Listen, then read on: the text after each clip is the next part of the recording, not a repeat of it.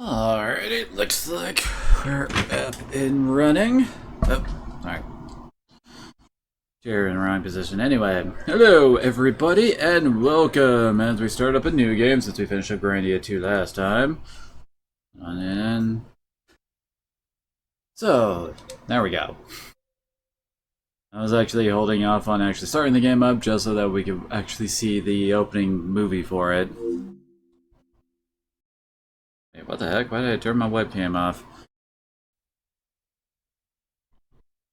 Oh well, I guess I can turn it on when we actually get to the start screen. Okay, there it goes. First I was like, oh god, please tell me my disc isn't damaged. Front mission. Square Enix's attempt to get into the giant robot genre. Kinda wish we had some more of it. Too bad we never got Front Mission 5.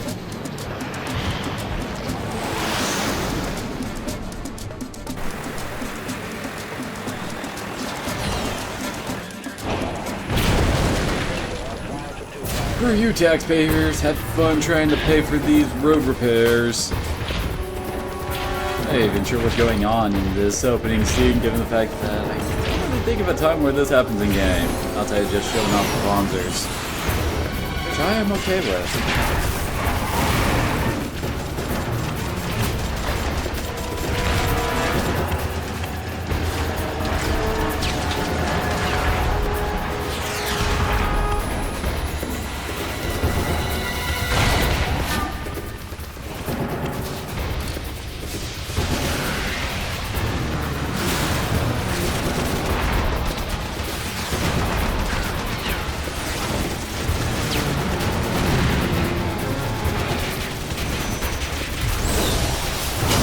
That guy was going for some style points, and I think he succeeded.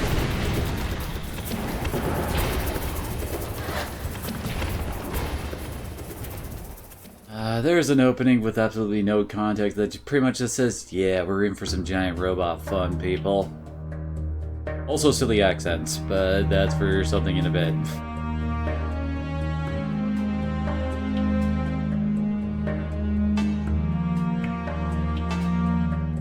Oh yes, welcome to Front Mission 4. Honestly, my favorite game in the series that we've actually got.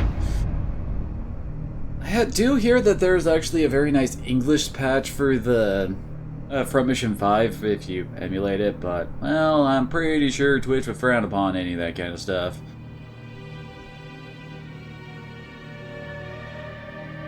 Also, I should probably actually get my webcam back on. There it goes.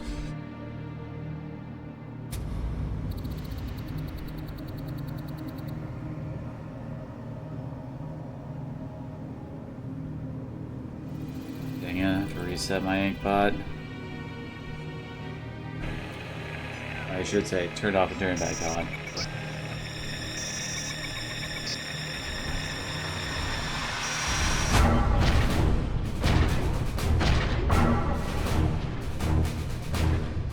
Gotta admit, that's fairly intimidating to see a whole bunch of giant robots carrying giant machine guns coming toward the base.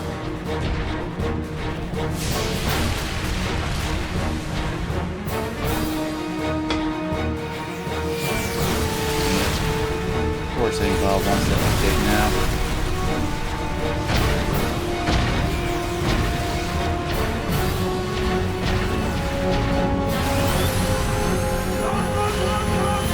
Oh, one of the very few instances I've actually seen human beings in this game, in actual, like, battlefield.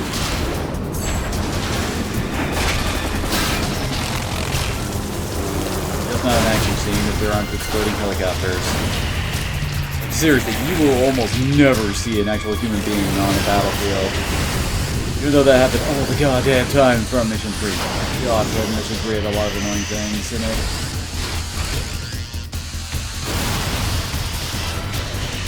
I do wish that in combat we did a lot more of the, how do I put it? Kind of like the, almost like roller skating around that some of the mechs do. Where they're almost like hovering around on the ground really quickly and stuff like that. That looks cool when they're doing that, but most of the time you're just walking like these guys are.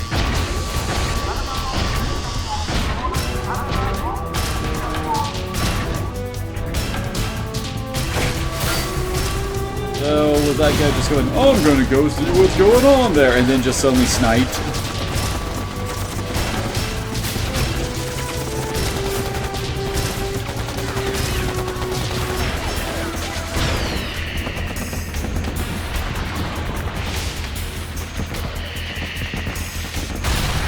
And they love blowing up them bunkers. And... Ooh, wipe out.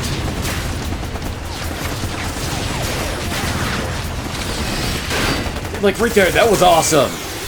Just like knocked his gun out of the way of his shield and just started blowing full bore into his chest. That was great.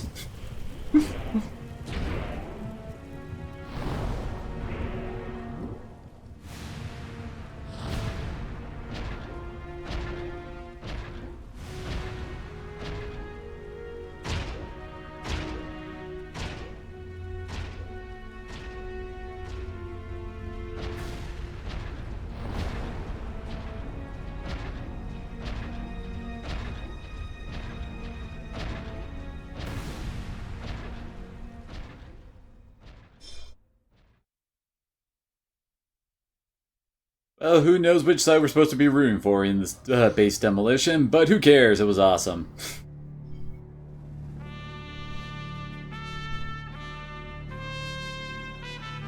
And we go from the action to a insignia photo. It's the end of the Second Huffman conflict. Panzer, giant humanoid armored vehicles, have quickly become the mainstay of all armies. But even now, Panzer warfare is still in its early stages of development. In 2096, the nations of the European Community cooperatively founded a semi-military research organization for the sole purpose of developing and assessing Panzer tactics for the EC's armies. This organization, based in the UK, is called the EC Armored Tactics Research Corps, aka Durandal. Because let's face it, that sounds a lot cooler than intruigue.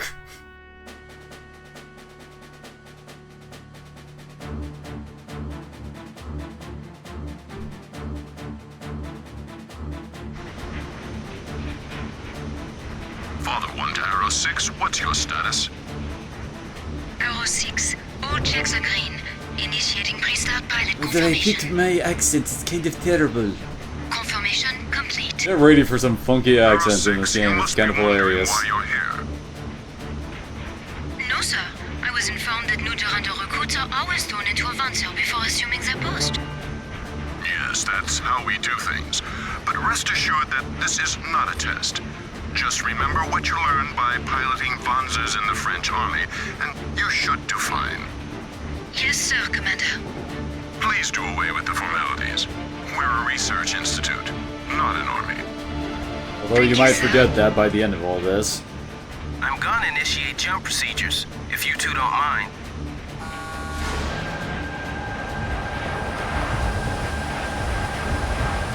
Oh god, I'm blind! I think Ankbot's finally done doing all of its thing. Cargo bay, all green. Jump in 10. 5, 4, 3, 2, 1. Arrow 6, jump. Arrow 6, jumping. Should be falling. Arrow 6, jump complete. Arrow 6, status report. Father 1, Arrow 6, all green. So, how's the new mount? Its response is so quick it's hard to balance. The control layout is a bit different from the standard ones. Were you expecting any less? That's a Durandal special you're in, lady. If you don't think you can Of course, we'll be constantly going up cancel the against enemies that exercise. have better stuff than we do, but that's a Durandal special, baby. No, I'll be fine. Please begin. Good to hear, Arrow 6. Now, follow my instructions I'm closely. not even joking, really. This game loves putting you in situations where you're, well, basically undermanned compared to the enemy and undergeared. Are you ready, Arrow 6? First, move your Vons. Oh, this is the tutorial. So, yeah. The big thing about this game is managing your AP, well, amongst other things. Basically, every space you move takes away AP. I can hold down X to make us move faster.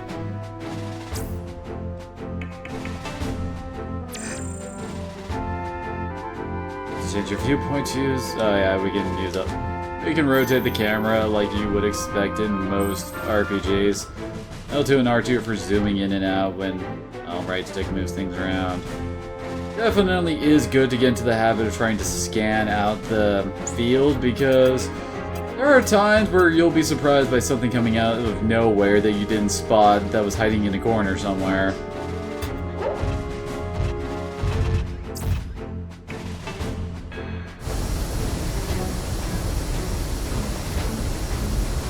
Do you need more time to practice? No, I'm used to it now. Thanks. You don't have to walk, Good. jeez. Let's proceed to the next step. Arrow 2 and 4 will be your opponents. Your weapon is armed with training shells, so take a few shots at them to adjust your sights. And this is where managing your AP becomes very important. Oh, the end one shows attacking. Anyway, come on. I can tell the people this just fine without your help, game. Anyway, let's move about here. Alright, so the area in red is obviously where we can actually hit with our weaponry. And we have ourselves a machine gun in our right hand and a shotgun in our left hand. Right here, the best option is actually go with the shotgun, even though technically it does less damage than the machine gun. You can see down at the bottom, in the middle there, we got a, well, 100 rounds in both of our types of weapons, but the machine gun does piercing type damage and its damage is 10 times 12, which means that I think it's 10 shots with 12 damage each, or it's 12 shots with 10 damage each. All cast rate is just 10 times 10, so... Now, the thing is, we are actually going to go with a shotgun here, because, well, as you might notice, there's an AP cost for attacking. Machine guns, it's 4, with shotguns, it's 3. Now, if you have enough AP, you can actually attack twice, if you have enough AP for it. We can't with the Grave here because it costs 4 and we've only got 7, so we can only shoot once, while the Cash Ray can hit twice because it's got, well, we got 6. Shotguns hit in a spread pattern like that, which basically means they hit all parts of an enemy Vonzer equally, while the machine gun hits randomly. Father 1, requesting permission to initiate combat with Arrow 6. I'm supposed to be the Russian one. There are pluses and minuses to either weapon. Honestly, with our character here, I tend to go double machine gun, but we'll get into that later. Don't you think it's about time you stopped pampering the new recruit, Father 1? I'm going to fight her whether you Screw like it chain or of not. command. Even though I'm kind of the one who usually follows orders the most. Hey, Arrow 2, take it easy, eh? Oh, come on, man! I don't join up until halfway through this game. I can't go blowing my load now. Arrow 2, stand down. It's alright. I don't mind. But, Oh, well, I guess I'll join in the fun too. Yay. Oh, it's kind of funny that they're putting Latona in a mech that she is not well suited for. And now, since I don't have any AP, I have no way of countering, so I just have to hope for the best. Oh yeah, and your accuracy is also based on how far away you are. The closer you are, the better aim you got.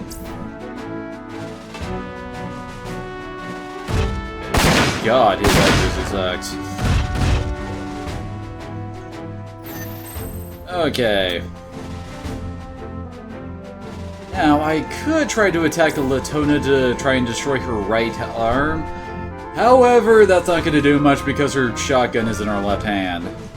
That's one of those kind of weird things in this game that a lot of the enemy likes to keep their guns in their left hands. Bam.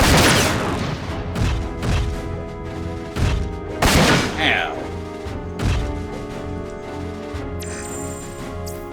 Yeah, we can actually counter with our machine gun now. Machine guns also tend to be a bit more accurate than the shotgun as well. And now Latona's completely out of the fight. She literally has nothing to fight with.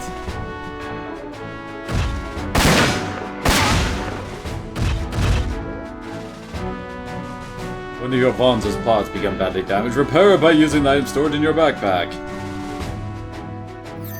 Although, honestly, since we're fighting guys with shotguns, it's not that great a deal for us.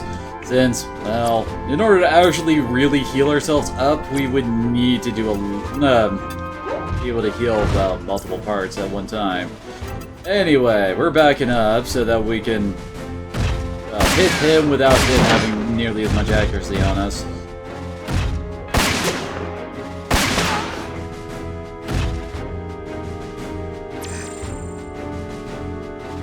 Of course, the AI just love trying to get in your face.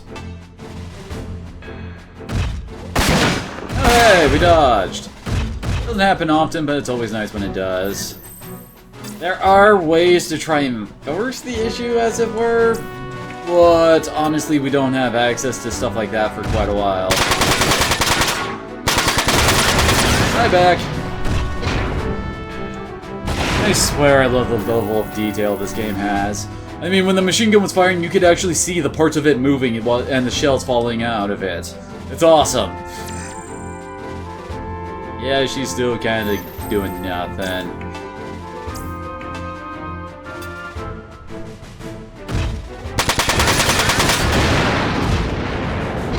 Perfect distraction. It is actually a good thing to... how do I put this? Destroy as many parts of the enemy as possible, if that makes any sense. Because it increases the amount of XP and stuff that you get out of a kill. This is hour 6. Are we done? Yes, I don't... She got us so good, didn't she, Arrow 2? So, how did our stuff come back? I thought you were completely armless when we finished that fight.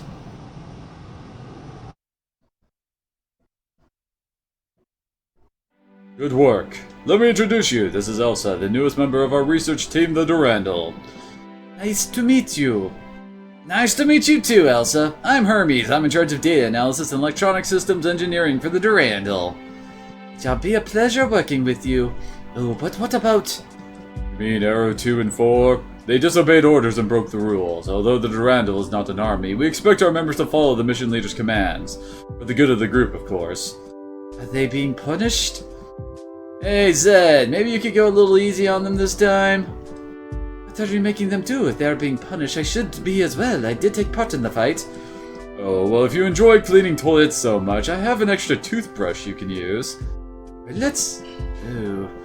Don't worry, I'm sure they won't hold a grudge against you. They only wanted to see how well you can fight and show them you did. Now, are there any other questions? Yeah, we can save and talk to people. That's all we got here. Might as well save. And I guess that's from my last run of the game. And apparently I did not finish, which probably won't be happening this time.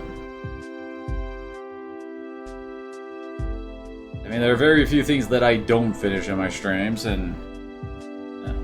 Sorry, I got distracted by email coming in. Durandal consists of more than ex-military personnel. We have scientists as well as... with experts in robotics, human engineering, and even psychology. That's for exploring better ways of using Vanzers in battle? Yes, that's right. We pilots are here to test and assess the technology created by the scientists. In other words, we are Vanzer critics. You should see our YouTube profiles. Speaking of which, I should tell you about setting up your Vanzer's computer. Every Durandal pilot is expected to know how to customize their Vanzer for maximum efficiency. Ah, yes, the computers. It's basically the skill system for the game, and I'm just going to X my way through this because I can explain this just as well as anybody else.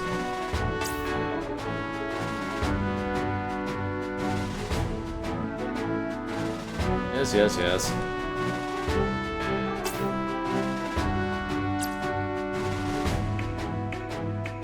Basically, the computer stuff is how you actually... What's the word I'm looking for? How you upgrade your pilots, almost? Honestly, I kind of wish it was more of the skill of the pilot being displayed here rather than just the computer. Because honestly, the different pilots don't really matter. It's their computer and the skills they got attached to them that actually matters for whatever reason. Well, at least this skill system is way better than Front Mission 3. Oh god, it's better than Front Mission 3. In that game, all your skills were randomly gained from just having certain parts equipped. So if you had like a weapon that would give you Zoom 1, for example. Zoom 1 is a skill that boosts your accuracy for the turn, for the attack of what you're doing. Anyway, there we go, pilot setup, so I can... But you only had a chance of getting Zoom 1 every time you attacked. There was no real way of saying that you would get it. Anyway, so this is where we get our stuff like increasing our max AP, increasing our evasion limit. This is actually different than what you would think it is. It's basically... how do I put it? It's like the limit of how much you can evade, as it were, because, well, basically your evasion comes from your Vonzer. Like, you can get legs with high evasion on it. But you can't really go that high unless your character is actually skilled in evasion, if that makes any sense. And again, this is one of the things where it's like, why is it the computer that's controlling this? We also have skill levels for our different weaponry. Basically, you deal more damage the higher your proficiency is, so it's always a nice thing. Then we have skills, like this one, lowers target evasion to 1/2 for the duration of the battle. Honestly, this kinda sucks until later on in the game where another thing gets unlocked, but for now, honestly, it doesn't do much outside of increasing your chance of getting combos, which is something we'll get into later. If you gotta get an early skill, Rapid Fire is probably the better one since it increases your damage by 20% since you're shooting 20% more bullets, basically, with machine guns and shotguns. As you might notice, there's X's in Rifle, Bazooka, Grenade, Rocket, Missile, and Melee because, well, they're all basically single-shot weapons, so you can't exactly burst fire them. Anyway, early on, I'd say what you really want to try to do is, well, upgrade your computer ranks. It goes up to rank 6, and that basically teaches you all of your basic skills well, until the computer shop unlocks and you can actually, well, get stuff through that. I mean, just getting that gets us access to Double Shot, which is a very, very, very good skill, especially early on. Admittedly, we can't really use it with Elsa yet, which is why it's like, yeah, I don't really care about grabbing skills right away.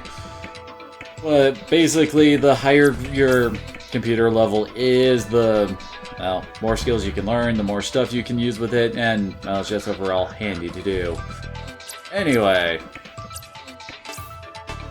we'll get more into character builds once we actually have more than just one character. And the simulator apparently only has tutorials in it right now, but that will indeed change. Members of the Durandal aren't all from the EC, you know? Take me, for example, I'm from the UCS. The UCS is basically the American Alliance, basically. I think Japan's also in there, I want to say, although they might not be. I'm trying to remember exactly how Front Mission 1 went. That was an interesting game. All people getting their brains put into computers, it was weird. But are you in the UCS Army? I know I'm not the military type, but I do like Vonzers, that's why I came here. You can fiddle with Vonzers all you want, even if you're only civilian. You can also select tutorial from the simulator for additional information. I'm breaking the fourth wall, are you happy folks? We expect more tutorials to be added in the future, so take a look at the tutorial list from time to time. Basically, something new pops in, I'll be able to see something there. Let's end the debriefing. Dismissed. Alright, time for Elsa's welcoming party. What? We are going now? Yes, why not? Yeah, remember, we're not an army, so take it easy. Oh, alright.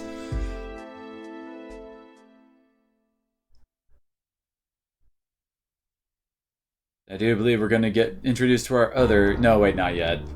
The governments of the world are seeking answers today after a series of coordinated attacks wreaked havoc on German military installations. The German government announced that unknown assailants damaged 5 of its bases beyond repair. In an ongoing emergency meeting in Paris, assembly members are attempting to organize a collaborative investigation of the attacks. However, due to recent uncooperative trends among the EC leaders, progress is expected to be slow at best. He is ready for politics. The media are the uncooperative ones, I tell you. I'm sorry, did you say something, sir? No, nothing. and we have placed all of our troops on the highest alert. I advise you to do the same with your forces. Have you begun an investigation into the identity of the assailants yet? Of course. Glacier, step forward. Who is this? This is the Brigadier General Glacier of the German Army. He is also the head of our nation's Special Forces Squadron, the Blauer Nebel. I have appointed him as leader of the investigation. Oh yeah, that's a face that looks trustworthy. Gentlemen, we have already begun a sweep of the German Army and Blauer Nebel bases that were attacked. From the data we have gathered so far, we estimated there were at least 4 companies of enemy airborne units participating in the attack. 4 companies of Wanzers? How did they manage to sneak into the EC unnoticed? What were the German surveillance units doing? I have no idea how to do an Italian accent or a Belgian one. Who are these attackers? Why did they attack those German bases? Gentlemen, please calm down. The investigation has just begun. We will find the answers to these questions in due time. I would like to propose a restructuring of the EC Army's command echelons and a re-evaluation of their personnel in order to prevent anything like this from happening again. I understand your concern, but we cannot shift the military balance within the EC so easily. Are you attempting to use this incident as an excuse to strengthen your country's military? They said the incident and your suggestion must be considered separately. I would advise you to focus your efforts on the investigation. Yes, sir. Oh yeah, that totally doesn't make you think, okay, Glacier's probably a bad guy as he's attempting to restructure the military and all this stuff immediately after the attack. Mr. Glacier, I would like you to add a few people to your investigation team. Sir, with all due respect, we do not need the help of the British Army. This is a domestic problem. No, this is an EC problem. Would it not be advisable for an EC institution to take part in the investigation? I agree with Mr. Nolan. He does have a point. It is reasonable. Enough. Do you have any objections, Glacier? Who is it you propose to send? EC Armored Tactics Research Corp. Durandal, based in the UK. They are specialists in Wanzer combat. They should be more than qualified for the job. So yes, they're sending the research group to play Sherlock Holmes. But at least they would probably be very good at identifying, like, well, how do I put it? Stuff that might actually escape people's notice with, like, the Wanzer makes and stuff. Trying to identify the people who did it.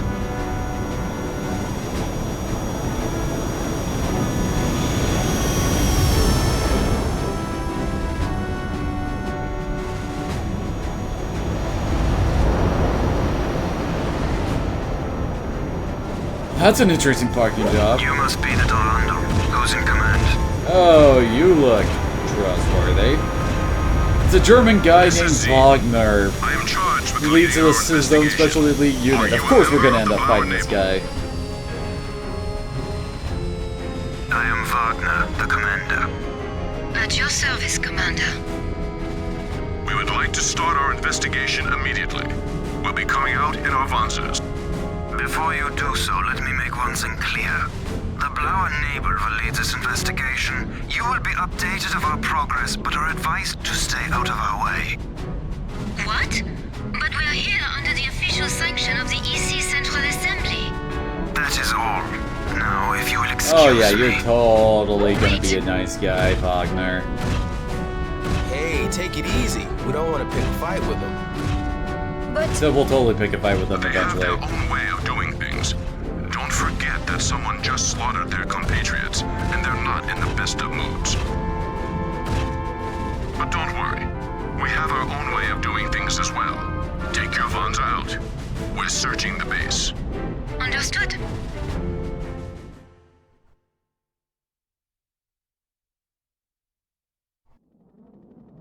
Ilse here, how are things on your side? I don't know why we're talking about this, and I think this is actually supposed to be inside the carrier.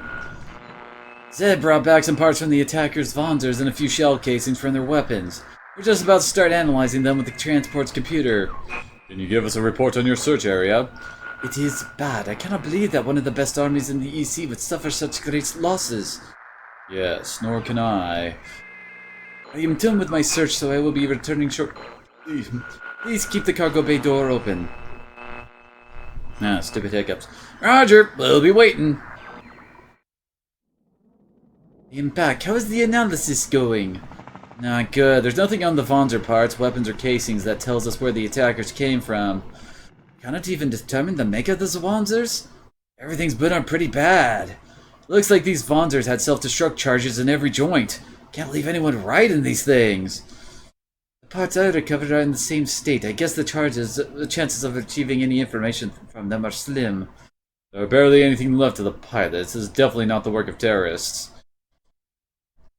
Man, I hope they put a lot of protection around those self-destruct charges, because I'm pretty sure, wouldn't that make them, like, light up like a Christmas tree the second they came under enemy fire? You seem troubled, Elsa. What is it?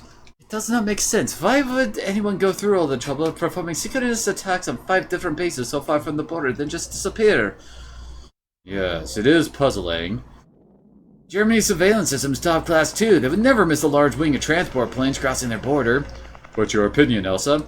I think they must have entered the EC by air, landed somewhere that would serve as a base camp, and travel over land to their objectives. They must have taken the same route to escape. Isn't that a little risky, though? Someone would be bound to see you. No, Elsa's right. If you know a safe route and take your time, it is possible to avoid detection. If we only knew the make of the attack as Vonzers, we could narrow down the probable escape routes based on the Vonzers' operational range. Wait, we can still do that. All we have to do is base our calculations on the longest operational range of all known Vonzers. Hermes? I'm on it! Elsa, give me a hand. Sure. I'm more of a combat pilot than a researcher, but I'm sure I can do something to help you with that. What are they doing? I can't tell, sir, but it seems like they're checking something inside their transport.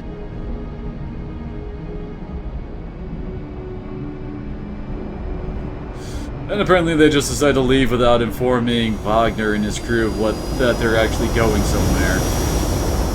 I mean, I know Wagner started off hostile, but you would think they would at least inform them that they're checking into a lead or something to not make them look suspicious and go, where are you going? Have them followed. I want to know where they're going. Yes, sir. Seriously, they're just piling it on, making Wagner seem like a bad guy.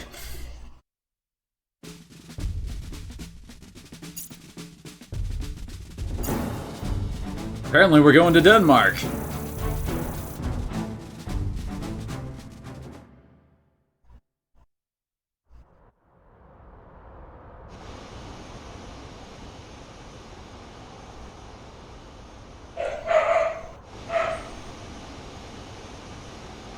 I was like, Keep is going a bit crazy over something out there.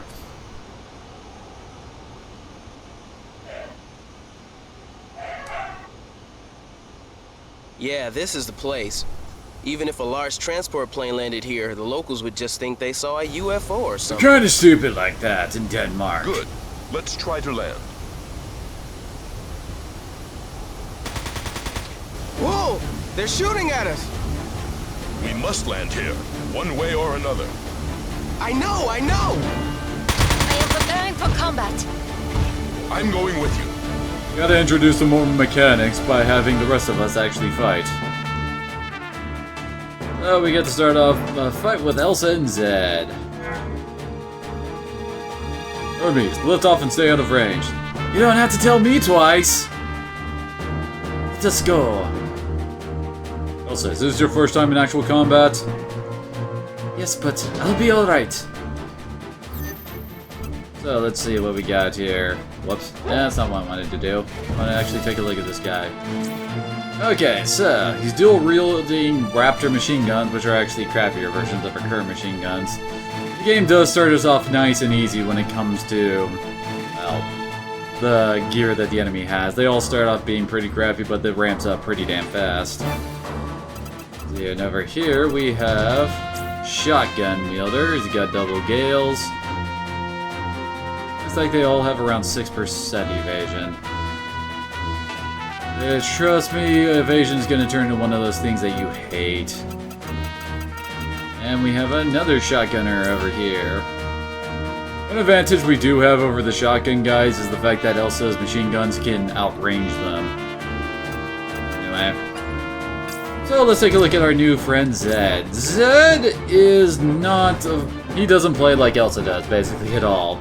He is a missile specialist, as you might notice by the two weapons in the upper right-hand corner that are not in his hands. He also has our first melee weapon, the Bone Buster, which honestly you probably won't see him use very much because he's slow as fuck.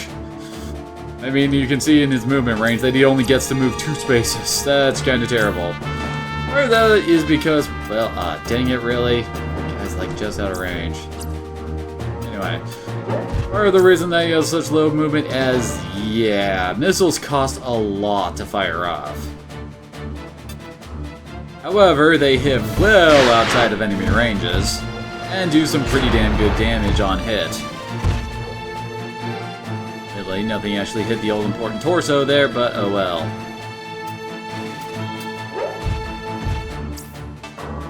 Let's see, and...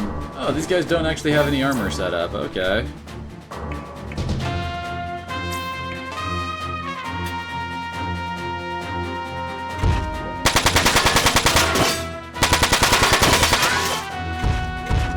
His legs are almost completely gone. Thankfully, I think we start off with piercing type armor, so this guy isn't going to do that much damage now. Yeah, she has piercing armor. It's just, again, something that we'll actually get into when I can customize mechs. In general, it's a better idea to always be attacking with, like, Zed first, and dang it, they're inside of range shadow. That is the downside to missiles, they have huge range shadows. Well, until we unlock another mechanic, but that's not for a while. Well, he blew off an arm, and I think that actually hit the torso. Wait, what? Oh, we got his left hand, so he's not technically equipped anymore. Of course, that's not going to last that long. Yeah, of course he'll swap his weapon the second that he gets his turn.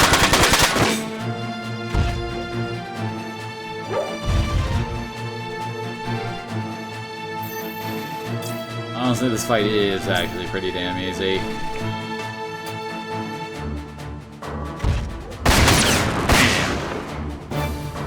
Okay, don't need to worry about him anymore. Yeah, not in range yet. He'll be in range next turn. It always pays to alpha strike your enemies with your missile units before you attempt to attack them with your other guys.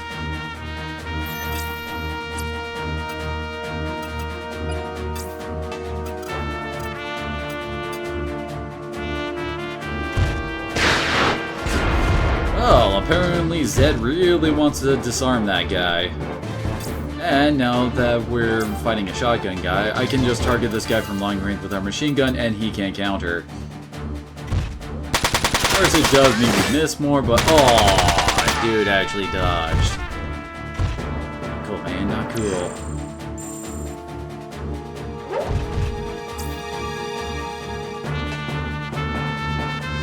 And of course, all the other enemy pilots are actually better than ours. I do need to actually heal up Elsa's mech, at least her left arm, which I'll probably do after I... Let's see. Oh, come on, Ted. You had to go and aim for the goddamn legs.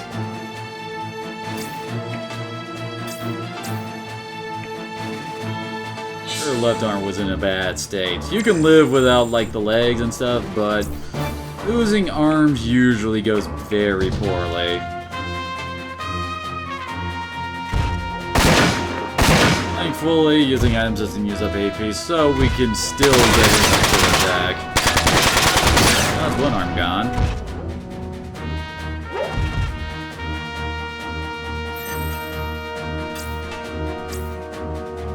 Let's go with a shotgun to pretty much guarantee we'll hit that arm. Yeah, there we go. And the guy is legless and armless. And Zed is not in range to actually hit anybody. Well, anybody that can attack, I should restate. So let's have him move over one. And kill that guy. I have to finish him off eventually.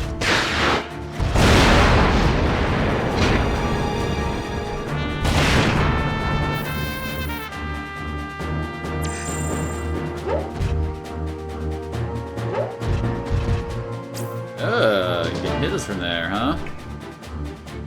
Oh, might as well go for the grave instead of the castrate since it's got better damage on it.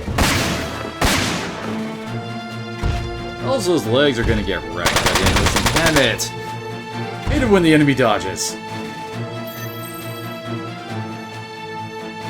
Again, always better to go with the guy who can't be counterattacked by the enemy.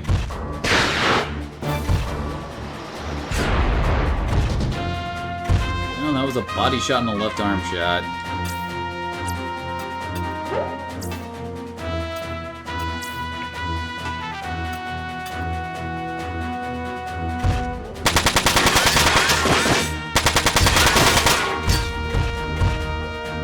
Almost got one of his arms off. And of course he just walks up to do a point-blank range attack on Elsa. Nice dodge there, Elsie. I think we need to back up with Zed so we can actually hit this guy. Yep! That guy is barely hittable with that. Okay, let's go with the castrate here.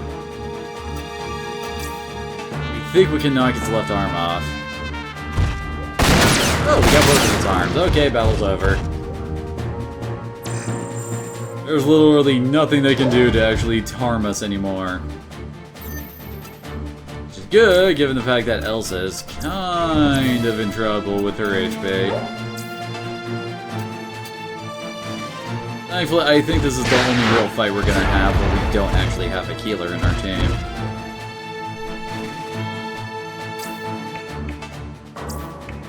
Although there have been some very interesting fights I've had, where I've had a guy with no arms, but somehow magically decided to start dodging everything. Oh yeah, and I almost forgot to mention. Well, as you can see, I mean, we're knocking out body parts with our attacks. Now, if you continue to use like a shotgun on someone like this, all of the body parts that, well, like, say you would, the shell would normally hit like the left and the right arm, it still technically hits the missing body parts, except it does damage to the main body, except at, I think half damage or something like that. So, taking out body parts can easily start getting you to really destroy bodies quickly. Even though technically it is better to just aim for the body if you want to destroy something fast. I'm glad to see you. The feeling's mutual. There were fewer of them than I You mean only expected. 3? What is this, a tutorial battle? It seems like they already started to retreat. But if that was the case, they should have been taking all of the equipment here with them. Judging by the way they do things, they should have gotten rid of any proof that they were ever here. Some of the later fights have upwards of like 20 enemy Vonzers on the enemy side, and at most our group gets to have 6. So things can get very out of hand very quickly if you start to get into the death spiral. Good point. And only Elsa's team can actually revive Vonzers in a way. Do you think they knew we were coming? I would certainly hope not. You would think that they would actually try to get the hell out of here if they knew we were coming. We should also retrieve the remains of the enemy Avanzers for further analysis. It's a waste of time if you ask me. This place is as burned up as that German base. Gotta load dim self-destruct systems, right? And of course, after every battle, we get to save.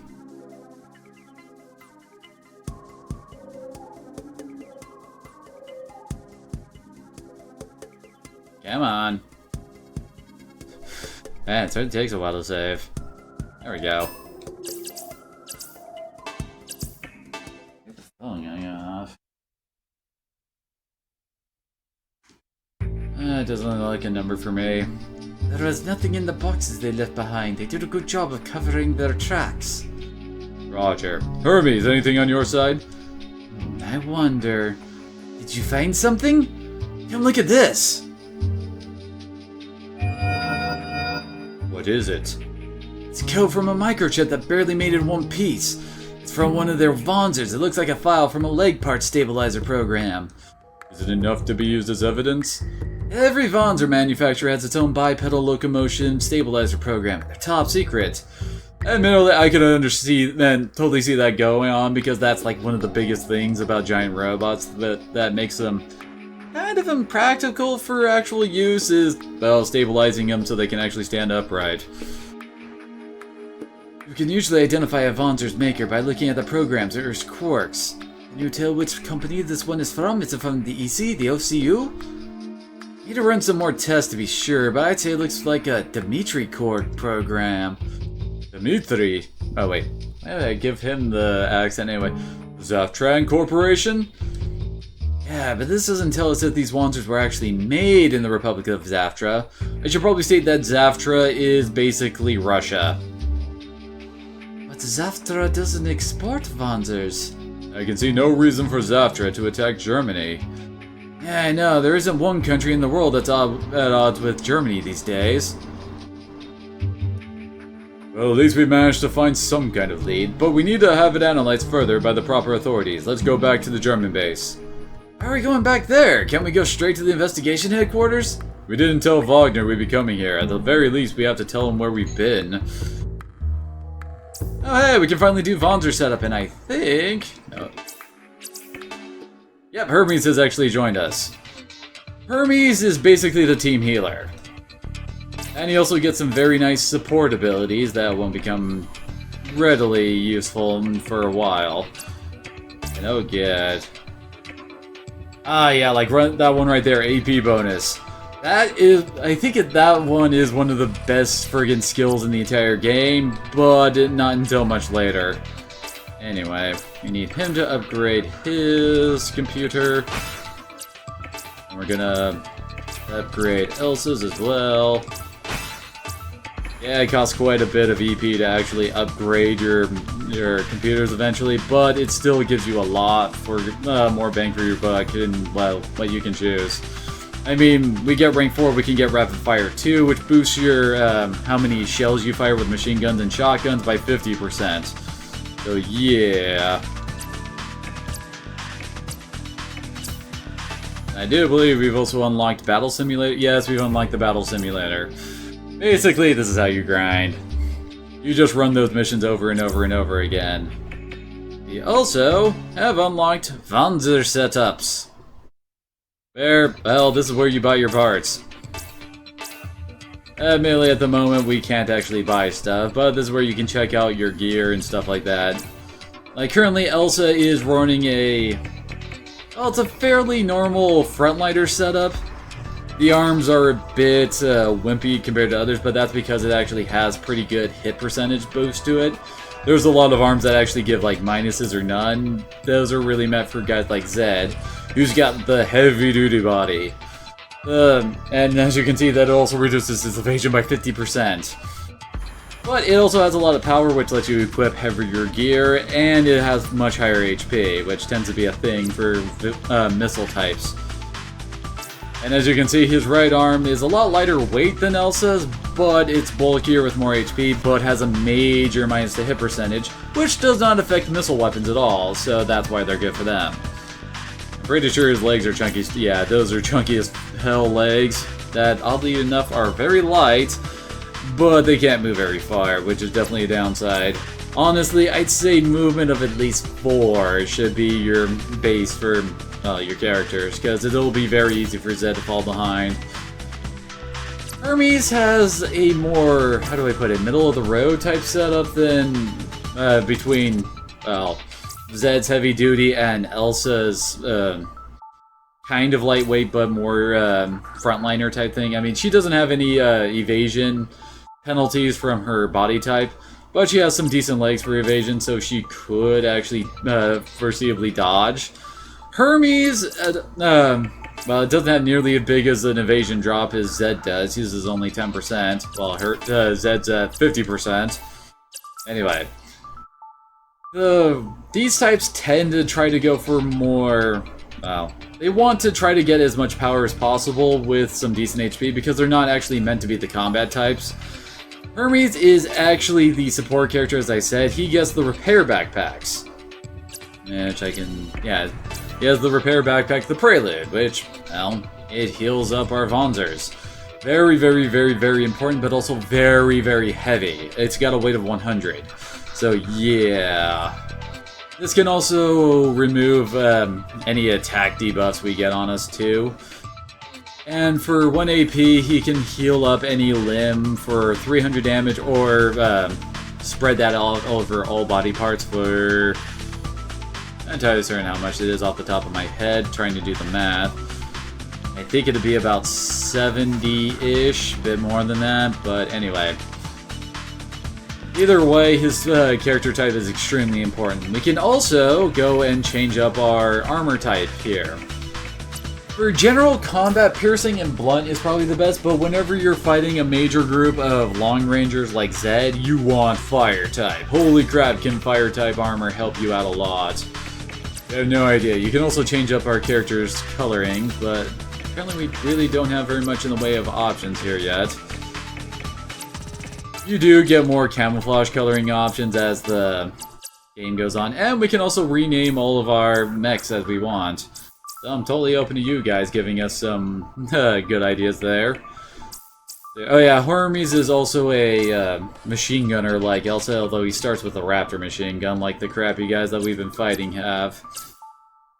He's really not meant to have the top of the line stuff because all the focus should be on his backpack. The machine gun he uses should be like a, how do I put it? Basically just a bonus for him to do when he doesn't need to be healing people. Trust me, later on, you're going to be wanting to heal a lot, although he does have some very useful combat abilities with his skills, but again, that's for a mechanic that is yet to be unlocked.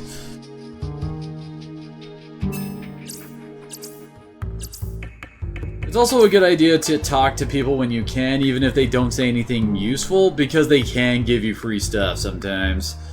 Most of the time not, but still, it always helps, if only to give you more money. Make sure our Vonzers are fully equipped, but... Man, I don't think we get into a firefight. From now on, we better make sure our Vonzers are ready. We set the armor on our Vonzers to a certain type. It should lessen the damage we take from weapons of the corresponding type. For example, we set our armor type to fire resistance and should absorb a third of the damage from missiles and grenades. Although grenades aren't going to be a thing for a while now. Yeah, piercing is for machine guns and rifle round. Impact is for shotguns and melee weapons mainly. Although there are melee weapons that do piercing damage. There are no fire type melee weapons. And sadly, there are no giant swords you can equip your mechs with. I know, I was disappointed too. But we don't have a melee specialist Vonzer set up yet, so it doesn't really matter that much.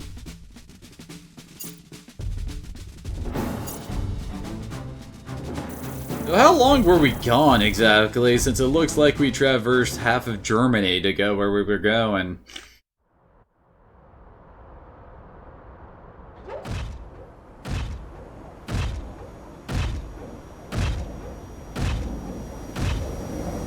Hi, Wagner. Where have you been? We've been carrying out our own investigation, out of your way as you requested, and we've succeeded in obtaining some evidence. Evidence? Yes, they should lead us to the identity of the attackers. Bloody hell! What is going on? It's kind of funny that Zed is supposed to be British, yet he doesn't have an accent out of all the characters we get in Elsa's crew. That's impossible. Their transport had already left Denmark. I don't understand it either, but now is not the time for discussion. Get the Vonzers out, now!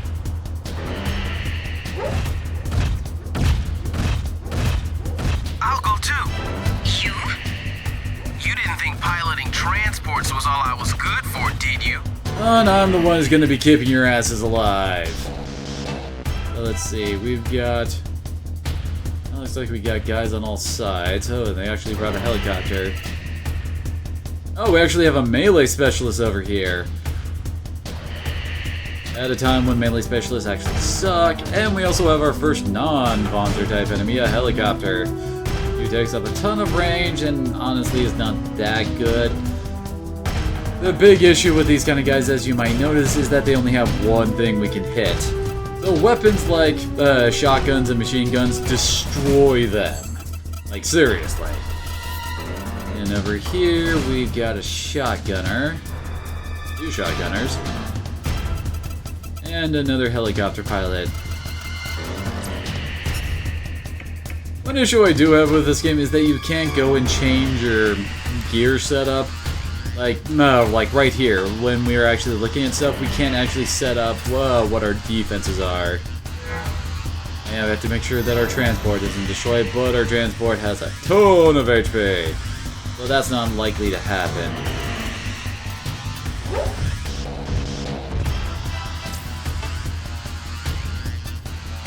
Oh, obviously the big downside to melee launchers, they can't exactly fight back when you're shooting at them from long range. They can do a lot of damage if they get up and close and personal. Until they do, they're in trouble.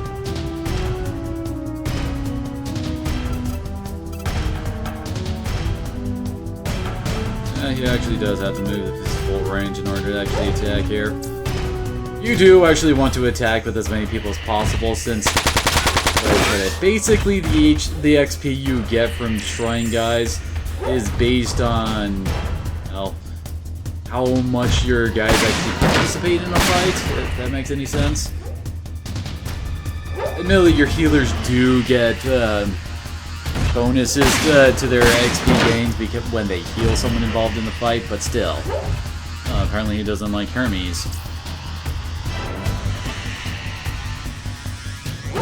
And that's the kind of damage you gotta worry about with melee Faunzers. Apparently the helicopter doesn't want to move.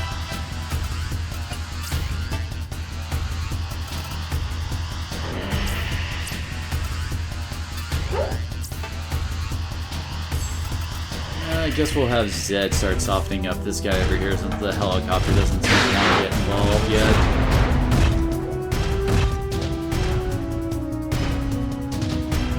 And we can just move him back a square, and suddenly, hey! The melee dude can't counterattack.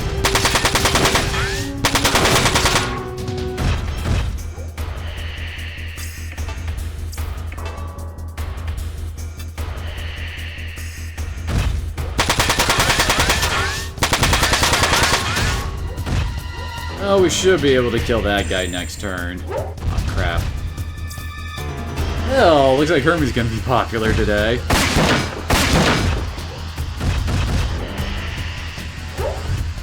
And that guy just wants to keep on shooting at our transport.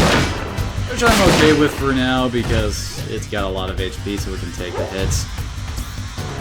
Oh yeah, melee attacks are usually very accurate as well, although you'll see them miss way more than you think they should. Ah, the helicopters are getting involved now.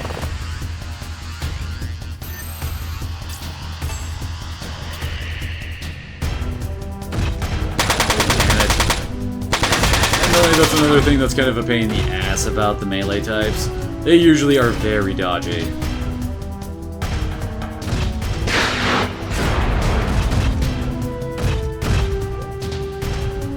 Admittedly, we can make our own melee types very dodgy as well, but that's not going to be for a bit. And please finish them off, Hermes. There we go.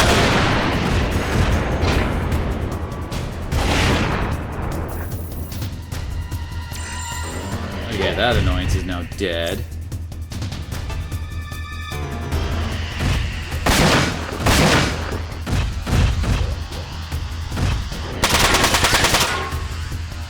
They really don't like Hermes' feet.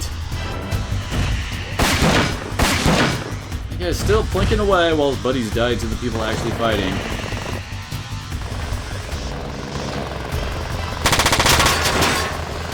Honestly, the helicopters basically are equipped with Raptor machine guns, so they really aren't that big of a deal. And honestly, this fight gets easier and easier the more guys you kill, so just keep up the pressure and you'll be fine.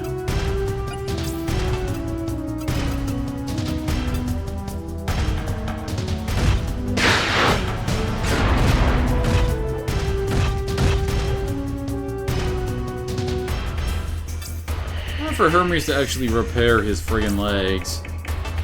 Restoring parts usually does not, how do I put it? It doesn't heal up nearly as much as actually, you know, restoring doesn't give you back as much as if you actually healed it. I mean, at the moment, it's basically a 50% reduction in your healing if you're trying to actually revive a part. Admittedly, reviving a part is still important when you actually do go and use your limbs and stuff like that, but... well... let's just avoid that.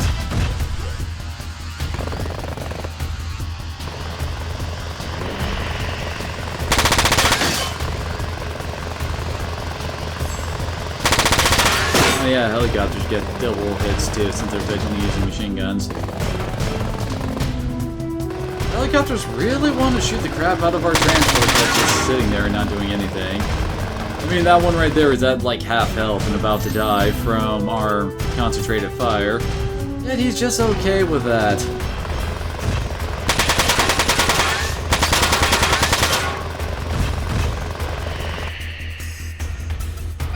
I'll have Hermes also try to join in on the helicopter destroying fun. The helicopters do get imposed like a penalty on your hit rates because they're typically above air, so they're technically like a station or away from you. But, well, honestly, that doesn't really matter that much. Got your arm. Although you can kind of see why the missile guys are more of your softening up people than your actual killing people. They do decent, well, like Zeds can hit 2 parts for decent damage, but that's all they do. And now Zed also now has about a 25% chance to just deal half damage to the body if it accidentally hits that left arm again.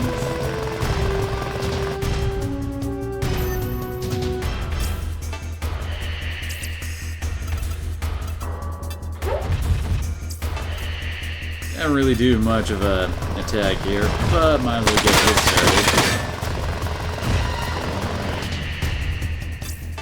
I mean, Mr. Shotgun back there is just going to be plinking away at us.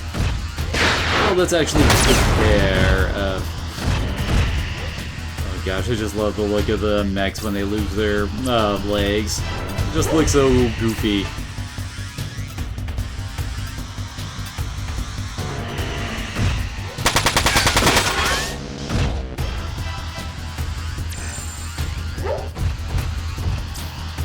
See, and this guy will not stop shooting at Hermes.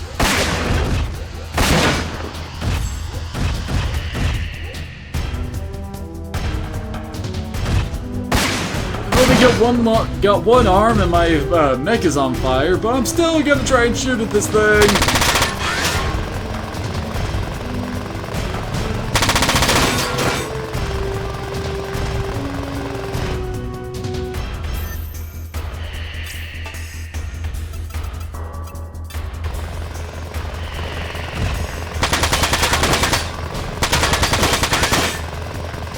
Now the helicopter is almost dead, and Zed will finish this guy off. As he perfectly wrecks the mech.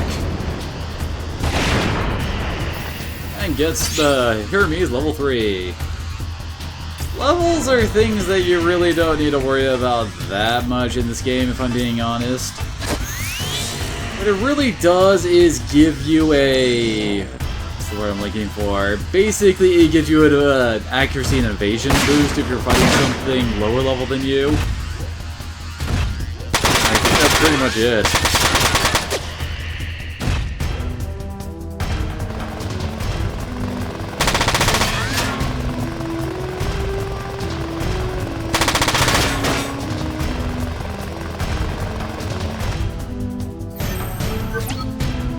Getting darker, the enemy will be harder to hit.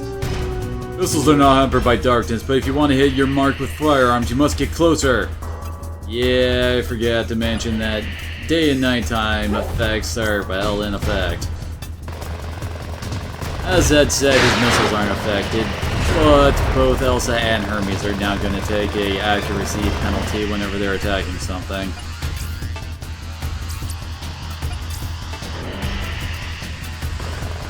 think Hermes actually did any participation in this guy. And he's left alive with 7 HP. Oh god. Oh, that's just embarrassing. And that's that I put X too quick. Didn't attack on target!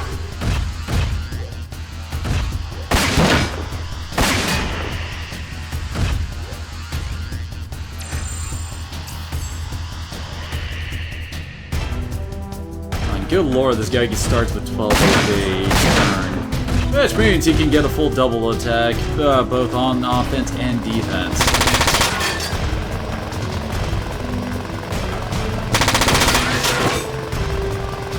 Oh no, our transport is at half HP.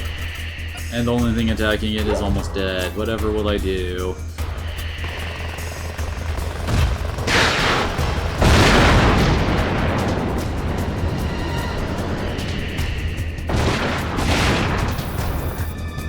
Something else I believe I forgot to mention. You should probably pay close attention to the ammo counters for your missile units. Like Zed here, his right shoulder missile unit is currently out. So he's been forced to swap to his left one. Now it doesn't matter that much here when we're only fighting, what, 5 guys? So of course we're going to be able to just plow through these guys with no need to really worry about our actual damage and stuff like that, and our ammo counters. But again, like I said earlier, enemy encounters can get to be pretty huge.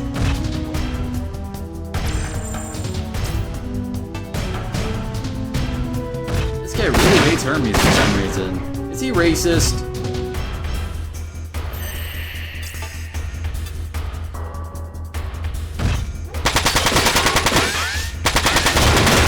There we go, it's only got one right arm left.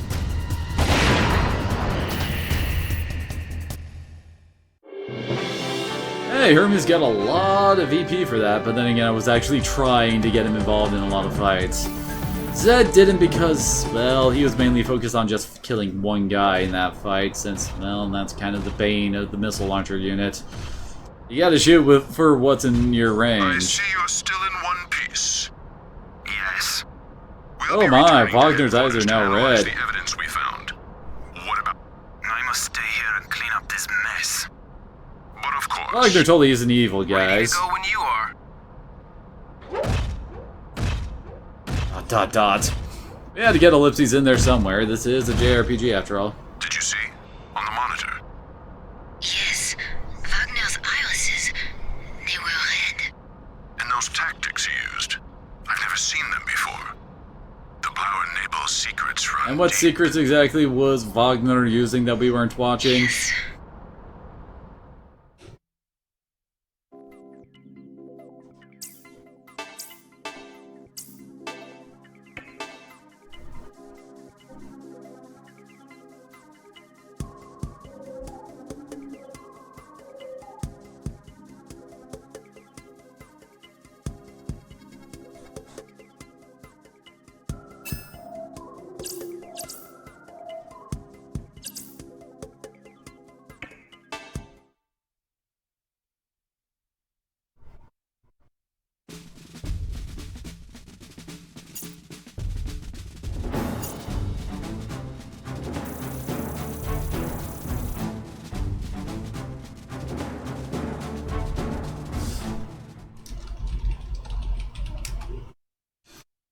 And Discord someone was asking me for pictures of my lunch.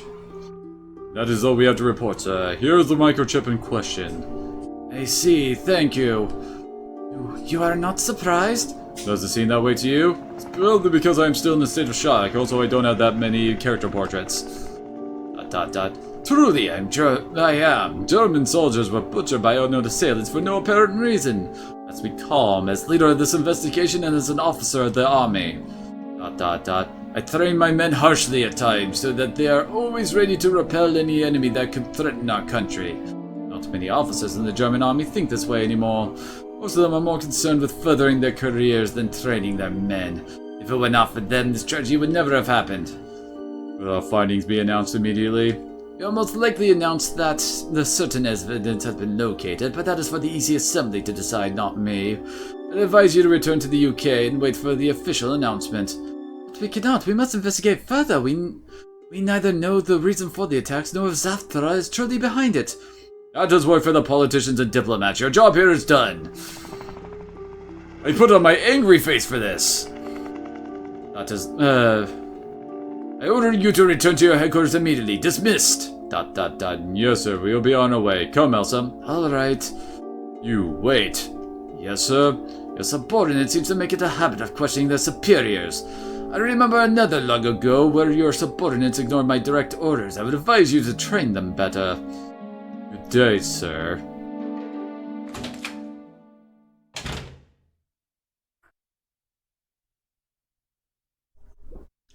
I admire your tenacity, Elsa. Oh?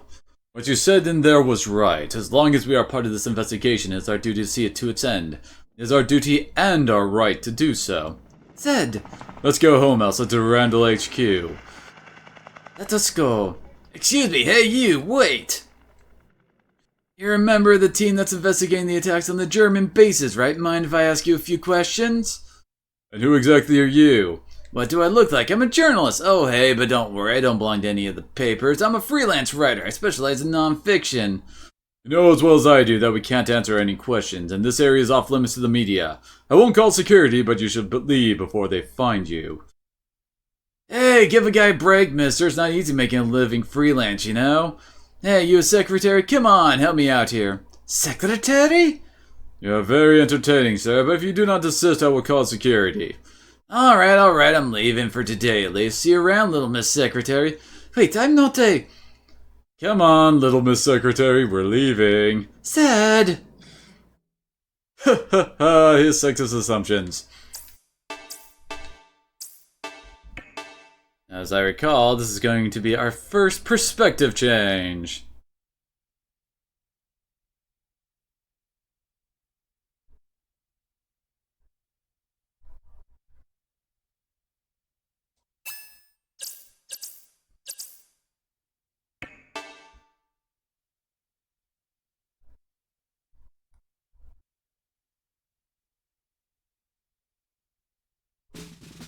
Yep, we're in Venezuela. State of Venezuela, unified continental states.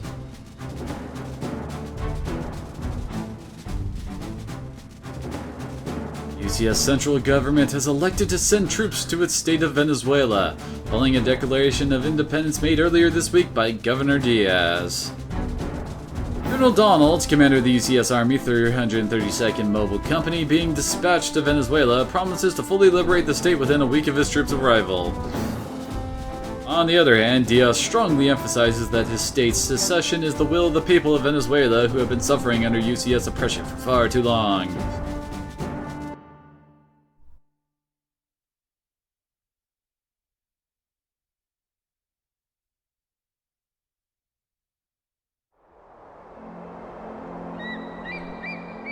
I think we all want the same thing. To do something great. Become rich. Hi, Gene famous, Starwin from Outlaw marry our Star. sweetheart and have cute little kids. Seriously, that's solely Gene Most of us never Starwin. realize those dreams. And as the years pass, they drift away from our mind one by one, like leaves in autumn. We think they crumble away and disappear. But in truth, they're always there, only scattered away by the winds of fate. And fate, as we all know, is a fickle thing. Sometimes she drops one of those leaves in our path, just to see what we do. Of course, all of us are bound to pick it up.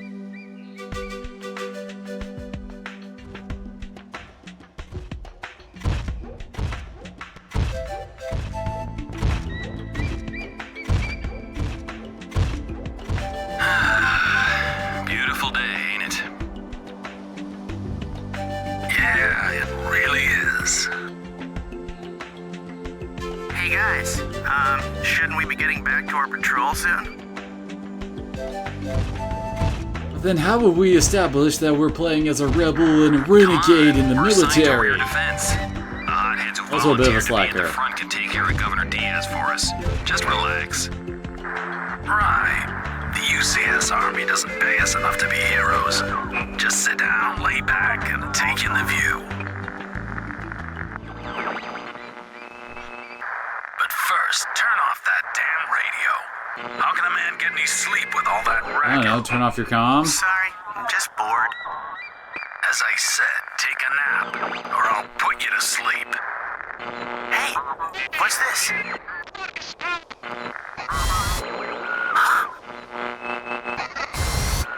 Damn it, I said. Wait a minute, listen. Mayday! Mayday! Caracas Tower! The controls aren't responding! We're losing altitude! We're gonna crash!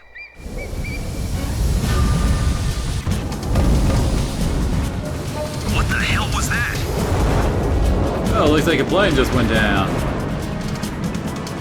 Probably a Venezuelan army transport.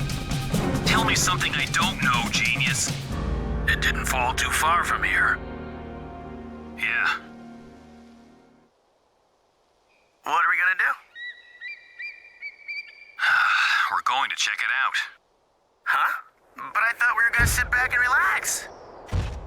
You stay and do that. Hey, don't leave me here all by myself. Wait! Oh, poor Schaefer. He is the kid of the group. Or the nerd, or whatever you want to call it. He's the hapless kid who gets muscled into doing things by Rangez and Daryl. How's it look?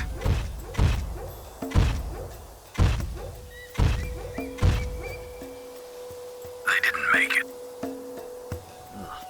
Yo, check this out.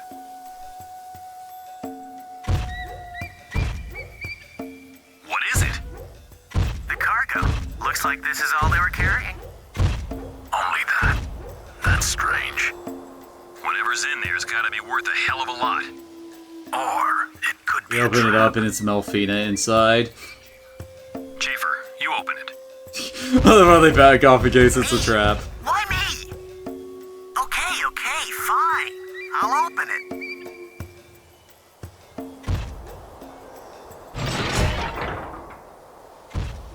Whoa!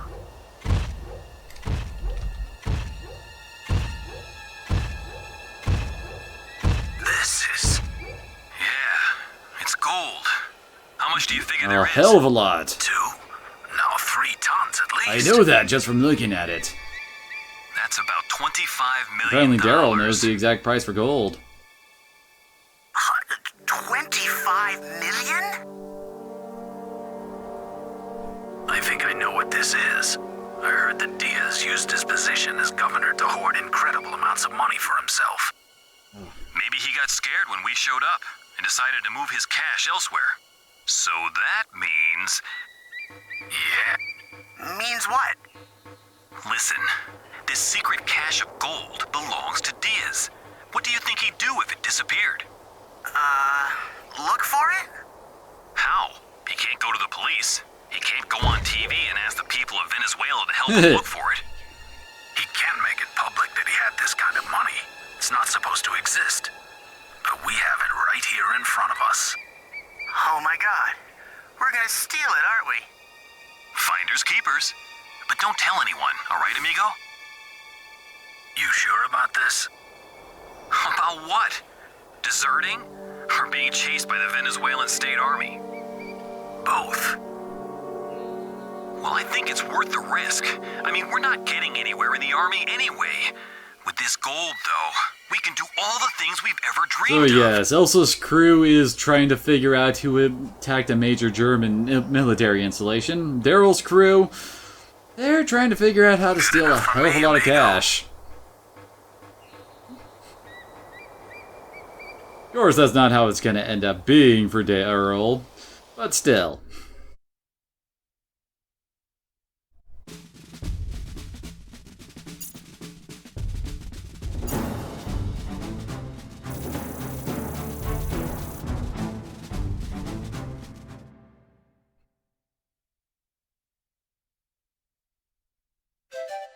Hey Daryl, you done with your patrol? Yeah, anything interesting happened while we were gone? Yep, I heard the flyboy shut down State Army plane. Oh, any details? Nah, that's all I heard. You're gonna go report to HQ, right? You should ask around there. I envy you guys. While I'm stuck here, you guys go on patrol. Don't deny it. I know you're not doing any work out there. Gotta make sure no one knows we found that crate. Carrying that thing with our Vonzers isn't gonna be easy. We'll need one of the trucks in the hangar, but they probably won't let us take one without good reason. Don't worry, I'll think of something. Hey, Rangiz, my man, how's it going? Not too bad. Need to borrow one of those trucks. You know, for the usual work. Had some connections here. Not today, Rangiz. I almost got into trouble last time. Make your connections wait for a while, okay? Unless you bring me an official allocation order, that is. Hey, Rangiz, what's connections? You don't need to know. Does Daryl know? Kind of. Told you, I can't let you use any hardware without an official order.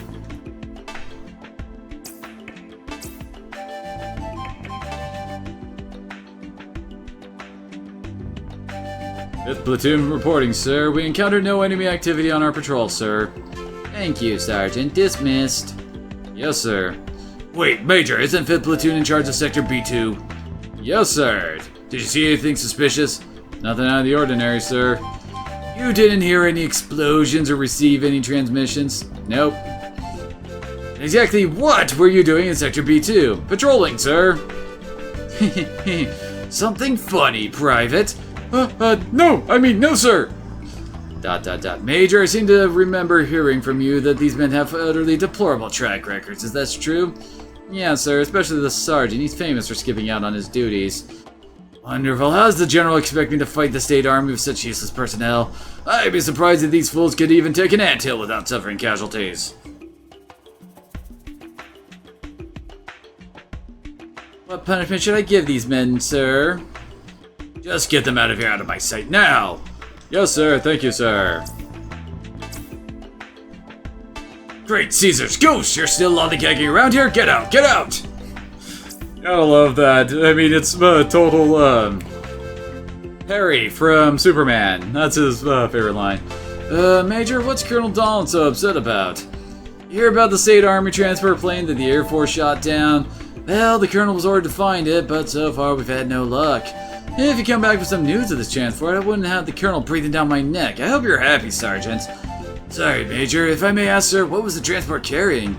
That's what we're trying to find out. Ah, of course.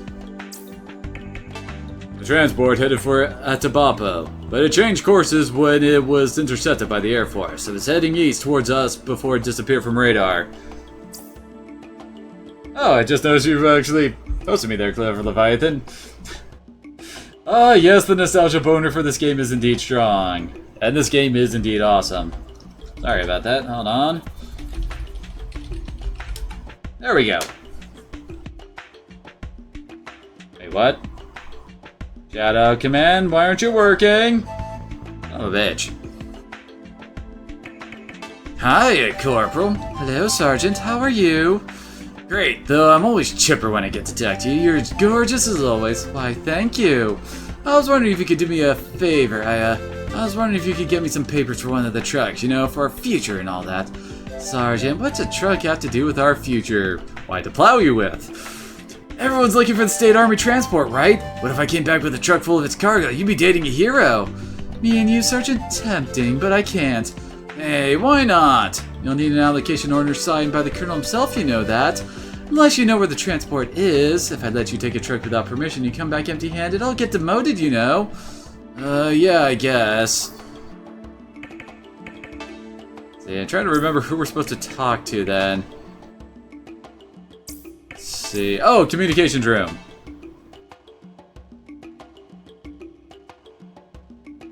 I would love to over Hunter. The problem with that is I'm pretty sure Twitch would, you know, frown upon me emulating that game, since, you know, I don't exactly have a physical copy of Front Mission 5, though I would love it. Oh, if it ain't the Stooges, what's up? Work? Work? You three? That's funny. Hey, Johnny boy, give us a break. We need you to do us a little favor. You hear about the transport that was shot down? Yeah, actually I was trying to find out what the Venezuelan army boys had to say about their frequency just now. We need you to write us a report, one that says you caught a distress signal coming from the south. Is that where the transport is? Yeah, positive. South? I thought it was... Quiet, you. You sure about this? I may lie to officers, but I never lie to buddies. If the transport doesn't turn up in the south, just tell them I forced you to do it at gunpoint. Alright, give me a few minutes. Here, I'm done. Great, let me see. Looks great, this should do it. Hey man, I'm a pro, and you're sure about this, right? Yeah, no problem, I'm a pro too. Hey, what are you doing here? Getting away from work like you slackers do all the time. Take my word for a minute, amigo. Man can't do without work if he wants to realize his dreams. What's with you today, Daryl? What are you talking about? I've always been a hard-working model soldier, you know.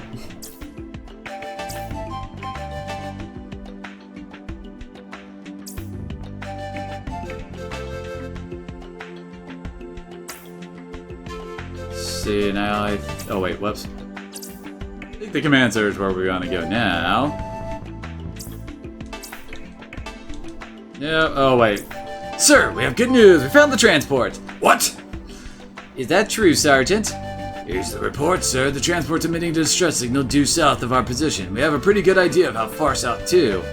Major, get me first platoon. We're going to retrieve the transport's cargo. Sir, permission to join the search, sir. Finally decided to do some work, eh? Alright, permission granted. Sir, we could probably use a truck to carry the transport's cargo.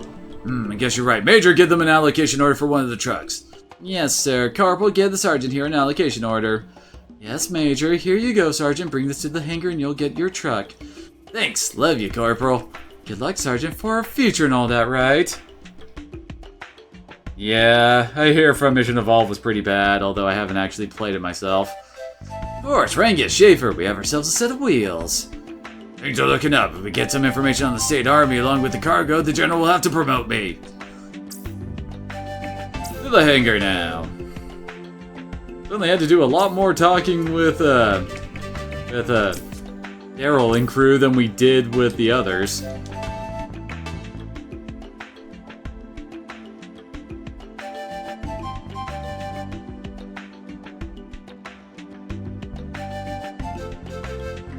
Once they finish the saving, of course.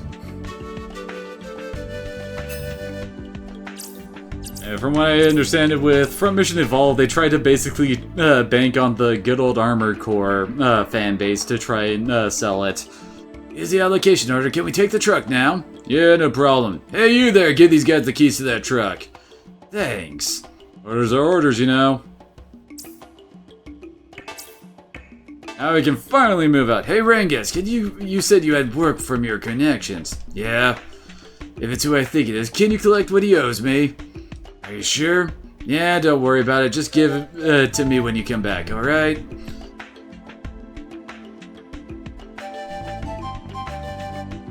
What's with the gloomy mug? Well, I mean, this is the last time we'll see everyone, right? It is? Hey, man, don't look at me. Just don't look so glum, okay? People will think we're up to something.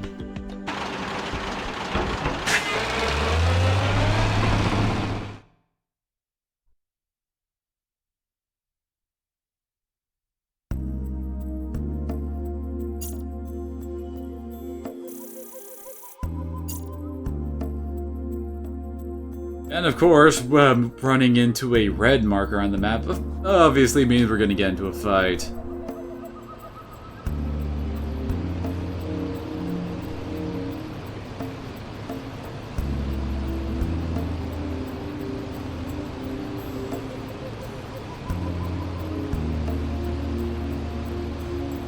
I'm sure nothing bad will happen.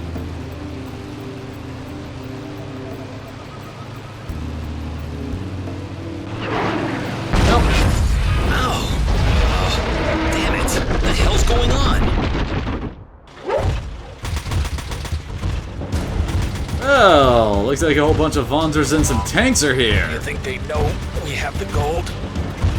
No, we were the only ones at the crash site. They can't know.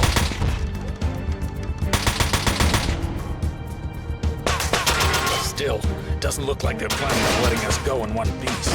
We have to fight. Yeah, let's show them what we're made of. I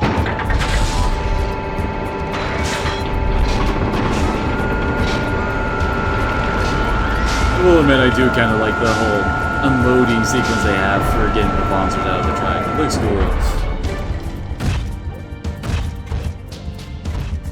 So, time for our first combat with Daryl and crew. God, new. There we go. Oh, I guess Rengus has to be put up much farther north than the others.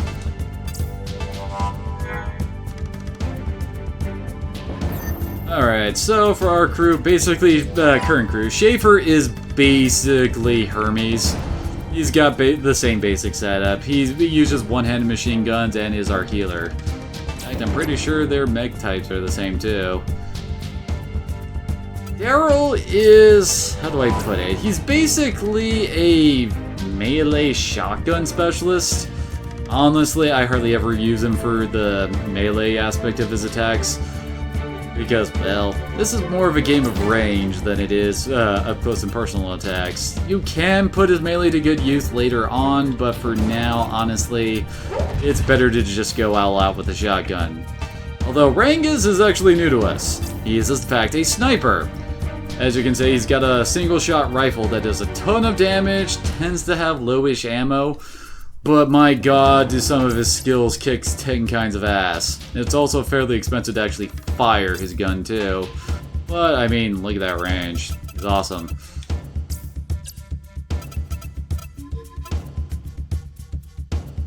He's a tank. I guess that's another way to describe, son of a bitch. To describe Daryl.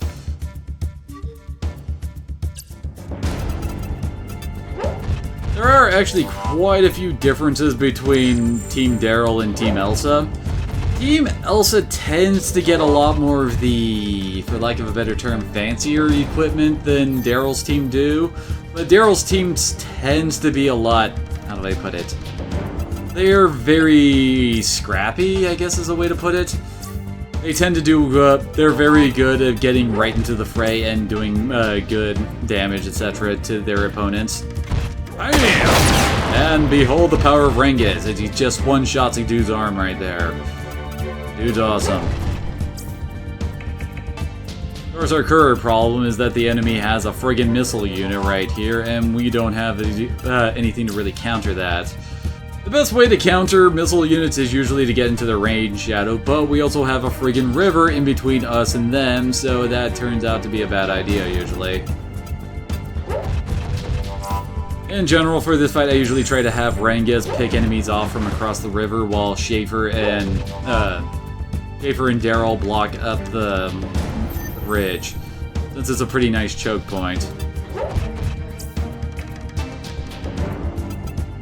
It can really wreck, but so can if you give him double shot and a pair of shotguns.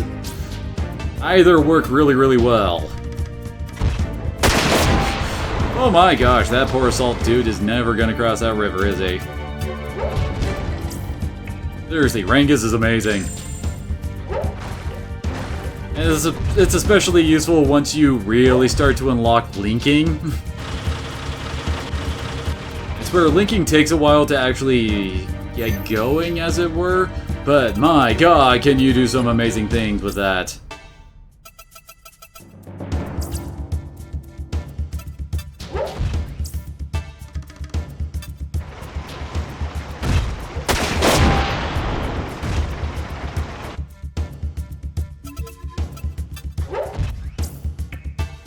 Probably should have moved Daryl first. Oh well.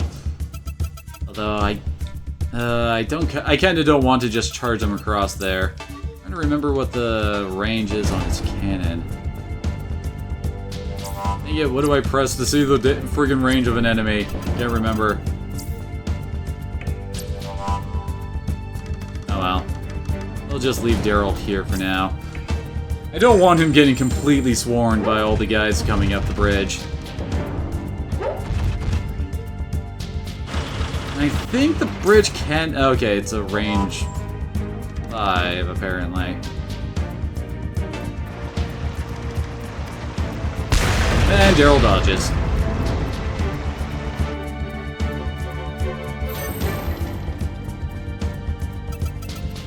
Now is when we get all nice up close and personal.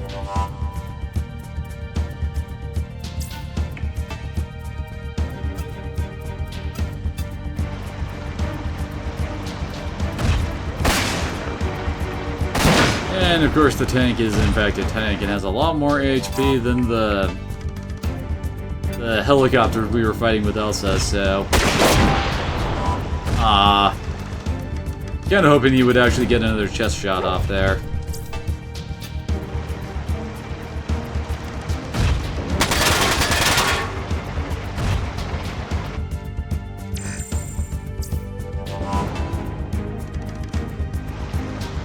I can't wait till we get a lot more AP on our guys so we can actually start doing good counterattacks. That takes forever to actually get to the point of. Apparently our missile dude's going after Schaefer.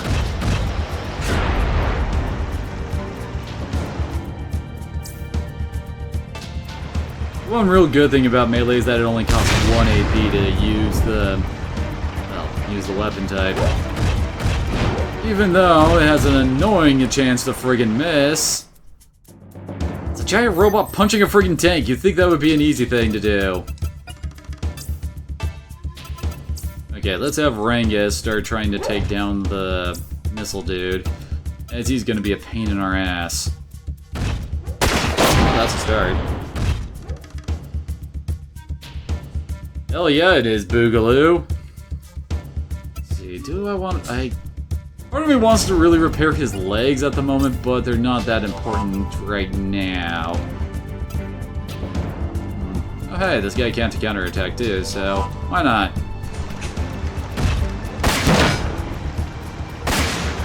Damn it, Daryl, stop missing so much. Trying to remember what the skill is, but there actually are skills that activate that make your attacks focus on a single body part. And those things get hilarious. Especially with your shotguns and machine guns. You can have characters all of a sudden just... Aww, that little bastard. Anyway, you can actually have your characters, just using their shotgun to shoot every friggin' pellet into someone's arm. And that usually will completely wreck it, easily. God damn it, that tank is really starting to annoy me.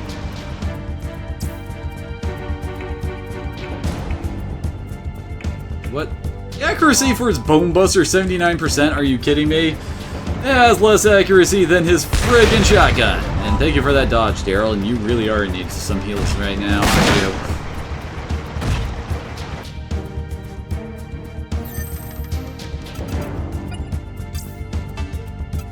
Well, you can't hit the missile guy anymore, but maybe... Son of a bitch! You had interesting setups. You can make some pretty fun setups, I will admit that. Although, it does take a bit for the game to actually let you do that, if that makes any sense.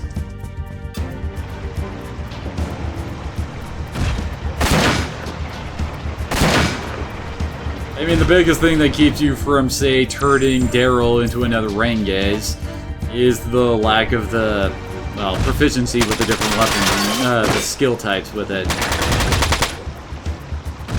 You just keep on dodging, Daryl. Aw, crap. I hate you, missilers. Ooh, he needs his body reinforced. Oh god, really?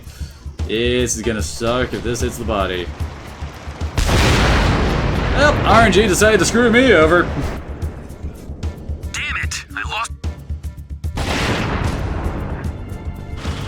Oh yeah, that's definitely something you can do. I may in fact be kind of boned here.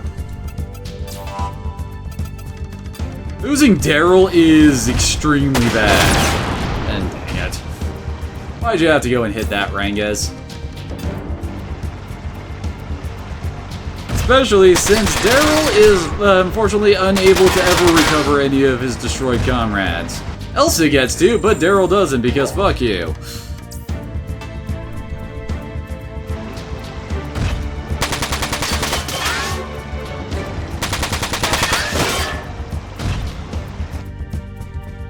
Have fun, Schaefer. You're just everyone's favorite target. I can actually one-up that. I know setups that will actually let you attack for free with machine and shotguns. Like, seriously, every attack you get from that will be for free. Didn't cost 0 AP. Yeah, I'm kind of screwed here. Schaefer is not meant to actually take damage like this.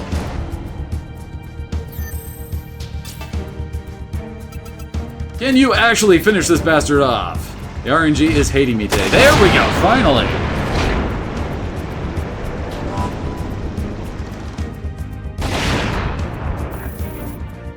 Oh god, I'm gonna need to run some the simulator stuff after this just to get Daryl some levels.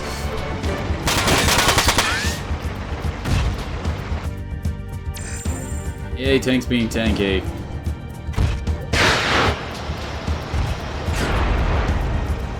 Yeah, I keep on hitting his friggin' right arm and legs. Oh no, wait, that's his left arm. Never mind.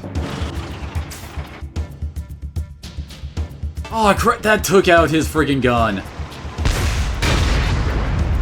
Well, I was wrong in which gun he was hand he was apparently holding his gun in.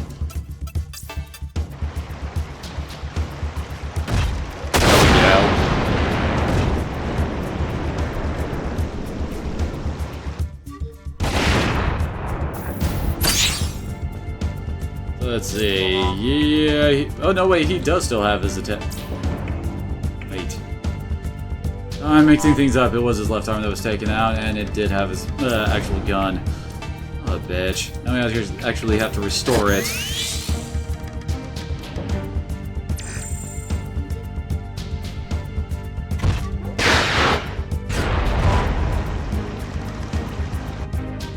I'm not entirely certain why that guy decided, oh god, I'm running away. Oh wait, he got out of range of the machine gun and ow. I just finished fixing that, damn it! And for some reason that guy way in back is not wanting to actually attack.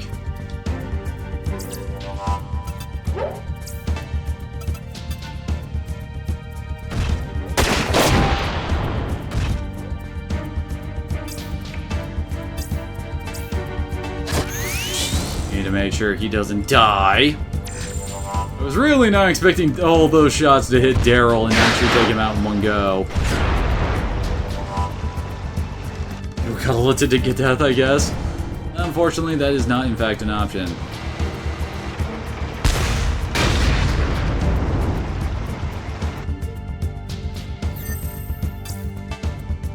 Oh, damn it, I hit the tank. That's what I get for hitting X too fast. I'm really avoiding moving Schaefer forward. One, to keep the other dude from actually activating and making this a 3-on-2 fight. And 2, to prevent the missiler from actually moving out of range of rain guys.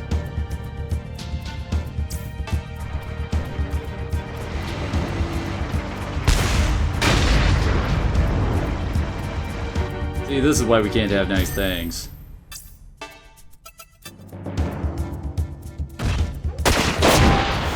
Well, his arms are almost wrecked.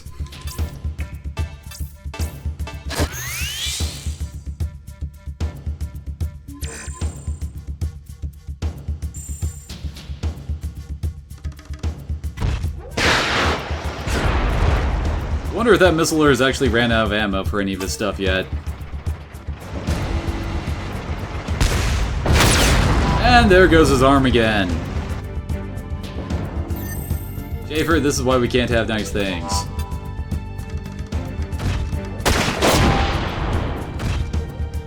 He'll slowly plink that missiler to death.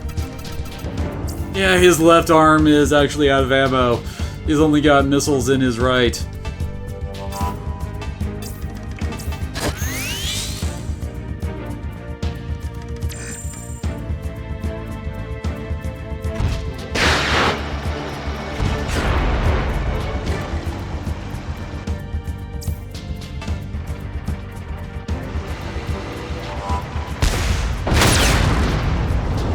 The same arm!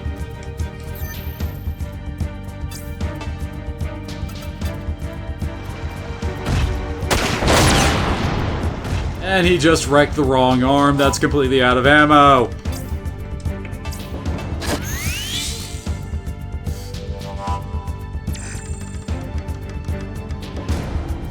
And this guy hit Shaper.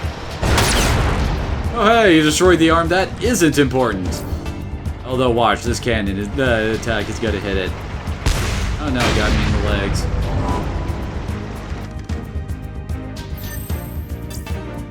Okay, come on, Rangus. Okay then, that's good enough. Watch, this is gonna make the other guy activate and start moving towards us.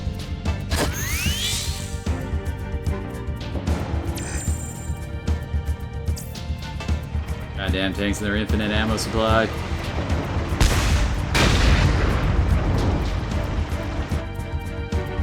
Oh no, it didn't activate him. Nice. Well, tank's next then.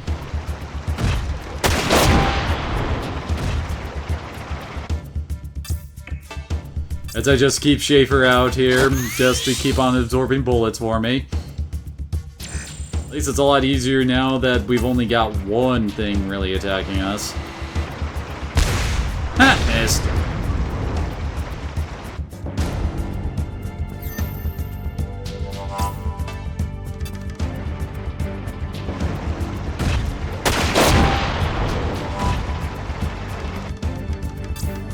Let's actually repair all parts. Ish doesn't heal nearly as much, but does give all of his parts a nice boost. I guess it's about time we actually did move Schaefer forward, as long as that misses. Alright. Oh, here he comes.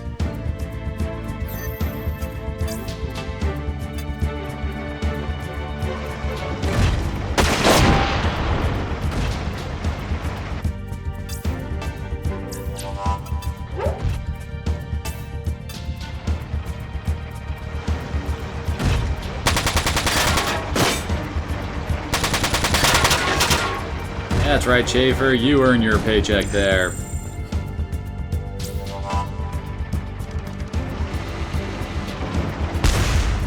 Apparently the tank has now decided it no longer wants to live. Ah, crap. At least this guy doesn't have that much HP.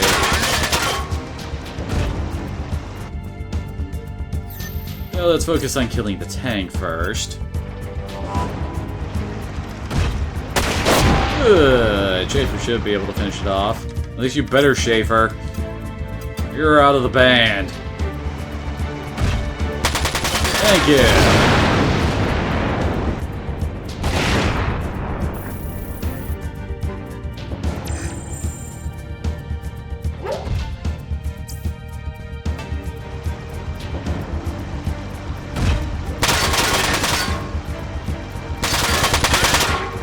Dang it, that left arm of his is... Damn it, Schaefer!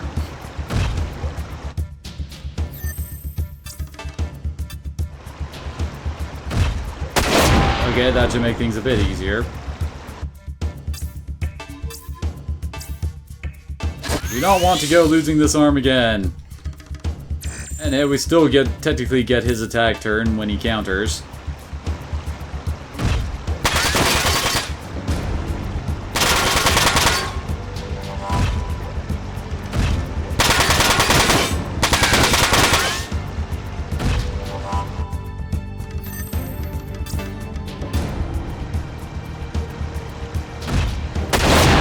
Apparently, Rangus just wanted to double tap his ass. Well, that makes my life easier. Oh god, Rangus and Schaefer are gonna get so many skill points. Or EV, I guess, in this one.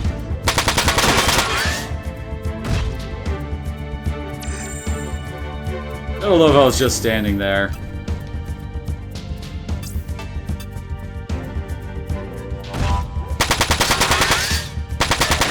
The guy's going, yeah, I'm dead, just get it over with.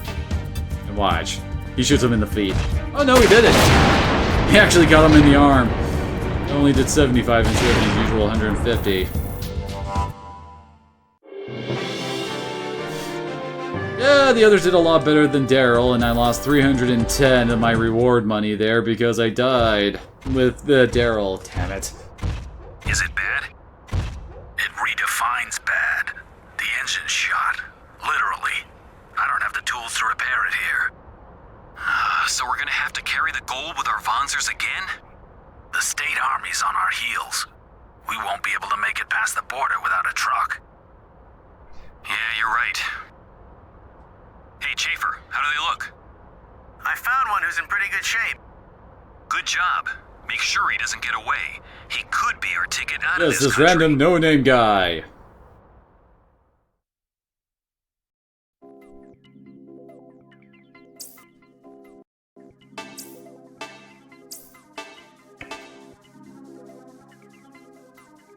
Oh my gosh, as I recall, it actually takes quite a while for Daryl's crew to actually get any new members and to actually get to upgrade their mechs. I don't think it's until we actually meet Rengiz's connections that we actually get to buy stuff for them.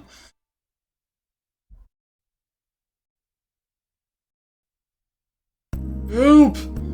Don't worry, amigo. We're not gonna kill you. We only want to ask you a few questions. First, how much do you know about us?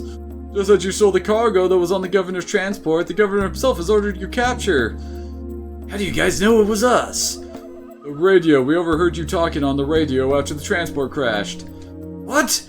Schaefer, please tell me you changed frequency after you heard that distress call from the transport. No, I didn't. I just turned the volume down because it was loud.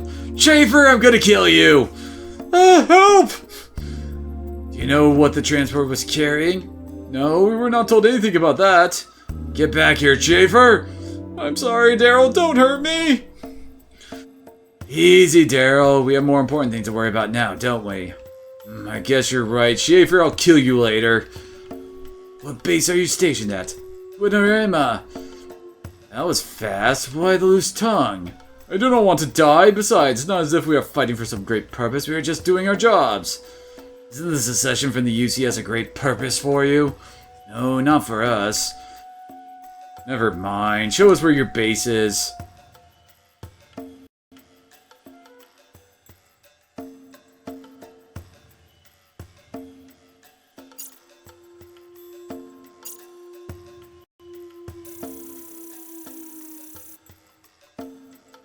Hey, they're pretty close. You are UCS soldiers, yes? Why don't you know where our bases are?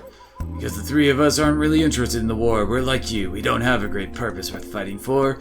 And also because we've always hated doing our homework.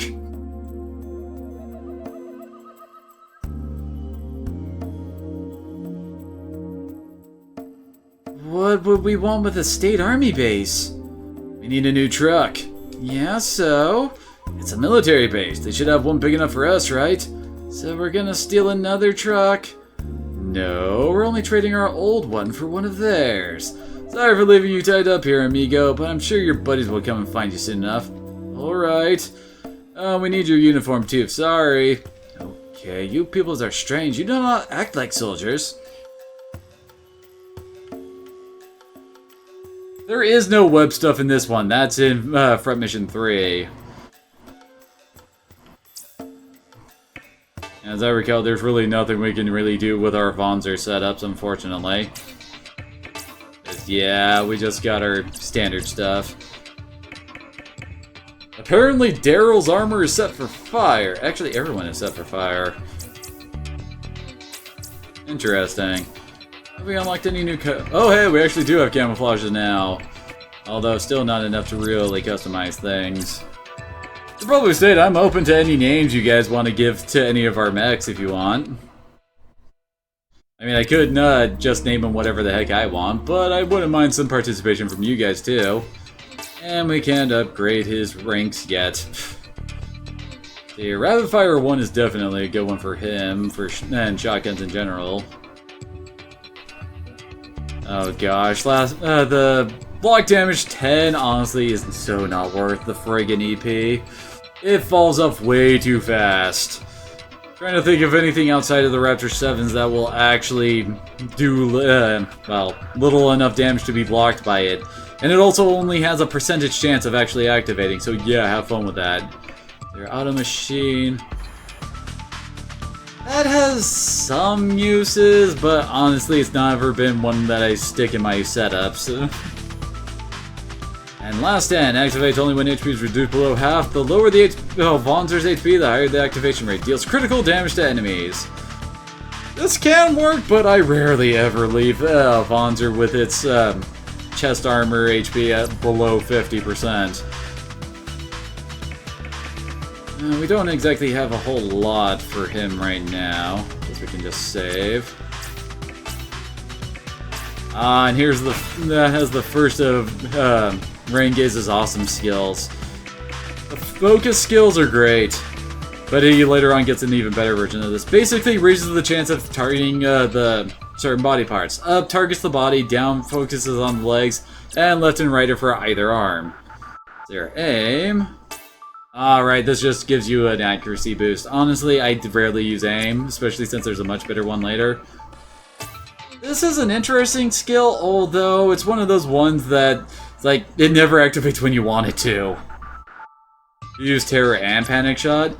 Terror and Panic Shot aren't really all that great until you actually start getting into linking. Without them, yeah, they're not that, well, they're not that great. I mean, lowering a target's evasion to 1/2 for the duration of the battle, that only includes, like, well, with Renge's here, it only includes, like, that one attack of his that gets reduced by half. And I'm not even sure if it works unless it actually hits. I mean, like, oh, I don't know. Evasion is one of those weird things that you're never really sure how well your lowering of it works out, especially since the enemy's evasion isn't that high for quite a while. Although Panic Shot can certainly be handy for lowering accuracy. But that's only if you go first. Anyway, and Schaefer, he has the standard repair guy abilities. I think I'm actually going to grab repair +1 immediately. Oh yeah, fixed damage is also an interesting skill since, well, as it says, if the damage between 100 and 200 reduces that to just 100 damage. This is actually a pretty decent skill for Daryl's crew since they run into a lot of rifles, missiles, and tank cannon attacks. So that the damage actually does usually get into that range. But if you're fighting guys who are using shotguns and machine guns, yeah, it doesn't really do much. Those attacks rarely ever get into that range unless you get one hell of a skill chain going down. Oh yeah, he also has Defend Body, which basically transfers all damage to the body to its arms. It's alright. Honestly, if you're wanting something like that, just put a shield on. That's all you really need. Defense 1 is actually one of the very, very, very few things that actually boost your defense. Like, seriously, there are very few things that actually give you damage reduction. And of course he gets machine gun levels and, well, the usual max AP, skill slots, etc. Although, he doesn't exactly get that much for AP charge for some reason. It takes until rank 3 for him to get that. Oh yeah, Zoom is definitely good for Renges. But honestly, once he gets sniped, you don't need many other skills for him, since that means he will always guaranteed hit a body part that you point him at. It's great, especially if you're trying to disarm enemies. Anyway, set skill for him, and now, here is Pear's 20% more with his repair backpack. It's great, especially for your healers. Honestly, I think only Schaefer and Hermes get the full line of the repair skills, because I'm pretty sure the final ones don't actually show up for everybody else. Yes, it does, Boogaloo.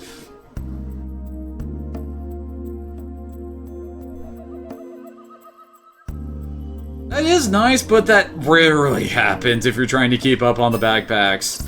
It takes quite a bit of, well, power management in order to handle that. You'd basically have to give him Zed's body for that. Oh wait, not Wanzer sends up.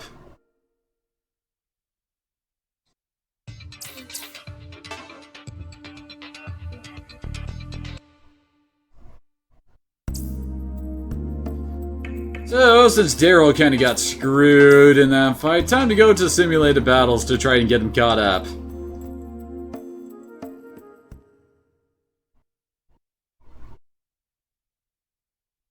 Yeah, I remember those. I can't... Oh god, I gotta go and look those up, don't I? So yes, welcome to the simulator battle. That's kind of a bitch for Daryl initially. There are actually several different drop-off points you can choose. You got up here, which basically puts us on the opposite side of the river that we started last time with the enemy on the other side. And is honestly the best way to go for this fight. And we're up against 5 tanks. I think that's, no, that's not a missile Panzer. And 2 machine gun Panzers. Or you could start over here if you're feeling ballsy, but I honestly don't recommend trying to go that route.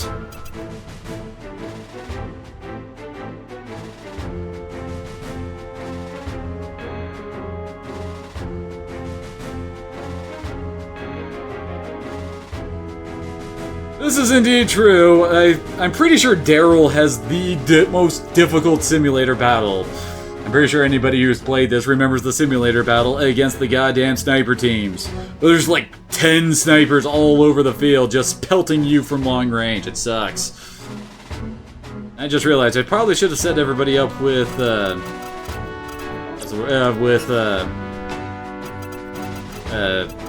blunt weapon armor. Yeah. Anyway, since we're currently very squishy in our basic Wanzers, it's basically best to just try to go for the choke point setup here. Basically, you just have Daryl out in front, Rangate's in the back sniping people, and Schaefer in between them trying to keep everyone at full health.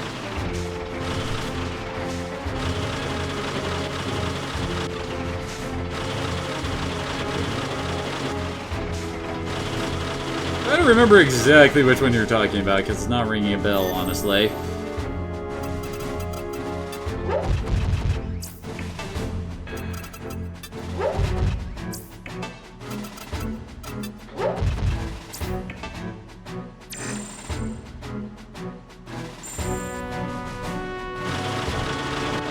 Oh wait, they can't attack yet?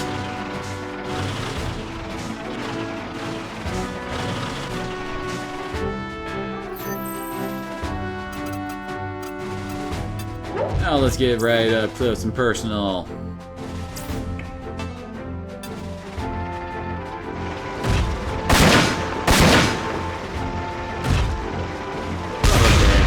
Of course they go straight for his torso.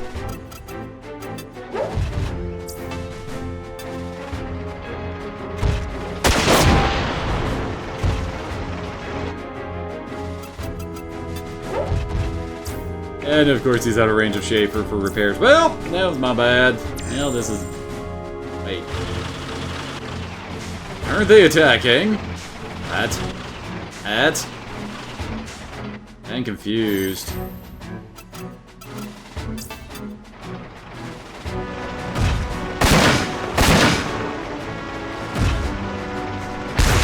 Oh, nice dodge there.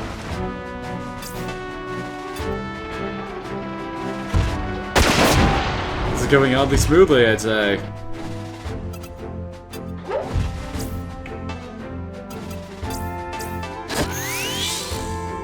And if we were to compare the different teams we get throughout, why are they still attacking us?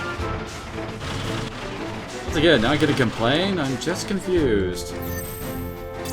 Anyway, if, to compare the two teams, I'd honestly say I prefer Daryl's team to Elsa's, and oh god.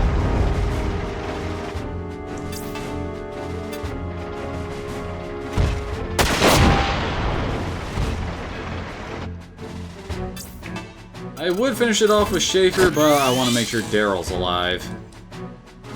He's about to get... or not. I guess this is the first simulator, so they're gonna make it a bit easier on us, but still, holy crap.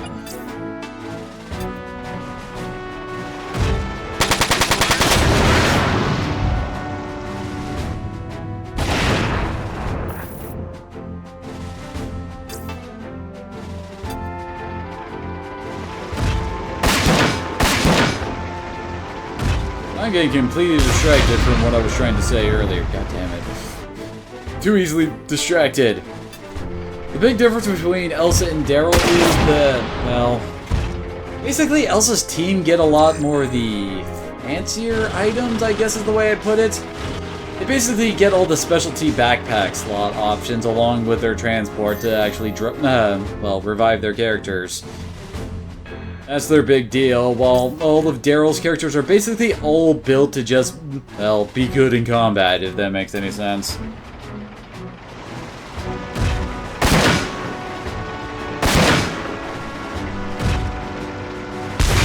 Well, at least that one went for his legs.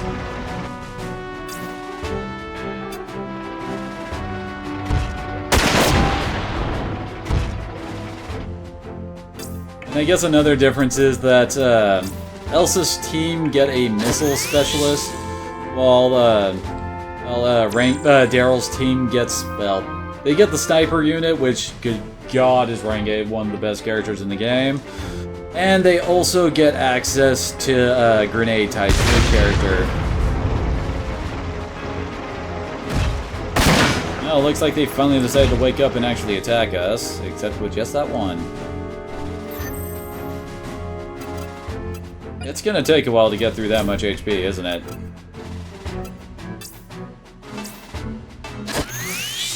You're not dying on me this time, Daryl.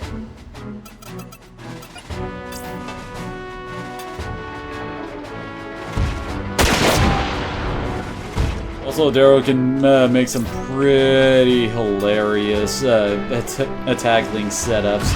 And you've got several guys who specialize in dual wielding.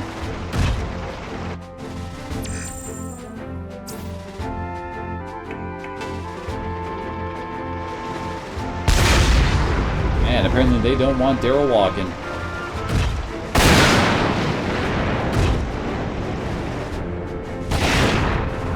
That's 2 down. I'm basically hoping to try and get Daryl to at least level 2 before we do the next mission. I'd rather not him, of all people, have an attack and evasion penalty stuck on him. I get it would suck. Oh, holy crap, they can actually hit Renges from there. Oops. Yeah, Renges unit usually have issues of being kinda flimsy. They tend to go to pieces at a stiff breeze. I mean, his legs have 180 HP, both arms are at 135. Oh, you got Schaefer here, who's got over 200 in every friggin' piece he's got.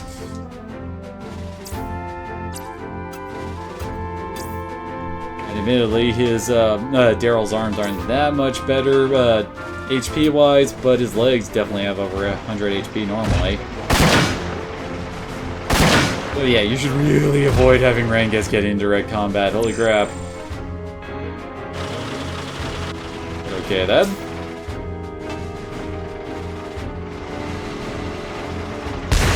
Nice dodge, Daryl.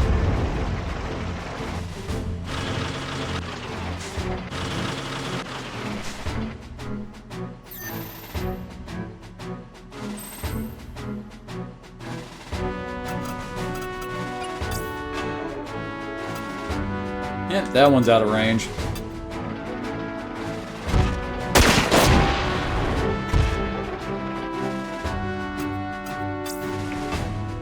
And he definitely needs his legs fixed up. Yeah, he's got 230 HP for his legs.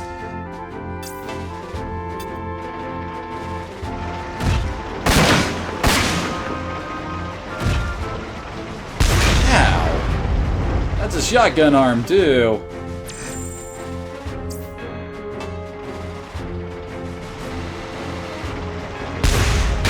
Daryl's team definitely feels a bit more like the underdogs compared to Elsa and her fancy, we got everything special crew.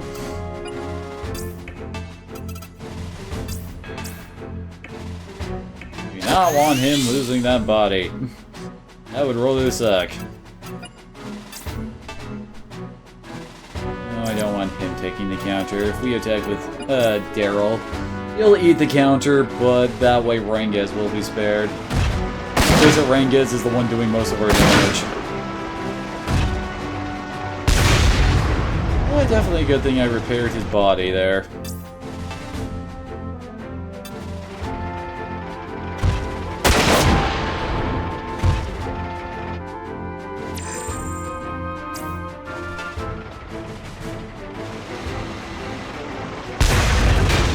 Nice dodge there. Not sure why only one of them is actually deciding to attack us on their turn. Really makes it easier for us with our very undermanned army. Was doing a very good job of dodging. Only he did that in the actual fight earlier, he might have actually lived through it. He wouldn't be in this situation. Honestly, I tend to not grind that much in this game until after the computer store starts opening up. Then we can start having some fun. 'Cause that's what really lets you start customizing your guys a lot. Oh god, Daryl.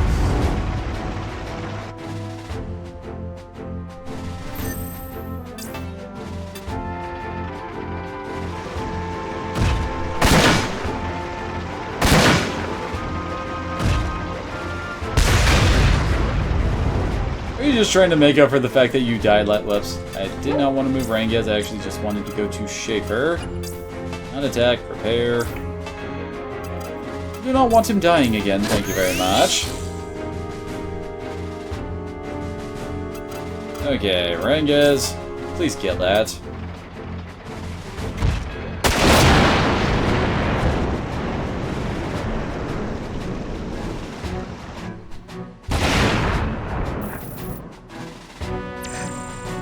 Uh-oh, the other mechs are moving in.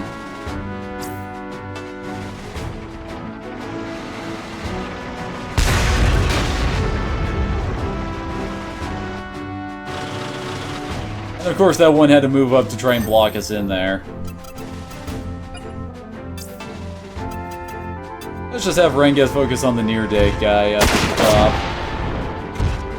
We do not need that being added into our wonderful situation.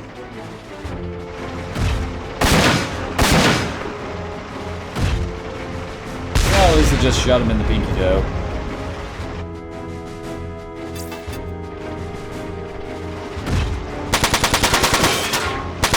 Good lord, the bullet spray on these guns sometimes.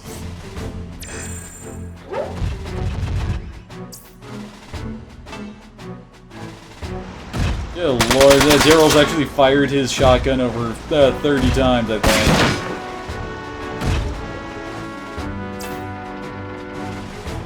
These simulator missions do tend to go on a bit long when you really don't have very good stuff to play around with. Oh god, now they're all moving around and firing on their turn. Well, thank you for missing!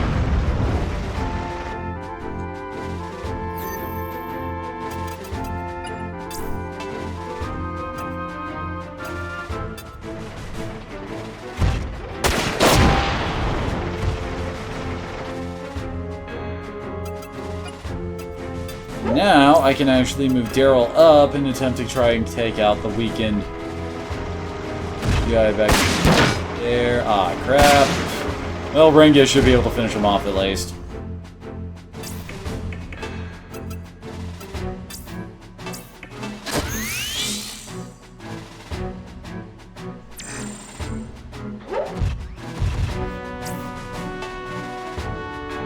This guy's just being a jerk, attacking outside of Daryl's range.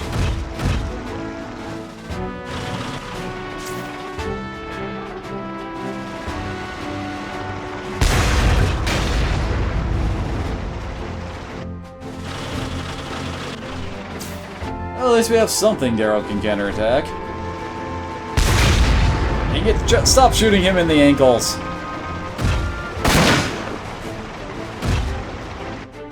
And that guy back there's going, when's it gonna be my turn? Let's fix that leg up. And Rangiz, oh, he has to move up. Please put this guy out of my... Oh, I have to move him up a couple spaces. Crap. There we go. Put him out of my misery. Thank you.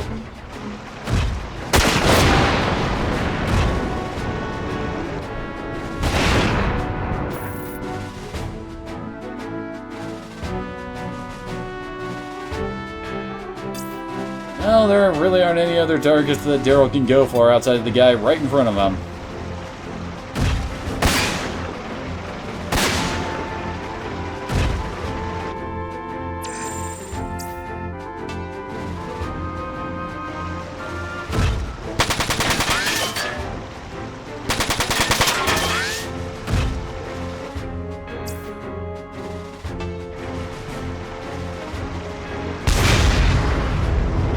Seriously, what do you have it in for his legs?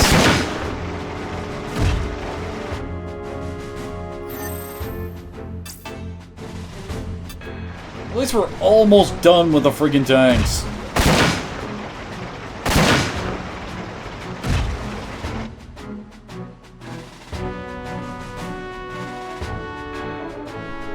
Except that isn't allowed in this game. You're thinking of, Front Mission 3, man. You're in the wrong game! This is Front Mission 4!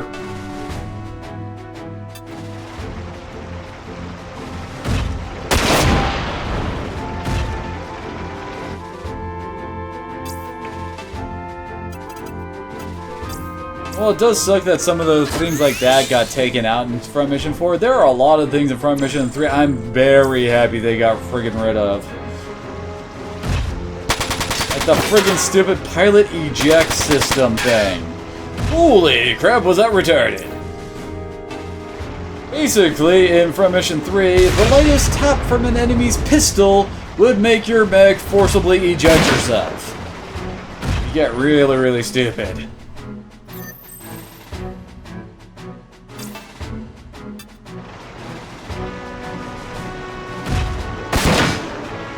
Oh, come on! Left it alive at friggin' single digit HP. Oh wait, I wanted to do that shaker. Oh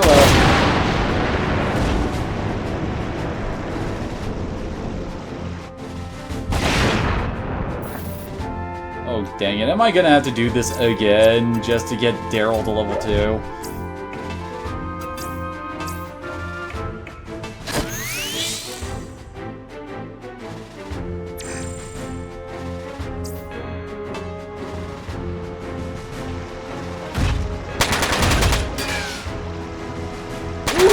Nice double dodge. That'd be a lot longer before we actually saw something like that happen.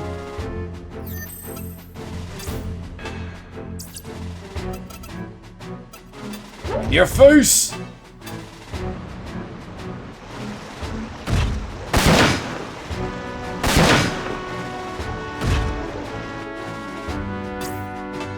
I do wish you actually had the option to attack and then move instead of just attacking.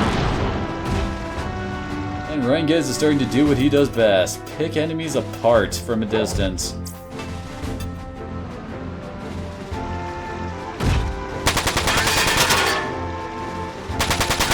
Oh, don't tell me these guys have piercing armor. They do have piercing armor. Oh, we move back one square to prevent Daryl from melee countering.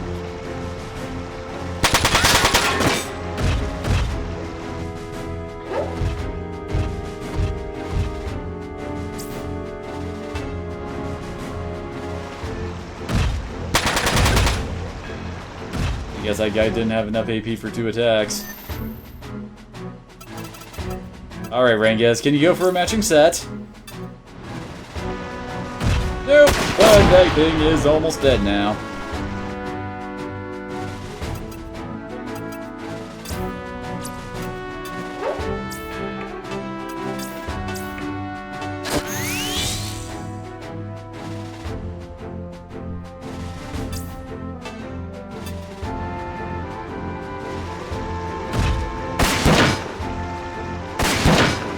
Dang it, this guy is so close to death. I mean, look how small his HP bar is, and of course.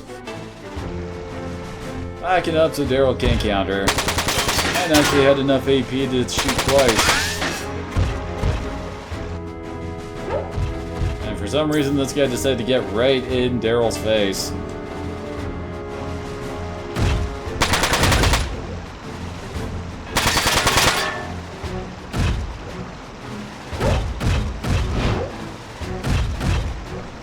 See why I don't like Daryl as a meleeer?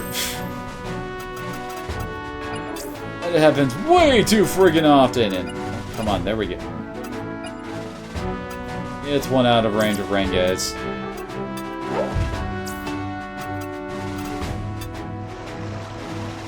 There we go.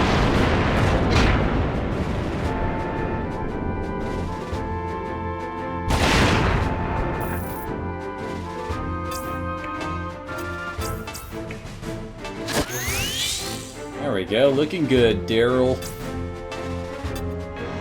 Oh, wait, did I? Okay, it was with shotgun. Apparently most of that shotgun hit its legs. Really? It sacrificed its second attack just to attempt to hit Daryl from outside his attack range? Come on, man. You gotta do better than that.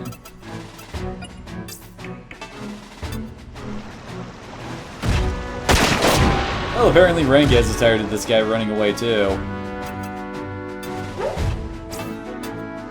And even Schaefer's getting in on the action.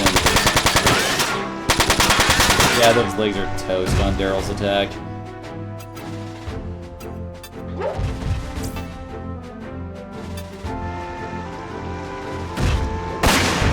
Or that would happen! What is this guy's evasion rate?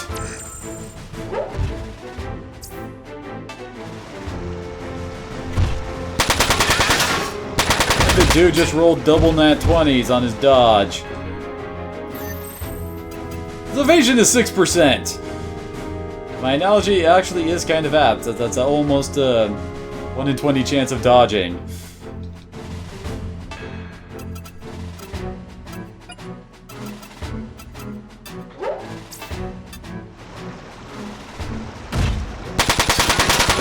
Okay, there we go. Now the legs are gone.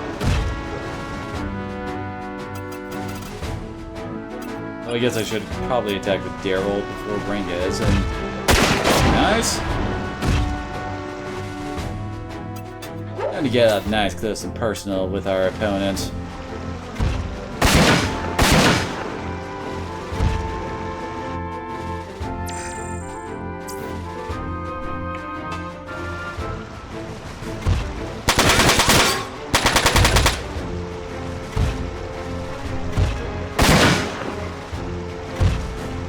I don't see this guy actually living through another attack. Let's have Schaefer heal up Daryl again. Some more of that healing XP.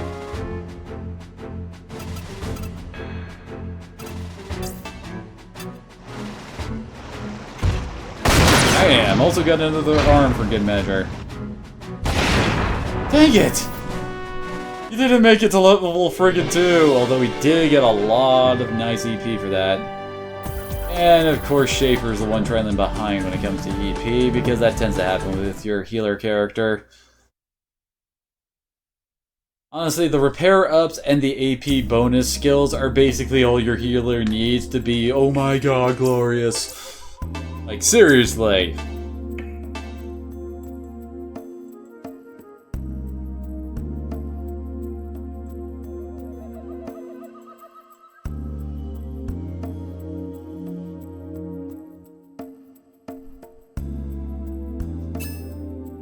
And now we get to run that again.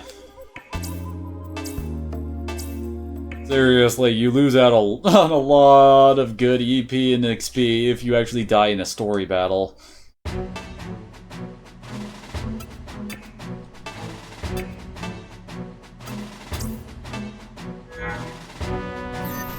Now we get to do this all over again, all 20 plus turns of it.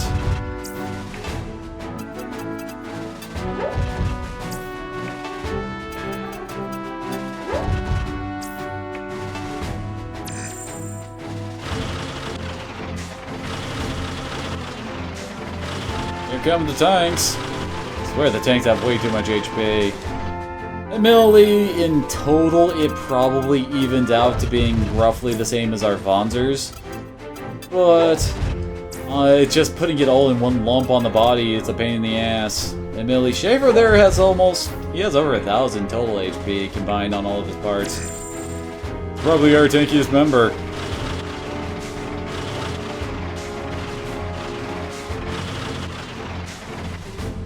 I guess this will help us out a bit with our money issues early on, since I had to run this twice.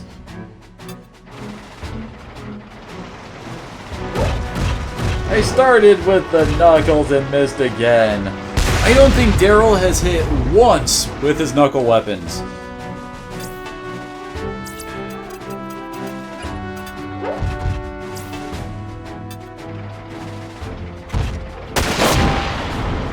I swear there's only one character I really like making my melee specialist, and she isn't around yet.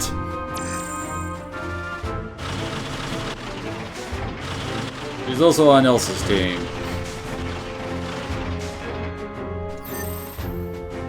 There we go, use the cash tray.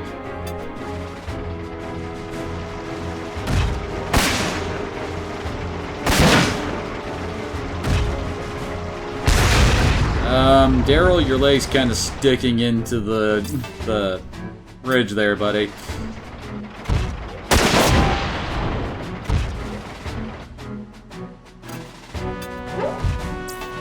The big good/bad thing about the simulator missions is that the enemies never actually improve their level or gear in any way.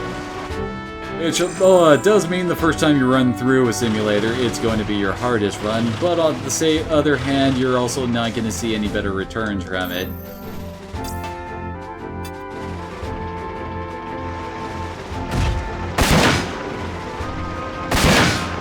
Oh, we're chewing through our first tank nice and fast, at least. Especially since Daryl is dodging everything for some reason. It frees up Schaefer to actually help out with the damage.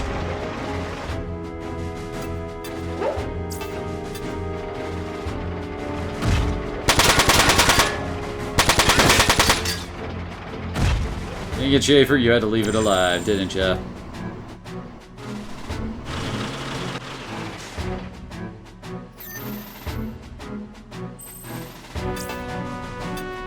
Goodbye, tank.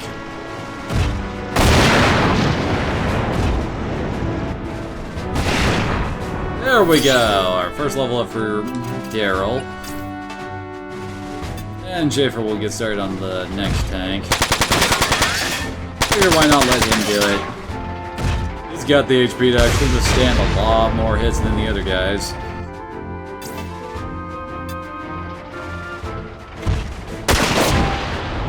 Also kind of wish we had different music for the simulator battles, because each and every last one of them is this goddamn song. This song will haunt your memories for on until eternity as you play this game.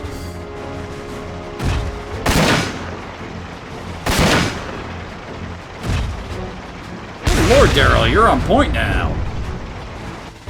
Actually, let's see. These guys are... Where's their level? Oh, they're level 1. Okay, so now he technically has the level advantage to boost his evasion rate.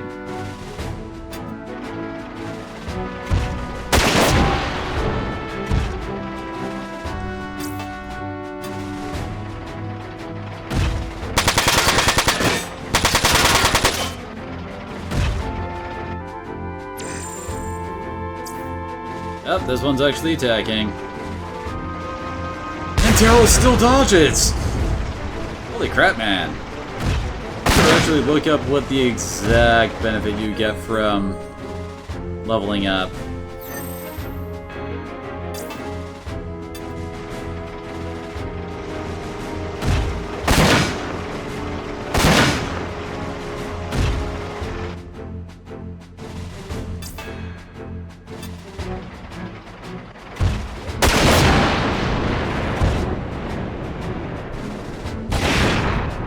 That's 2 tanks down, 3 to go, and 2 Vonzers.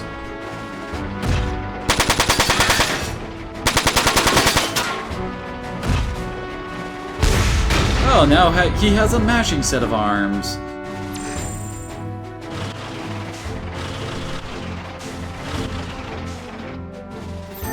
It's kind of funny how them not attacking actually doesn't make them any less dangerous. I mean, you think the enemy not attacking would mean that, well, hey, less damage, everything's going great. And then you go, oh wait, that means on my turn they can counter everything I do. Uh-oh. Since they're not going to be attacking, I don't need to worry about healing up Daryl just yet. Trying to make this go a bit faster. Oh god, no! Not again! Dang crap, now Daryl's not dodging anymore. Ran out of luck!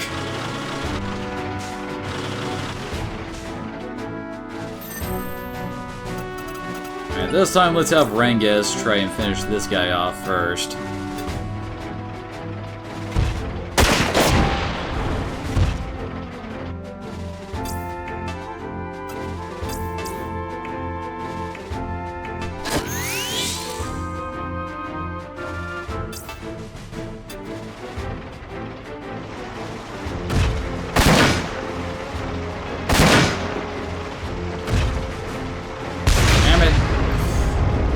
Daryl, stop having such a disarming personality.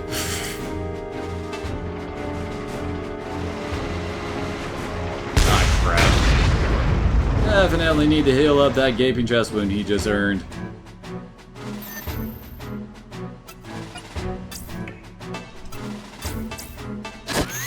Although I guess technically it's not an actual gaping chest wound, as I put it. It's more like the armor on the chest is getting damaged until it gets to the point that it actually penetrates and actually damages anything important inside, basically. Oh, my ankles! I need them! Alright. Renges should be able to finish him off next turn, thankfully. And that's one problem I won't have to be dealing with. Dang it, Renges. Daryl, you were doing so great when we were starting it off. Now you just can't stop getting shot.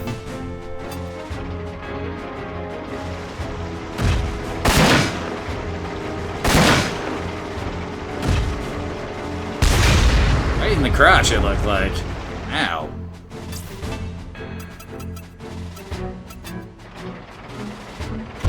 Perfect.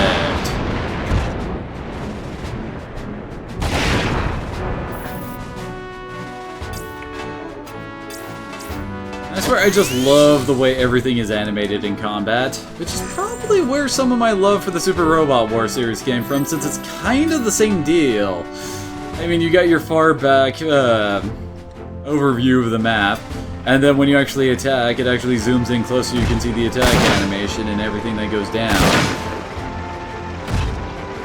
Ah, crap. He's about to lose that arm.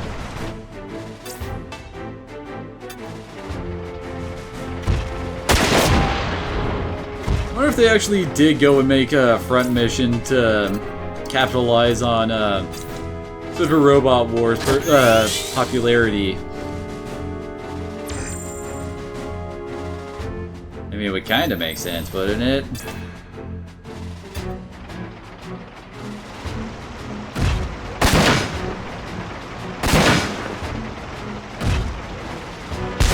Can I get Daryl start dodging again, please? Let's let Schaefer get an attack in so we can get a bit more XP and EP at the end of this. Oh, we can actually take it out. Nice work, Schaefer.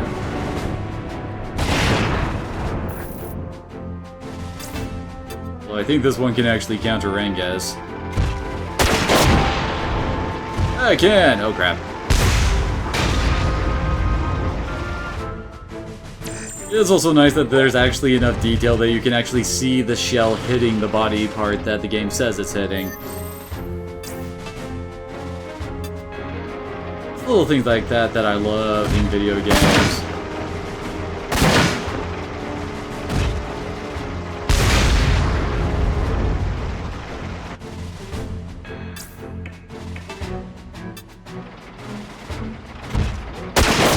Are the little ones actually good? Oh, okay, they did start moving. He needs an all heal, I think. There we go.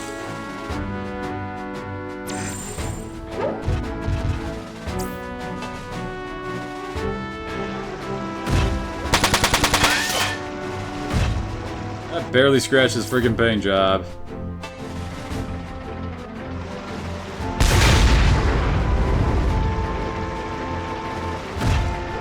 Didn't even see the numbers pop up there. Camera, you might have been in the wrong spot there.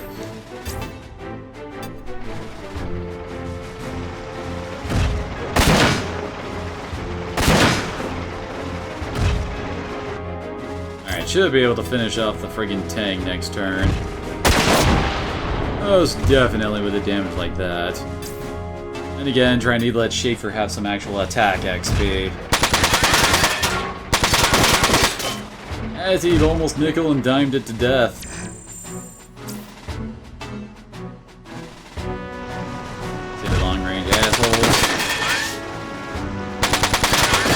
It is kind of funny on how do I put it?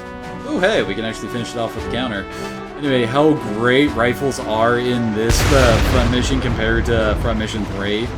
My god, the rifles are great. They had it, like, extremely bad accuracy. It was almost impossible to make a very good use out of it.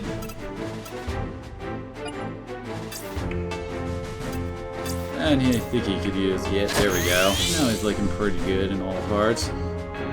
Like, I think they had like a flat 75% chance to actually land a hit. That is terrible for a sniping weapon.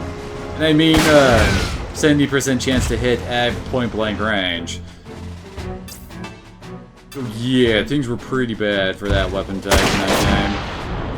Honestly, the best weapon loadout was generally something like a shotgun or a machine gun and a shield in that one. The double shot skills were way too hard to get your hands on and did not activate nearly enough to actually make it worth it to dual wield. Not to mention, shields were gloriously useful even in this game. Admittedly, it's not really my style to wield them.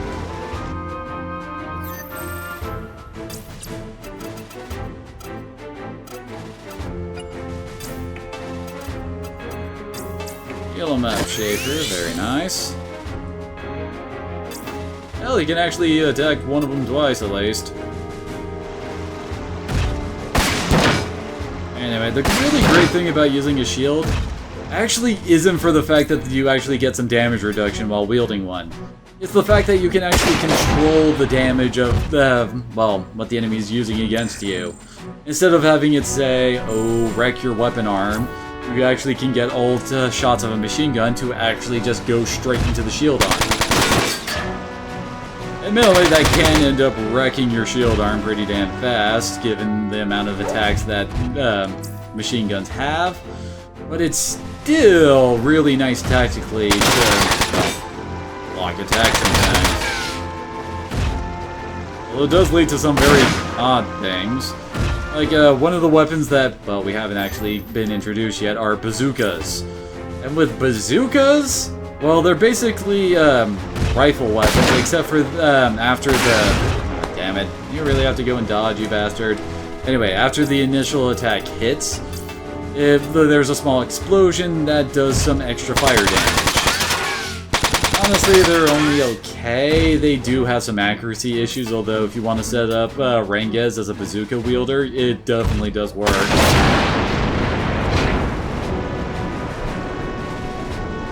And another nice kill shot for Rengez.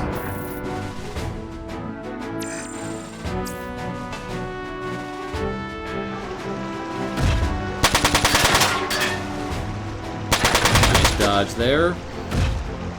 Well, you wouldn't think this small bridge would have very good terrain for dodging. Let's actually have Schaefer go out in front so that... Well, I'm trying to get him a bit more XP to pump him up to level 4 just because it's there. Not the most important thing, but hey, why not?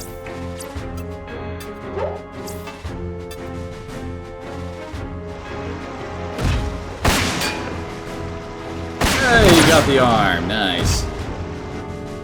Oh, he actually has to move up.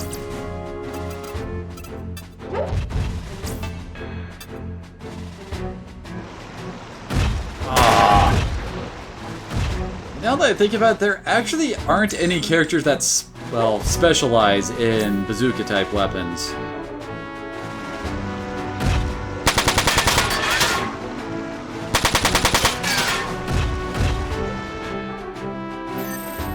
Where the AI just loves to attack out of your, well, counter range.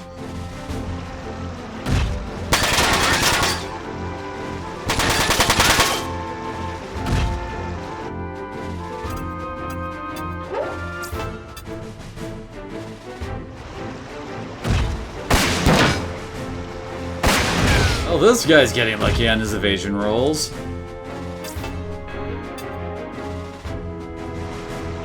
Ah, so the other arm.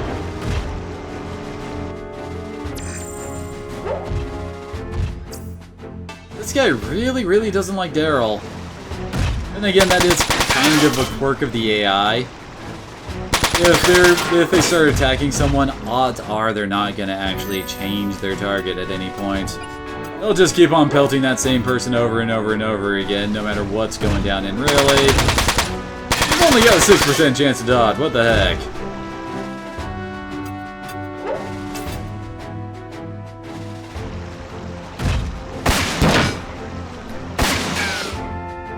Now the question is Rengis going to kill this guy, or is he going to take off another body part?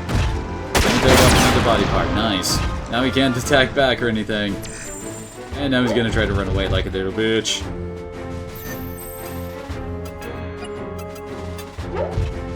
Not entirely certain why, given that he's the only enemy left, and technically the AI has lost this fight. It's just dragging it out. Take us home. Are you kidding me?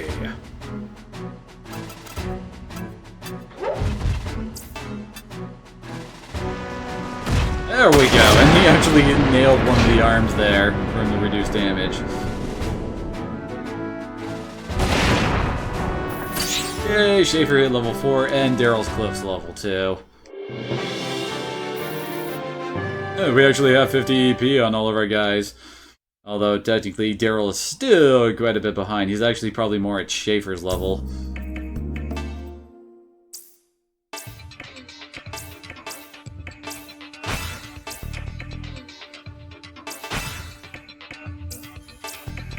One more. Oh, that would get him Blast Shot. Blast Shot's awesome.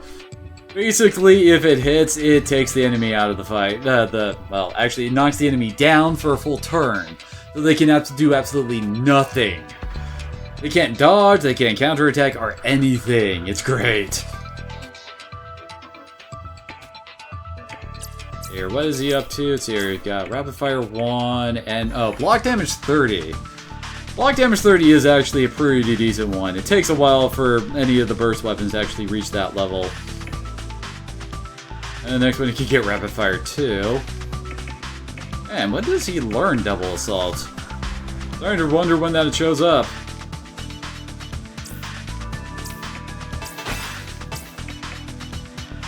Hey, Courtesy Flush, how are you doing? And I am having fun, thank you very much. Oh hey, Schaefer can get Repair plus 2, nice. Seriously, those skills are awesome. Oh yeah, that's right, he does get Anti-Break. It's an interesting skill that basically, if one of his parts are about to go down, it will prevent it from happening. It's nice and handy. Hey, Shield Bash 2, when did he doesn't learn Shield Bash 1, why does he have Shield Bash 2? And Kiba sounds like he's starting to go a bit nuts.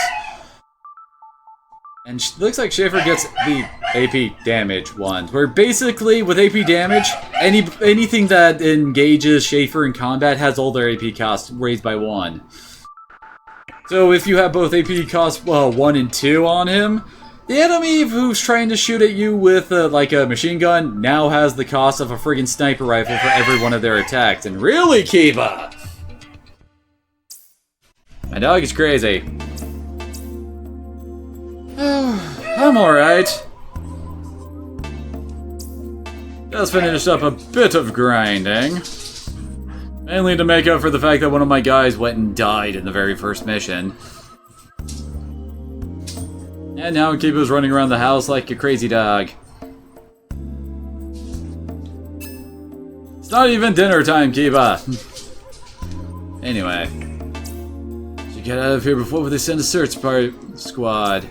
It's always good to at least talk to people twice. Sneaking into a state army base? I hope nobody gets hurt, says the guy in the military. You must have stolen something very important. The governor was really upset. Yeah, it's only... Oh, God. That was just... Oh, wait, I did just save. Alright, move out.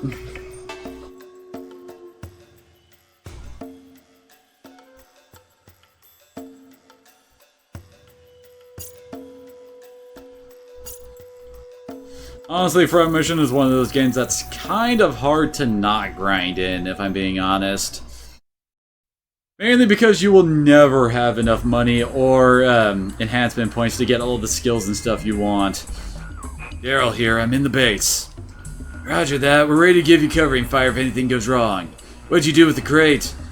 I managed to convince one of the mechanics here to bring it into the base with a forklift. All I need to do now is to load it on the truck and get out. I hope we don't have to fight again. Wait, someone's coming. Daryl out.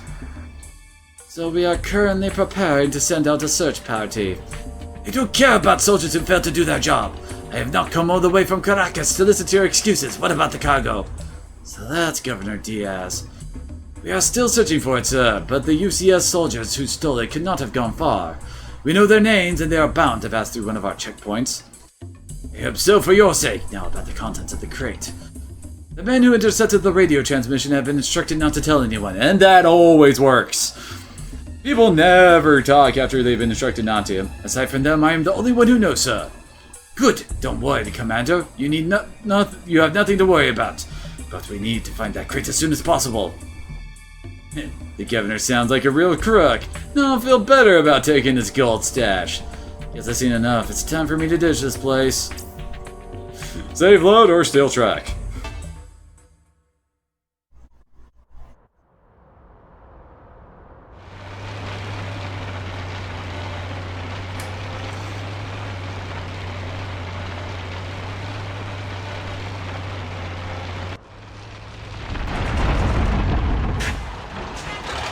Hey, I haven't seen you before. Why are you wearing a pilot suit? Well, I was ordered to bring this truck to headquarters in Caracas. Orders? Also, you look kind of white for our soldiers.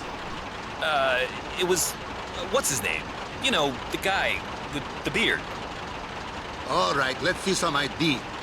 I told you, it was, Your ID. Well, oh, the hell with this. boring conversation anyway. Hey, Joe, stop! Sound the alarm!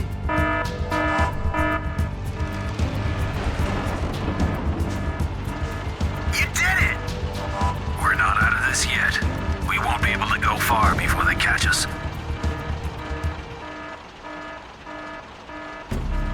They're already coming out of the woodwork. Looks like a double shotgun wielder. I guess we need to slow them down a little. Oh no, we're gonna fight again, aren't we? Get used to it, Schaefer. You got a lot more fights left before your day is done. Alright. This place also has gun installments. Good idea to take those out first. Thankfully, they've only got 500 HP, so they go down pretty quickly compared to the tanks. Let's see, we've got... oh god. You will learn to hate seeing guys with only melee weapons, because that usually means they got some tricked out backpack that's gonna fuck you up. Thankfully, the jammer types haven't actually gotten their backpack jammers yet. At least I'm trying to remember if we see a lot of those in Daryl's campaign. Anyway, we also got another double shotgunner. Two double shotgunners. Why did I not change all my armor to impact? And another melee dude.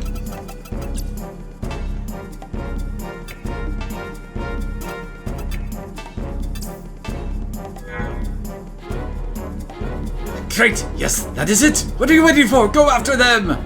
Yes, sir. We will send out all available Vanzas. I do not care how many men or how many Vanzas it takes. Just get that crate back!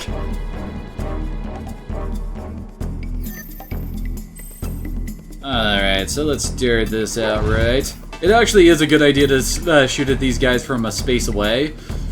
Because if you try to do it from too close, like right here, you actually, well, actually we can't actually hit this guy from there because of the line of sight that from us to, from us to the target.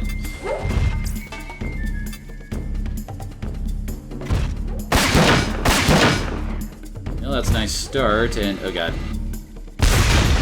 Right in the torso.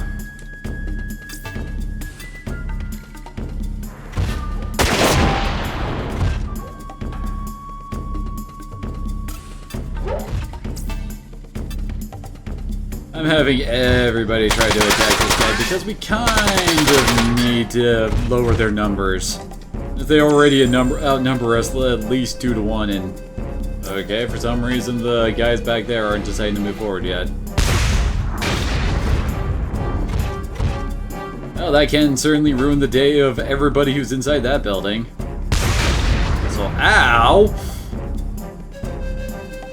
You gotta love those moments where the game just decides, you know what, I want your guy to stop living and have everything hit their torso.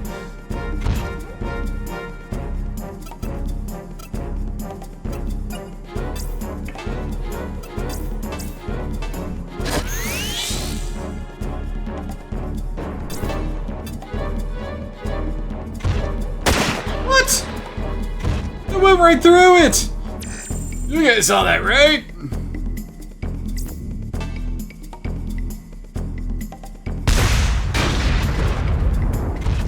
Right, that went right into his gun arm, too.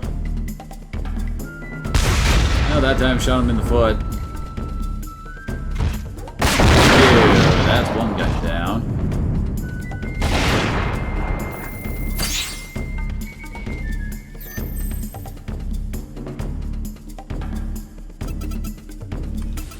Let's move him up here. He can't really hit anything from there. Just trying to keep his options open based on what all these guys back there are going to do next turn.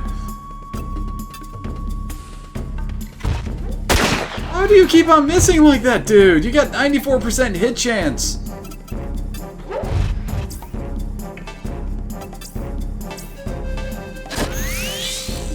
My terrible luck is rearing its ugly head.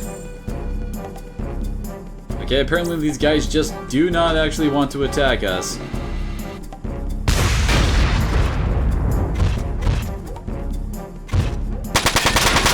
Rengez, even Schaefer could land a hit. What's your excuse? You're the one with the friggin' sniper rifle. Thank you.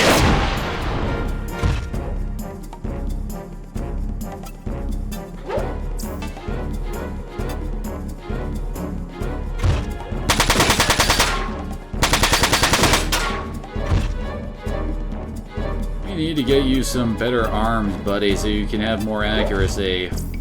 The guy with a shotgun has equal chance to hit as you do with a machine gun. Okay, good. This guy's gonna die next turn. I was about to say, when are you guys gonna actually start moving? Hello, Superman 9100. How are you doing?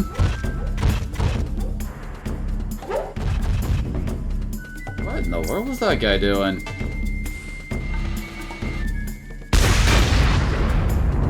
Well, at least that time they went for Schaefer's empty hand.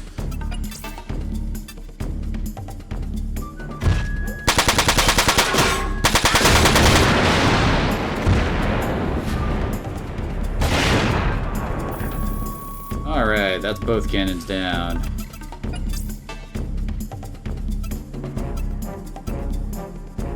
Honestly, I feel like it's better for us to first aim for the assault guys. They've got much weaker body parts than the jammers. Jammers have like double their HP. Admittedly, we are going to have to deal with melee attacks, but those can usually be handled fairly well just by backing up.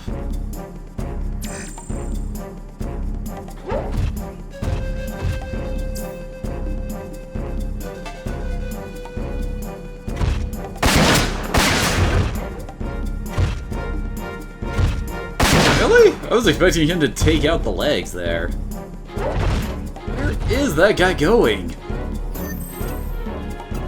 That's not what I wanted to do. Speed 2, evasion 6. Where is their movement 4? And he didn't use his full movement. Again, I asked what?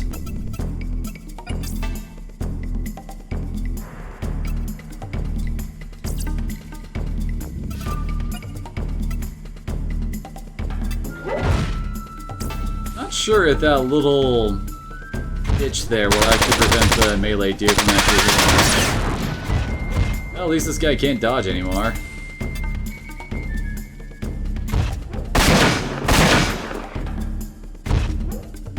Alright, Rengez, what you gonna hit this time? You got an arm. This guy is almost completely armless.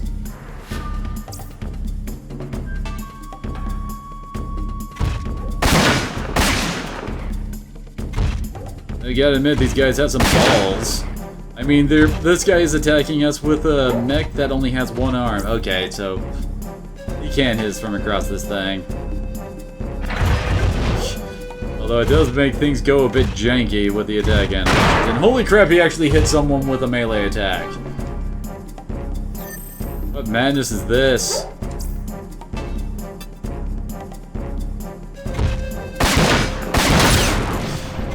Well then.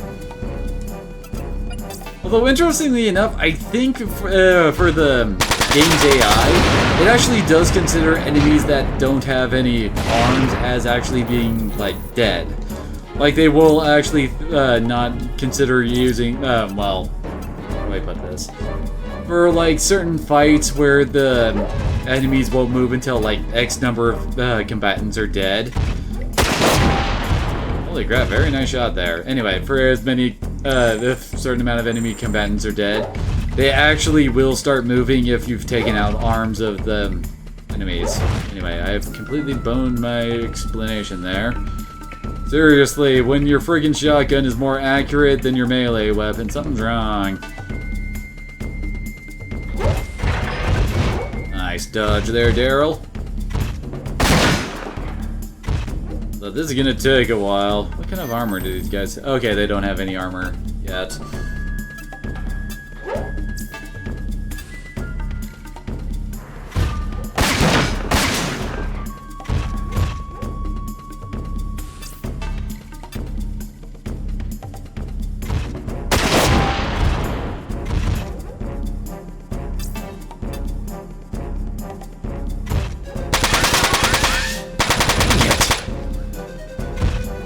At least this guy's HP is slowly dropping.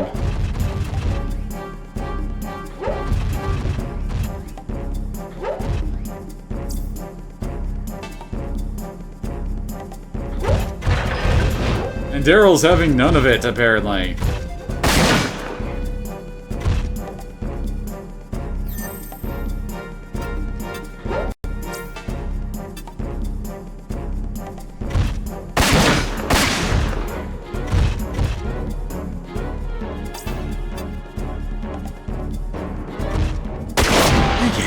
He, of course, hit the part with the most HP.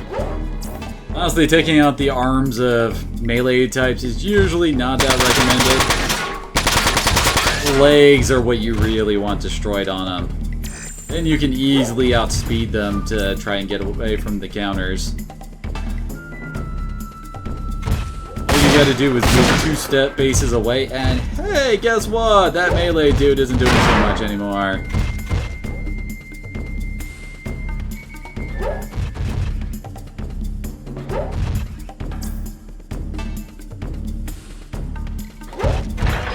Apparently Daryl really doesn't want to get hit with a melee attack, and neither does that guy. Dang it. I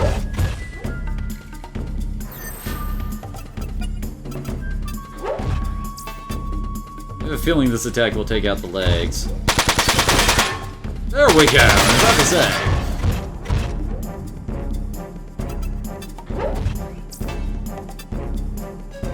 Now we just need to move 2 spaces away from him at all times, and he'll never reach us. Although, admittedly, this guy doesn't exactly have a whole lot left on him. Exactly like that.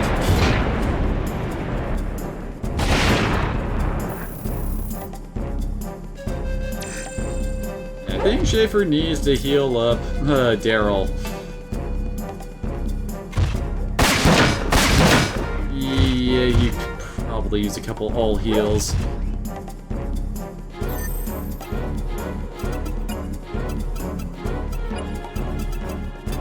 Just moving Renge's back so that he's definitely out of range of this firefight going on, especially on the friggin' melee dude.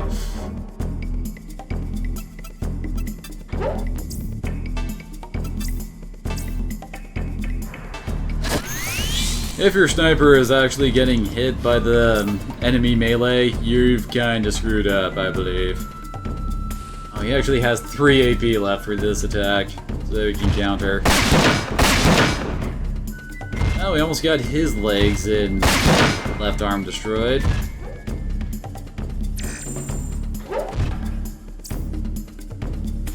Now we can go with the cast rate and still bone crusher the melee dude as it comes up. Damn it, Daryl!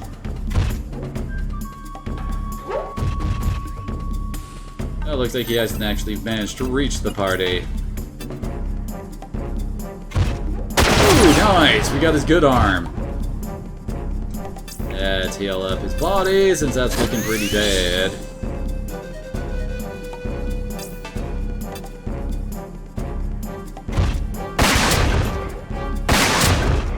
Damn it, Daryl! At least he dodged the counter, but still, what?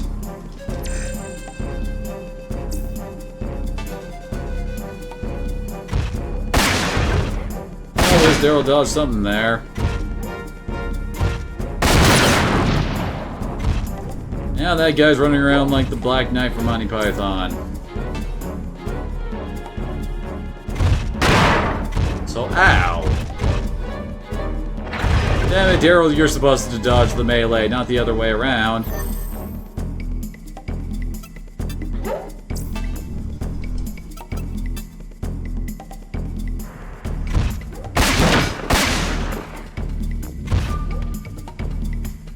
Yeah, to hunt that building would be in the way.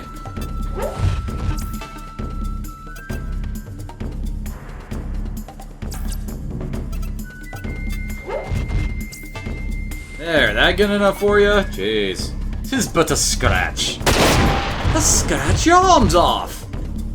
No, it isn't. And, aw, he can't actually hit him. Oh, then he'll just repair Daryl up.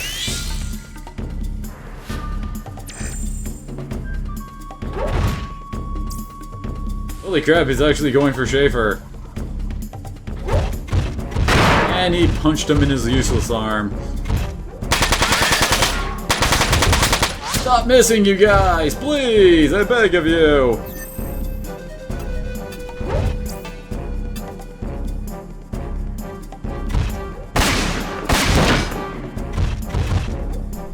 Oh gosh.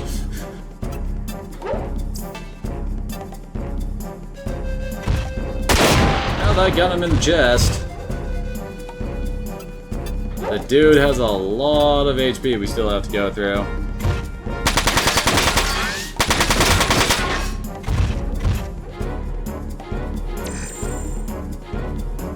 And now apparently he's decided to go for Daryl. The AI rarely ever actually changes their target. Oh well. Oh, alright. Don't know if you heard Kiba going nuts a little bit ago.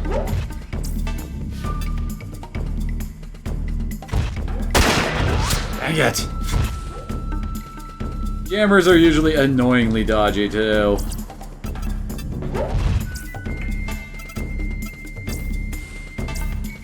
Okay, then I don't want Daryl dying again. That worked out so well for us last time.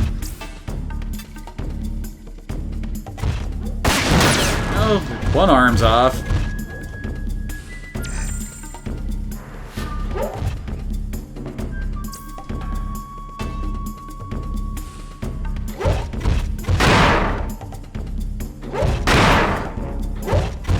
Looks like they were taking turns punching each other in the dick.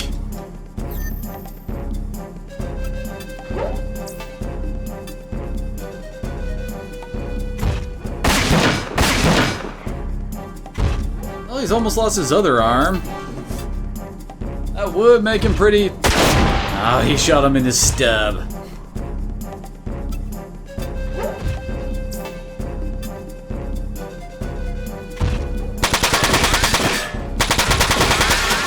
Okay, that guy's so freaking dead on either the counter or our next turn.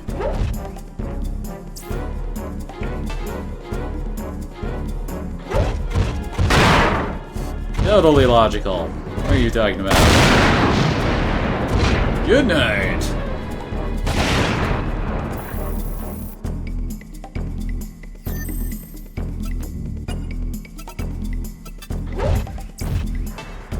Let the healer get a little bit more combat XP. Good lord, that was a terrible attack, Schaefer. There's a reason why everyone makes fun of you in your group. Very few of the hits of those actually hit the torso. There we go. Was this on PS2? Yes, it is on PS2. What you talking about?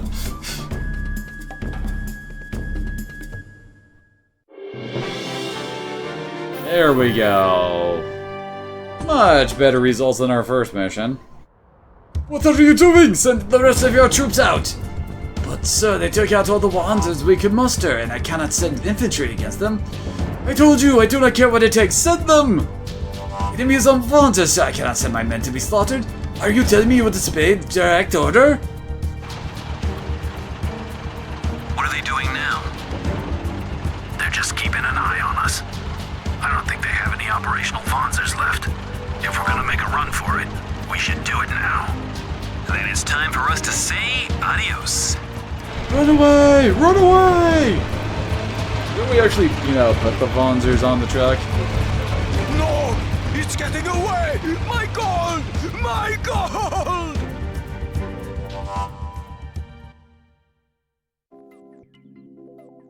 I swear the voice acting in this game goes from pretty good with characters like Daryl, Rengus, and Schaefer to hilarious accent country with Elsa's team and Diaz.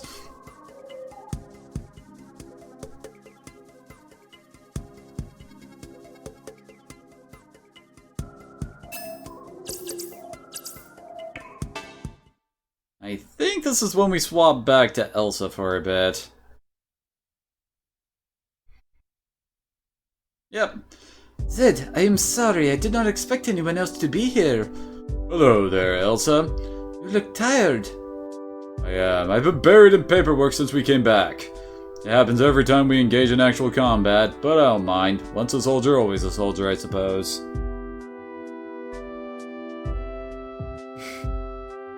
Oh, he's supposed to be Venezuelan. How long were you in the army? 24 years. My career started with the army and will probably end with the Durandal. How many times have you seen actual combat? Do the events of our last sortie still bother you? A little. Remember, they did shoot first, besides they were... Why do you have such issues shooting people, Elsa? You were in the French army! Or are you just like some sort of fresh-faced recruit from the French army that never actually fired a gun at a person? Don't they train that out of people to be able to attack human beings without getting that all, oh god, I'm shooting at people kind of reaction? I know of Zed. Still, I fired my weapons. I never had shot at anyone before, even when I was in the French army. I see, but you did what you had to do, that is all. Whether you accept it or not is up to you. That is true, but it's like... I don't know, Elsa doesn't actually act like she went through friggin' boot camp or anything like that. She acts like, well, like a usual JRPG protagonist with like, oh god, the humanity, how many people have I killed? Kind of a thing. And most soldiers don't usually have that. Well, they try to train that out of people so that it doesn't affect them that much. Maybe you should get some rest. These things take time, but you are still young. Also, now that I think about it, Hermes, who I could actually see having that kind of reaction given the fact that he is actually just a scientist and not actually military personnel who trained to kill people. He just goes along with combat like it's ain't no thing. True, but shooting at a giant robot also doesn't involve a lot of bleeding. Told you we are not soldiers, but what we do here is important to the security of the EC and its people. Okay, he doesn't have anything else to say, so I guess to the briefing room. Prime Minister Nolan and Miss Allison, to what do we owe this pleasure? Hello, everyone. There's something I need to confirm with you. What is it? Reports say that you found evidence proving the German base assailants were using Zaftran Wanzers, correct? Yes, that is correct, although there's not enough evidence to tell if the Zaftran army itself was involved. Then how do you explain what was told to the EC Assembly today? Miss Allison, show them.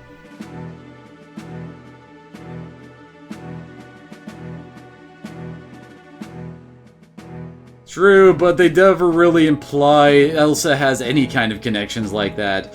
She's just some fresh face in Durandal from the French army. That's all we really have for her backstory. Yes, this is the news article featuring a press release issued earlier today by the EC Assembly. Please read it carefully.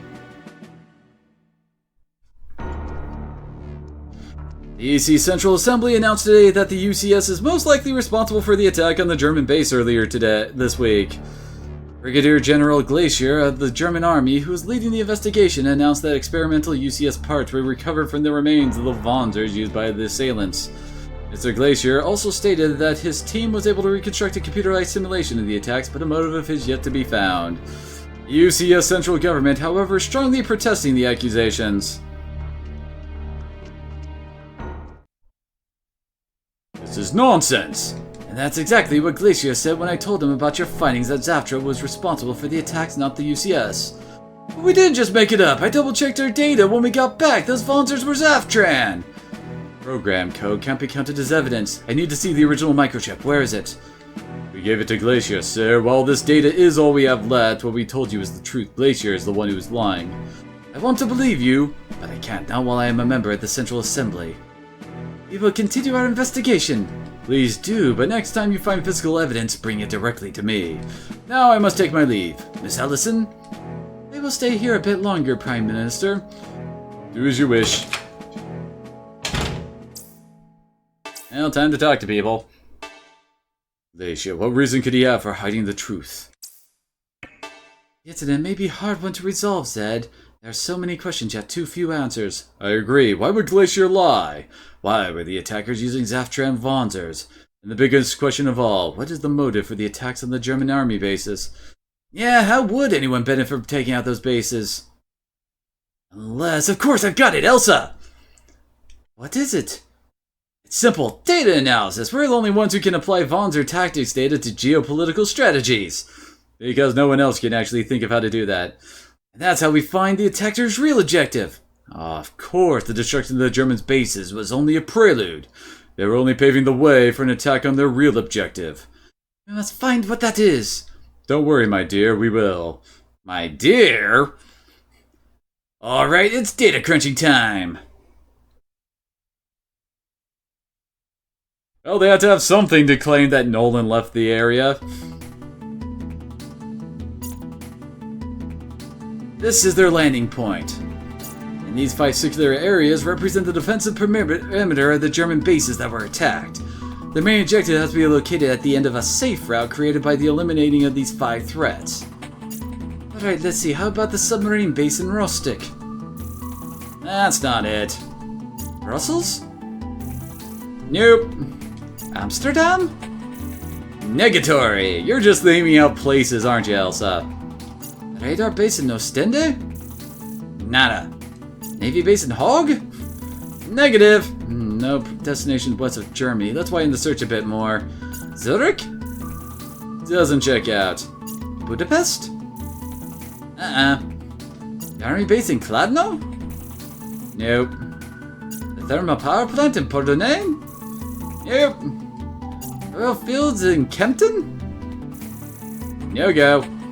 The new resource base in Poland? Wait, yes, that's it! Interesting. No doubt about it, that's their objective. That's where they're trying to go. The largest source of raw materials for the EC. If they manage to destroy that base, it will trigger a major resource crisis. Any idea why Zaftra would want that to happen? Once the EC relied heavily on imports of raw material from both the UCS and Zaftra. After the discovery of those untouched resources in Poland, however, the EC became self-sufficient. You mean the UCS could be behind these attacks too? Yes, the export of raw materials to the EC was also a major source of income for the UCS.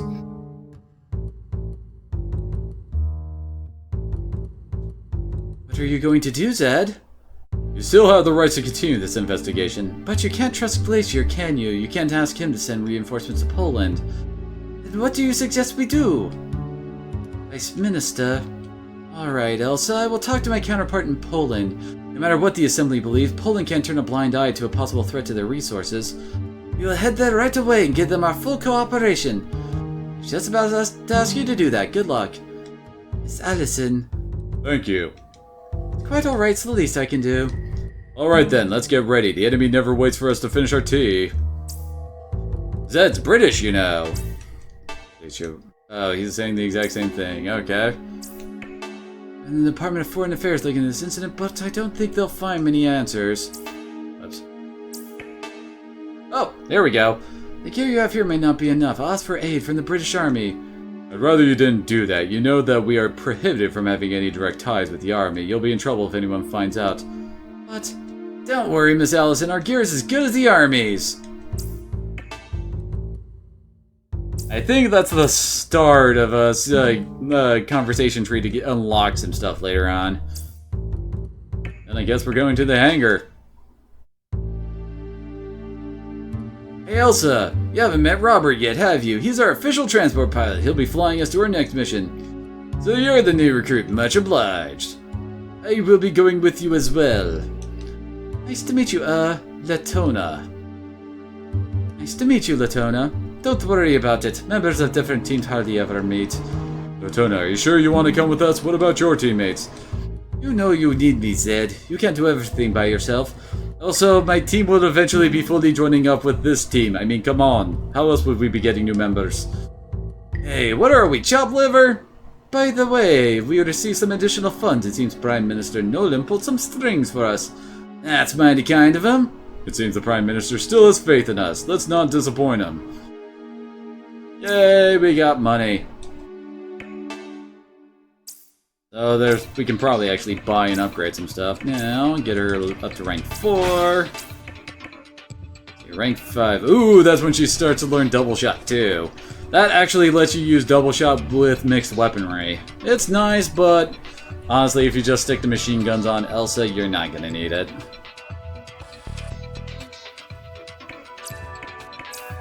He doesn't have enough to upgrade to rank 3. Well, he can get up to rank 2 at least.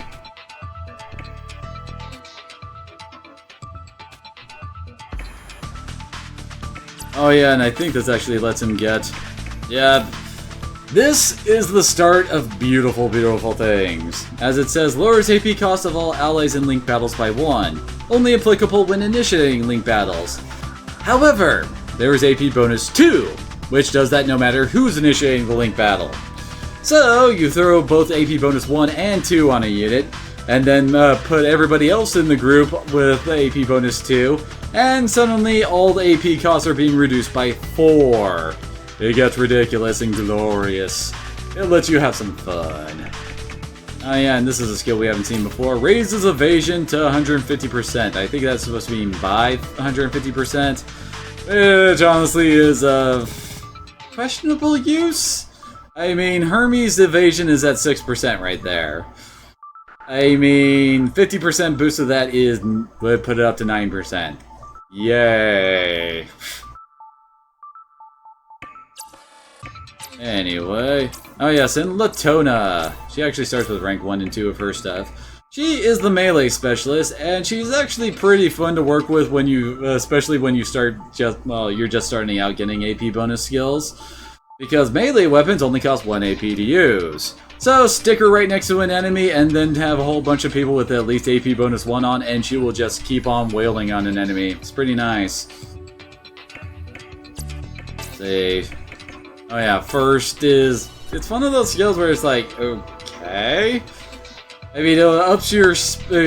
Basically, it makes sure that you always go first in a battle, but lowering your defense, I don't think is worth it. Unless you actually get lucky and like destroy their attacking arm or something, but without that, it's pretty bad. Not gonna lie. Oh, thank you for them bits, Versace and Mai. You're using a whole bunch of different emotes there, man. That's always greatly appreciated. So, and Latona is also, as I was talking about characters, Latona is also a very evasion-heavy character. I mean, she already has 15% evasion. If she had Feint, that would be up into the 20s range, which would be, well, better than a 1 in 5 chance of actually dodging all attacks coming her way, so yeah. She also is our first character to have a specialty backpack. Hers is the EMP types. which basically can, like, disable an enemy's movement or the attacks. Honestly, the attack is probably the best one you can use.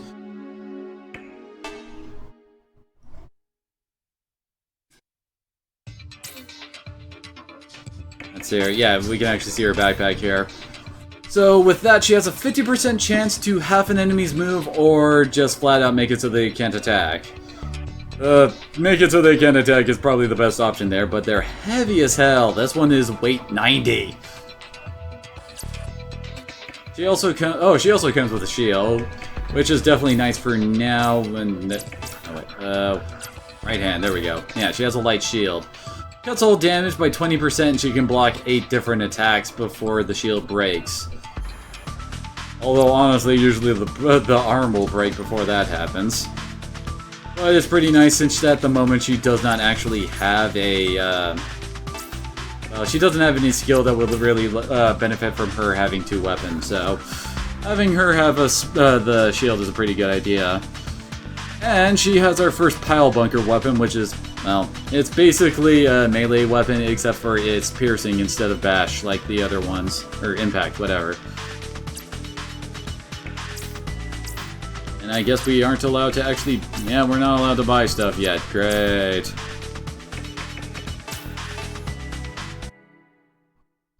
I guess we're not out of the training yet. Pilot stuff.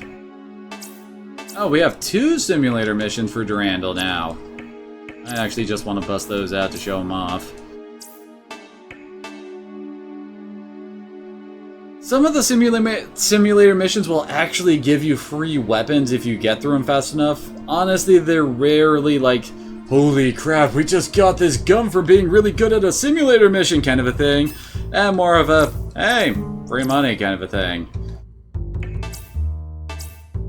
So let's check out what their sims are like.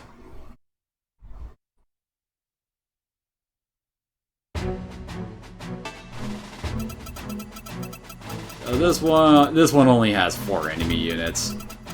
Nothing to really worry about that much. And their gear is all crap too. This is one of the annoying things of when you want to use an alternate starting point is that the game will always default back there.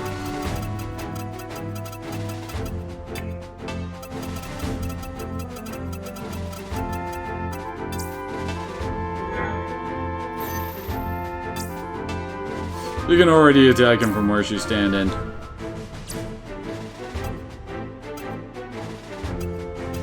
Let's move a bit closer to him. Oh, whoops. Improve her accuracy a bit. There we go.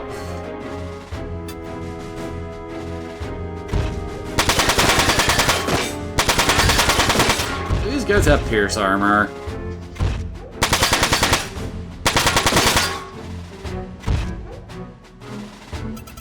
Yep, they got piercing armor. Oh, go nuts, Zed. They can't block you.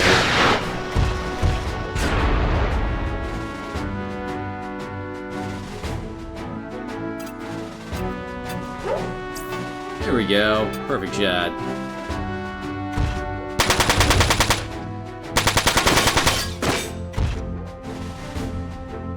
Oh crap, I just realized they have piercing defense armor and she's only got a piercing melee weapon. Oh, she still does some pretty decent damage.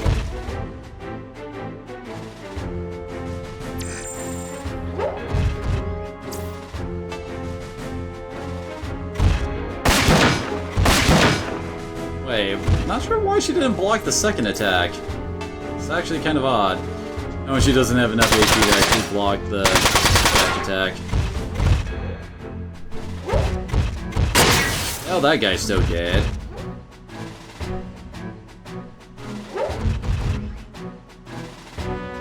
Not sure why he's just sitting back.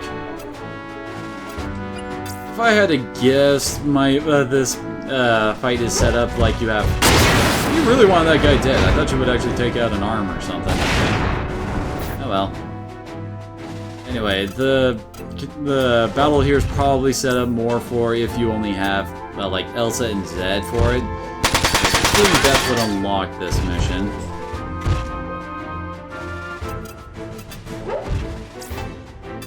So it's only set up to have 2 combatants, and since one of them just got to low health, they decided, hey, we should probably start moving that guy on over, just in case.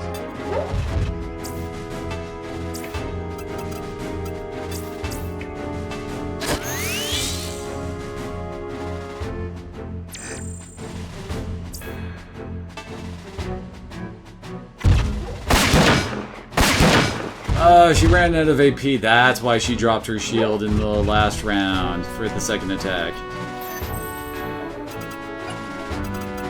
Apparently holding up a shield is very tiring for a mech.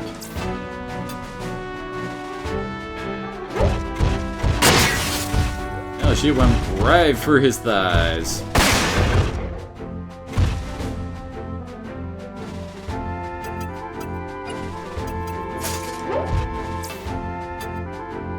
Eva, you running around like a crazy dog again.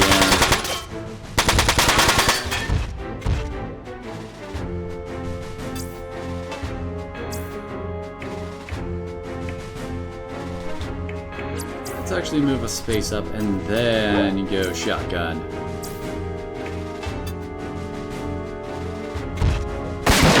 Oh, come on! I was expecting that to actually take out the arm and legs. Oh, we got the legs finally.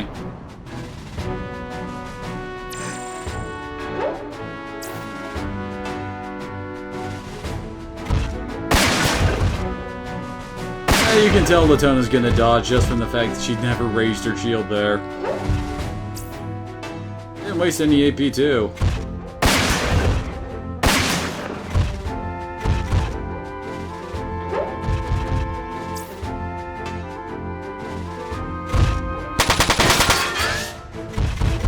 As you can see, all the blocky's really starting to take its toll on her shield arm.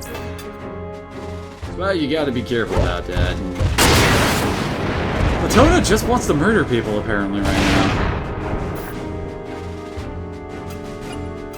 Of course, the AI loves going for your melee characters, just because they can't really counterattack well.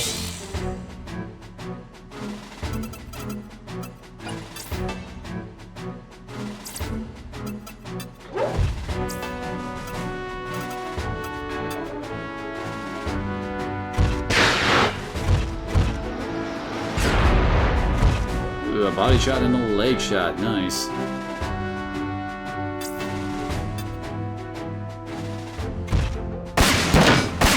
Oh, that guy's impact armor.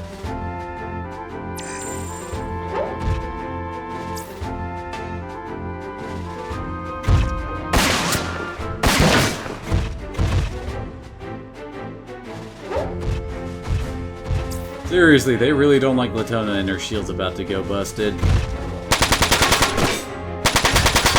And now she can't use it anymore. There are items you can use to, well, basically repair your shield. But the problem with that is Latona does not get a backpack that actually lets her hold items. She can only, well, EMP with hers. I think Zed, yep, Zed needed to run back in order to hit this guy. Apparently they just really did not want this guy walking.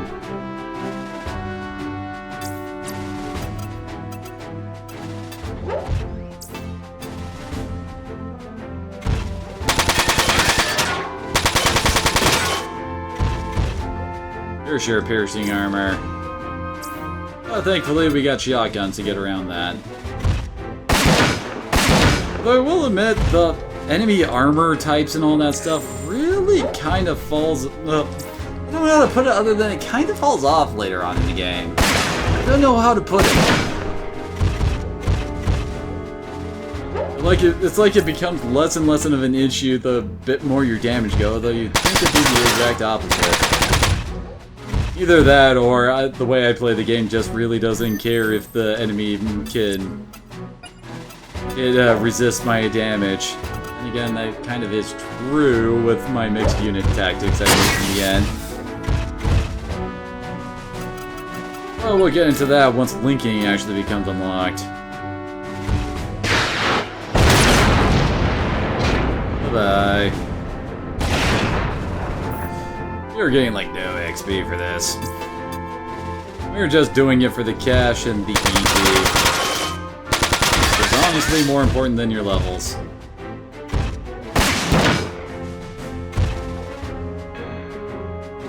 That guy has impact armor, so... swap to the machine gun.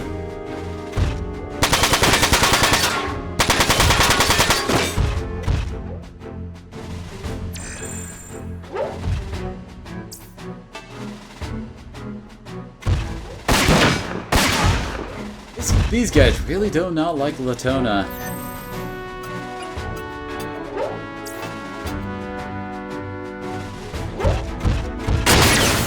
Well, he's not moving anymore. Well, he can move one space at a time, but that's it.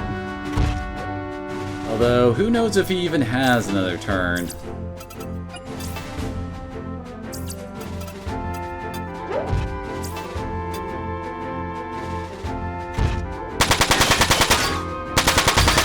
Lord Hermes, how much of that initial barrage are you gonna miss with?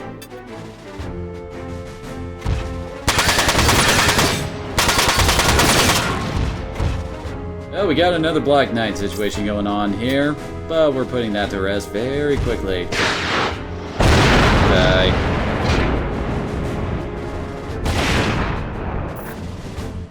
Well, that one was certainly a lot faster and easier than Daryl and Cruz. But then again, this doesn't give very good rewards. I think there's also simulator missions that you unlock as you do simulator missions. I can't say for certain, but I'm pretty sure there are.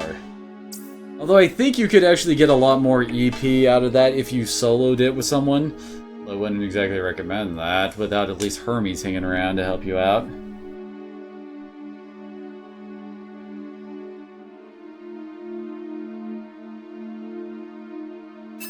Alright, and with that, I'm going to take a quick break, since it's about that time that I usually go and feed the Kiba.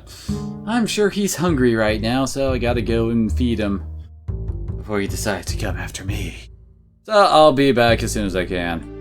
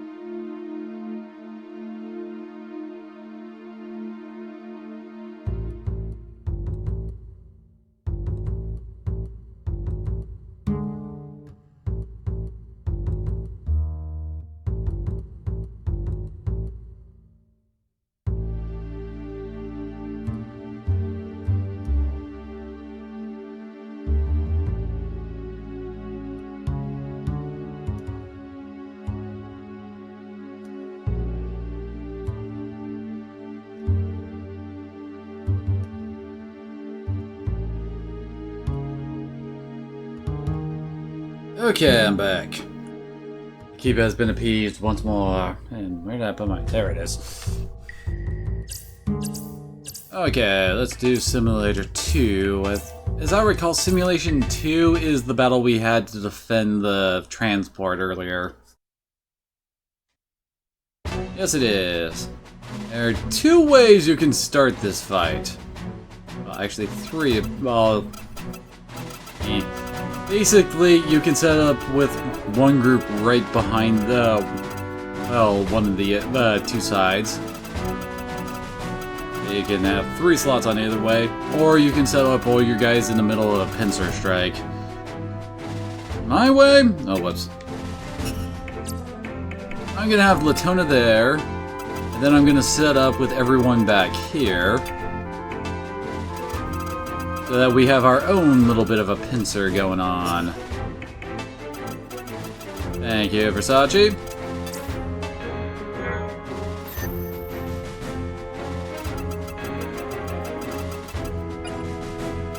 And hey, Latona is actually just in range of one of them. Isn't that nice?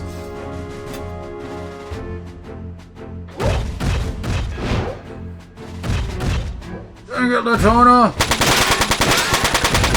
At least you dodged the second attack.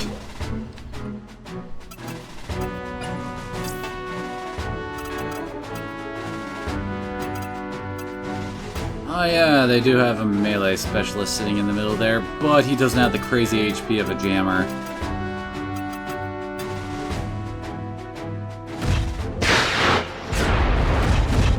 Very nice start.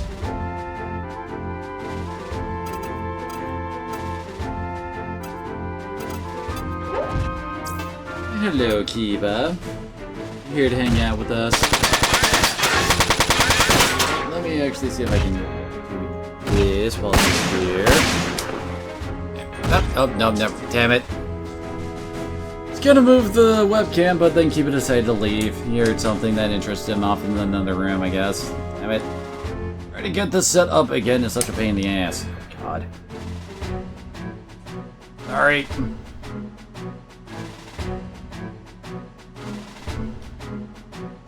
Still not actually set right in this. Oh, God. I hate this thing. Hey, webcam troubles. And, oh, God. There we go. Somehow I managed to really loosen it, and it was like going wild all over the place. Anyway.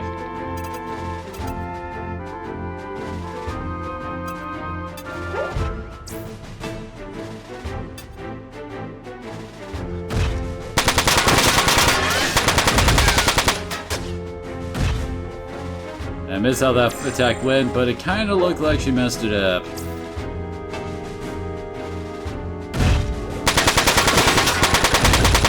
Good dodge there, Latona. Oh, she doesn't have enough AP to actually use her shield here. Oh, now you come back, Kiva. Burn everything and then you return to gloat. Oh, hey, it's melee on melee action here.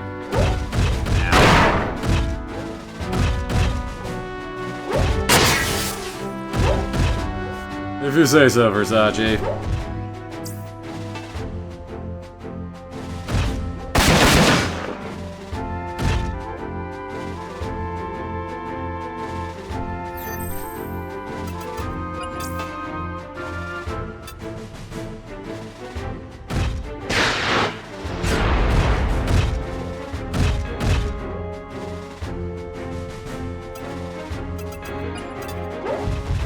To get Hermes over by Latona. You kind of need some healing backup, I think. Oh, dang it. She's kind of trapped back here.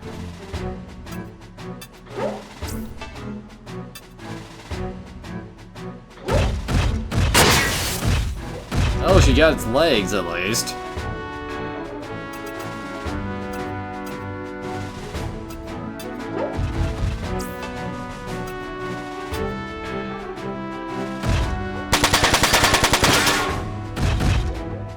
Trying to kill the melee guy since he has the most damage potential in a single hit.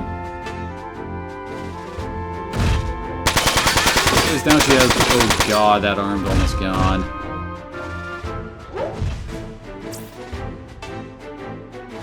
And this is kind of the downfall of the shield. Oh gosh.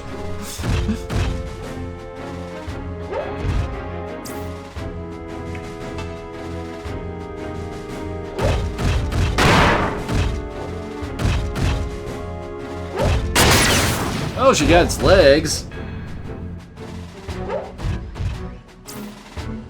Apparently this guy really does not like Hermes.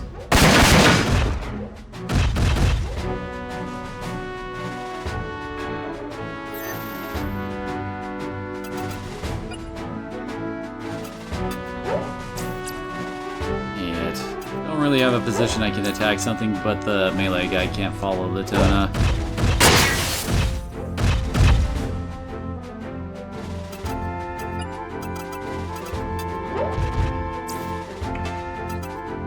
Repair that arm! Oh,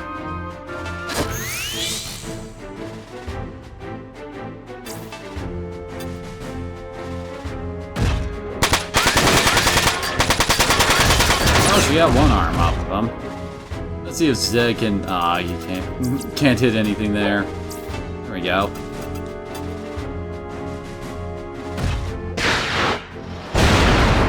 Well, he did. I actually saw the EXP bar move a little bit with that.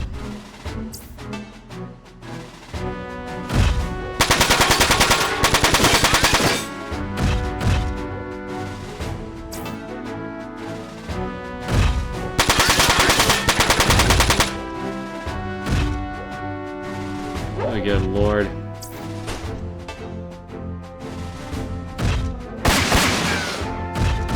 That right arm of hers is really having issues.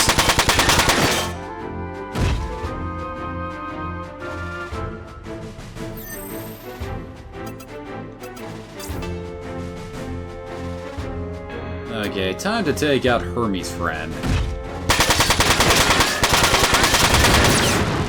Well, he's now missing an arm and his legs. That's at least a good start.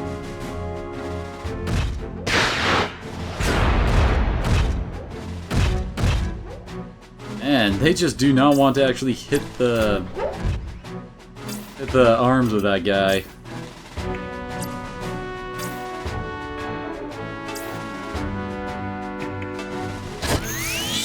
She's only got one use of that shield left, but might as well make a good use of it.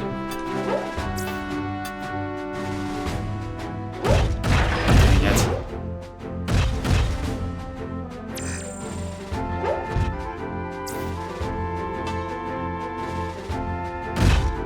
That is kind of the problem with the melee and rifle type weaponry. They miss big.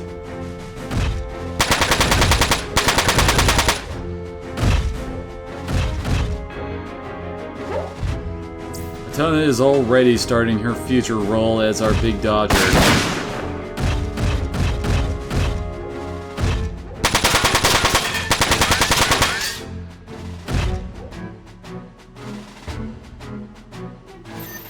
Team 2 apparently does not really want to move, but that's okay. Well, Zed really wanted him dead since both of those actually hit dead onto the body. Time to actually heal Hermes up a bit. And you could probably use some repair pluses, can't he?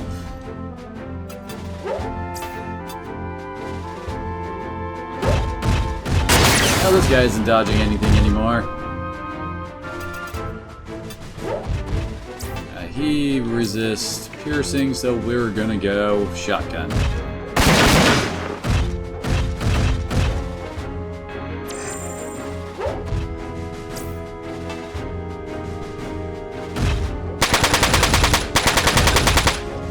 Latona says no.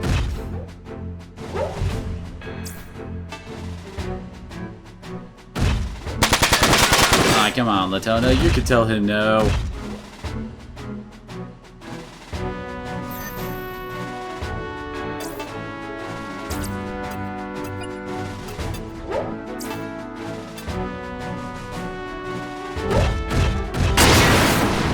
the ultimate telling them no. Just punching them in the face and they die. Hey, Elsa's about to hit level 4. Which apparently is what Latona's at.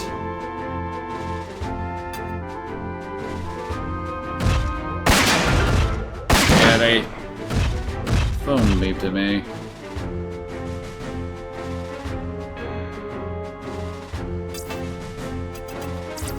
Oh god, Zed, you're gonna be a pain in my ass once we actually finish off this group, aren't you?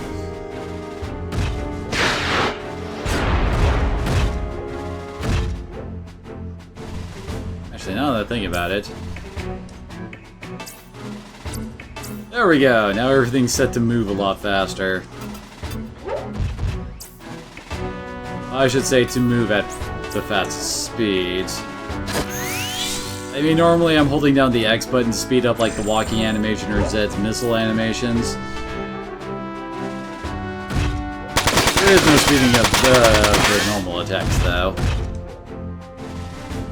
Apparently the other guys don't start moving until we actually finish this group off. So now if I'm actually holding down X, it makes things move slower. We dodged!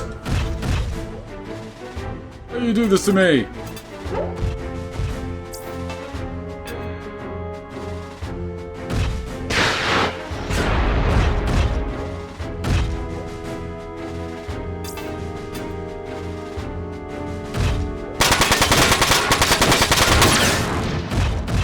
Hey, Hermes destroyed the legs. Good for him.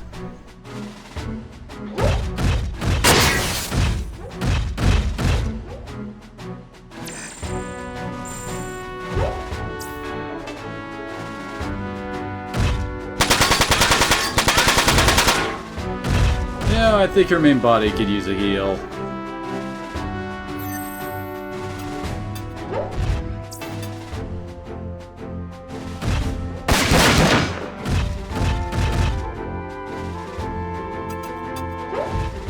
Holy crap, he can barely get him.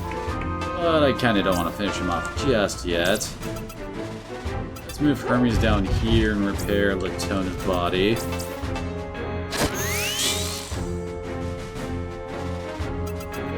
Latona is actually the one who's most behind in EP, so giving her kills and part destruction is a good idea. Hey, level 4! They're still not moving. I guess they're not set to move unless you're actually in range of them.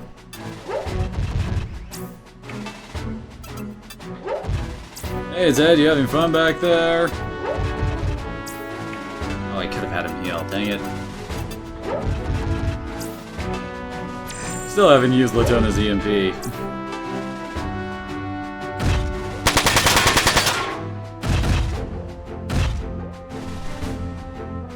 I guess the other ones don't want to move. Well, let's just shut this off. Costs 4 AP to use, and we can attack their the attack system, which, well, is their attacks, and movement system, which is their movement. Good. Hey, it works. You can always tell when you hear that burp burp burp burp burp after it goes off. So now this guy can do nothing except for run away.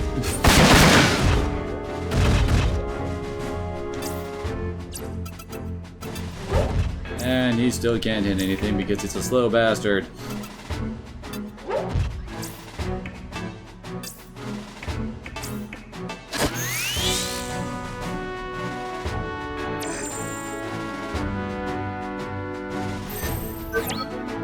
Ah, crap, it's night. Which of course means all of our ranged characters are gonna have accuracy issues.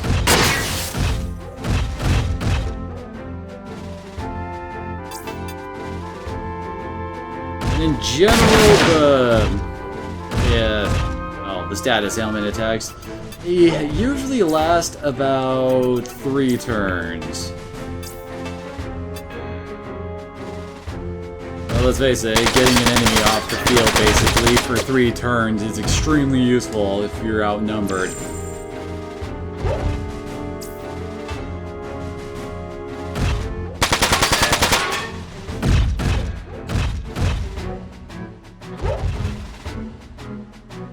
Okay then.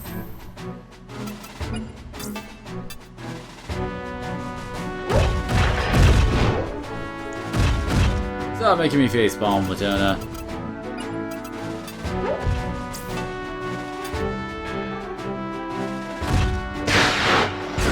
Hell, this thing has almost lost its arms.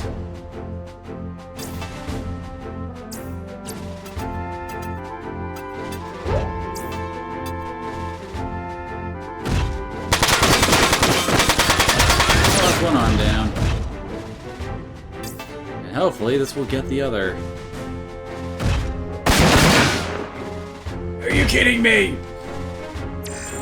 See, it's got its movement back after 3 turns. Oh, not moving back.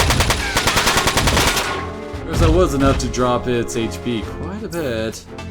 And Latona's going to be in need of a heal soon. Let's go for the legs.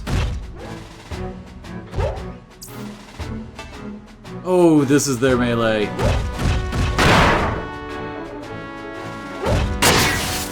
Ooh. You definitely did some good damage to that body.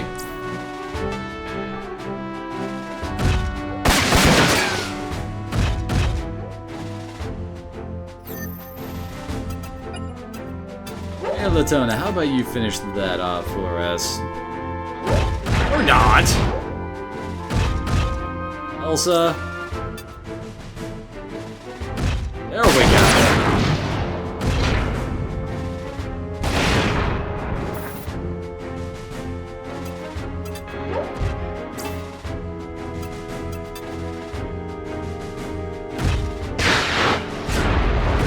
Well, apparently Zed really wants to disable that thing's legs.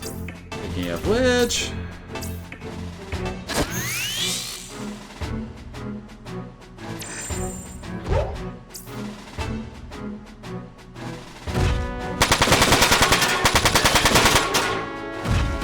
That right arm's about to become off again, too. Hopefully this doesn't wreck her left arm. Ooh, boy. At least this guy's almost dead, and we haven't even touched its arms.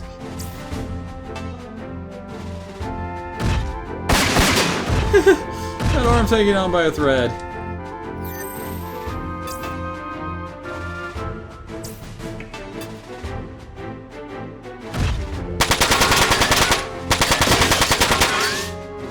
Sucker's almost dead. Zed, can you finish it off, please? Thank you.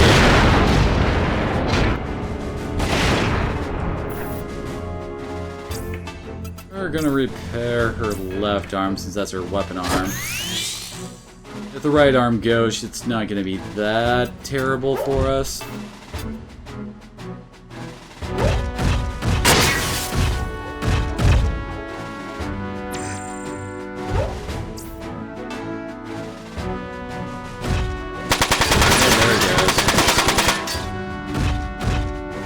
I should probably be healing her main body.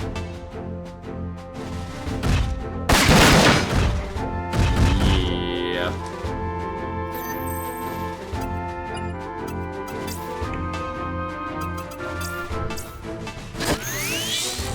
Much, much better.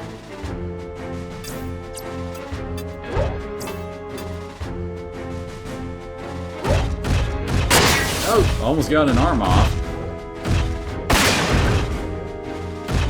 She's just trying to make everyone match her right now.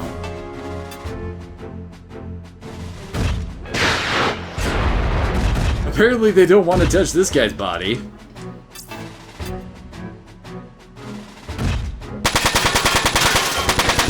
Oh, come on!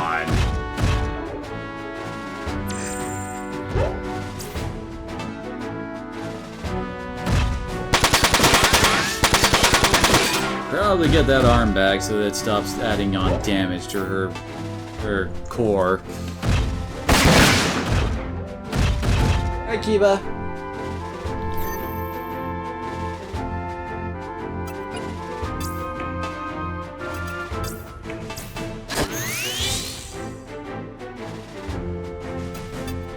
Actually, let's have her get started on this guy.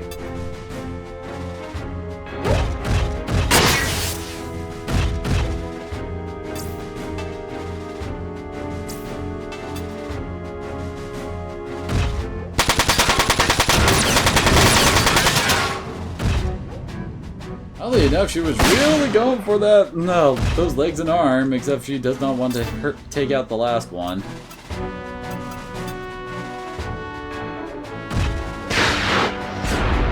Just in the right arm shot.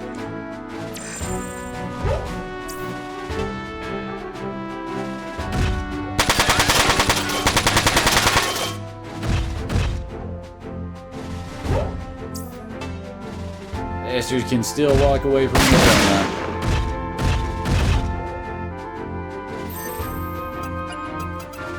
Your chance to do something, Hermes. Come on, hit that arm. Or not! Come on! You can wreck that arm, can't you?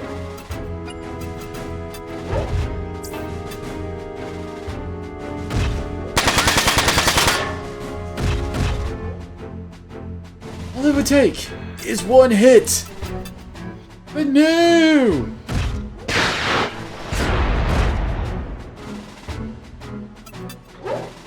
Can you do it, Latona, or are you just gonna murder this thing? There he goes!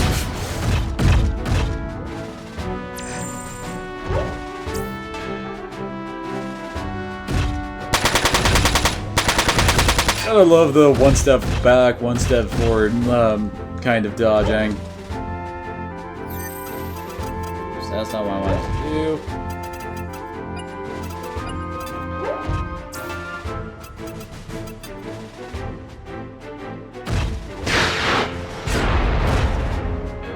Well, Zed is slowly taking that guy apart.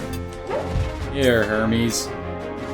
No, you don't deserve it after what you did, missing the friggin' arm that much. I mean, come on, man.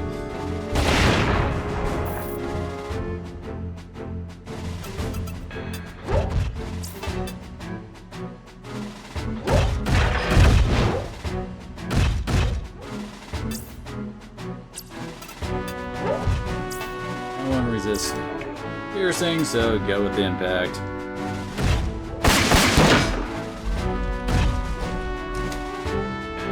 Thing is just so close to dying. One good hit to the torso will take it out. Very nice dodging there, Latona.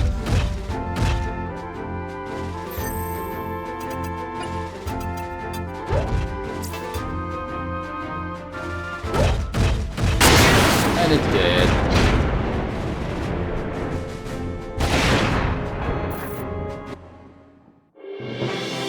Much better haul of EP this time around.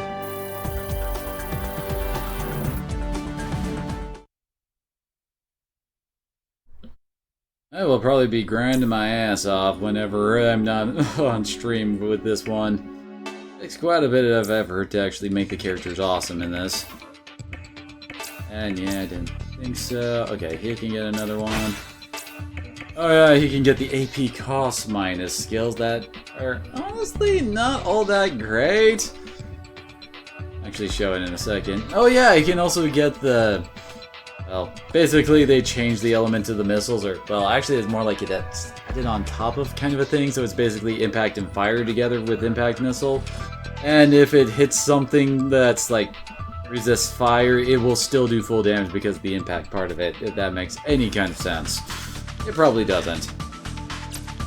But yeah, let's see. Oh, we can actually get piercing missile, which is, well, same thing. Too bad you can't actually get something like that for... Oh hey, EP plus! Yes, please. Yeah, we can't get that on everybody yet. Anyway, let's see. Alright, shield bash 1. Counterattack to the equipped shield. This shield must be selected as counterattack option. Oh, that grind, yep. Honestly, this skill isn't that good because, one, you need to be in melee range. And unless the enemy is using a shotgun and doesn't give a crap about counterattack, it's not going to do that. Two, it actually reduces the uses of your shield when you do that, so it doesn't block nearly as much. So yeah. And he's also got the next tier of the fixed damage 100. It's gonna be a long ass time before anything can hit over 200 damage.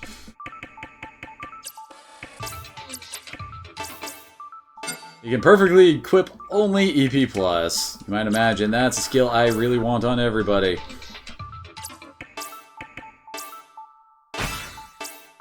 Let's see, next one, he gets chain plus... Oh yeah, I remember that one.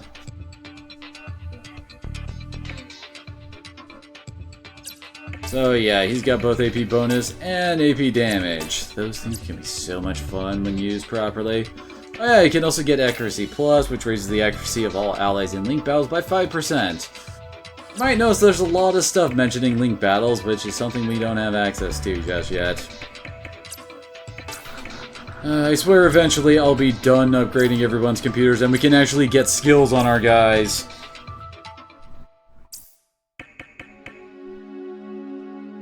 Alright, let's say, since there's not exactly a whole lot of other customization I can do yet. Which is kind of a shame, since that's like half the fun of a goddamn front mission game, is actually customizing your Vonzers.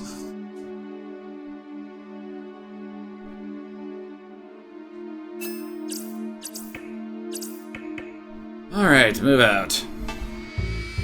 Autobots. Transform and roll out.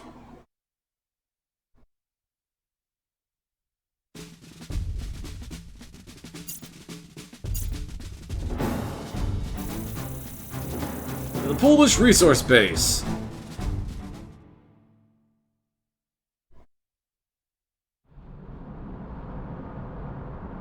Doesn't this place like fancy?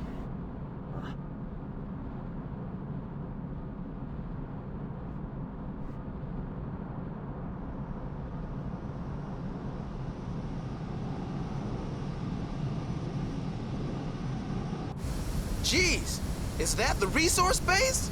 Look at the size of that thing. And that's not the half of it. There are natural resources spread out over 40 kilometers here. What resources? We don't know. We're just gonna say it's natural resources. Yeah, I know. And that makes defending this place that much harder. Well, it looks like we're cleared to land. Take us down, Robert.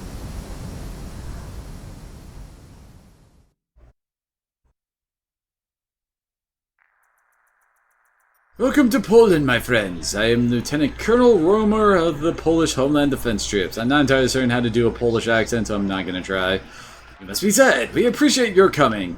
Thank you, Lieutenant Colonel. We appreciate your taking the time to listen to us. I must say, still have my doubts. Are you certain the same people who attacked the bases in Germany will come here as well? We wish we were mistaken, but an assault on this resource base is the most likely scenario. I don't know. It's... how do I put this? I mean, from the way that they describe this place, it seems like an extremely important location for, well, all of the EC. So, why is this place so poorly defended? I mean, seriously, there's like 6 Wanzers here outside of our group, and they all suck. See, I would like to ask another question. Why did you decide to come here? Would it not have been easier to try to intercept them while they move through Germany? As we have told you, we cannot fully trust the German army. We suspect there may be people in its ranks who are involved with the attacks. Let's see. Hey Zay, can you come over here? I need your help with something. Alright, also can I trust you to brief Mr. Romer? Okay, Lieutenant Colonel, this is what we are planning to do.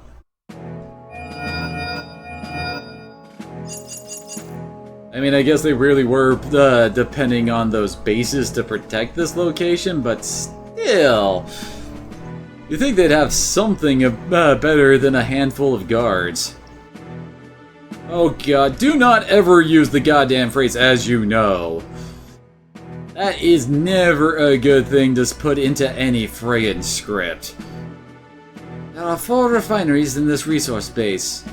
Yes, there we process the raw materials we dig out. If even one of them were to be destroyed, the entire facility would be able to function for several years. Really? If even one of them was destroyed, couldn't you just use the others instead? I've already placed troops around all 4 refineries. Lieutenant Colonel, our enemies excel in covert actions. We will be unable to defend the facilities unless we can detect them before they get too close. Our plan is to place special heat sensors around the base in order to detect their approach. That should give your troops enough time to set up a perimeter wherever necessary. Truly, I'm impressed. Did you come up with this plan, Miss Elsa? No, just the part about the sensors, which is most of the plan. Miss Elsa, if I may ask, why are you members of Durando risking their lives for us? Well, because this resource base is important to the EC's economy. Yes, of course, but there was no need for you to come all the way out here, was there? It may be so. I do not know, sir. Maybe it's because we were involved from the start. I think we need to see it through to the end. Also, we are protagonists. It's kind of our job. No one else can actually do this stuff. Truly admirable, Miss Elsa. Thank you, sir.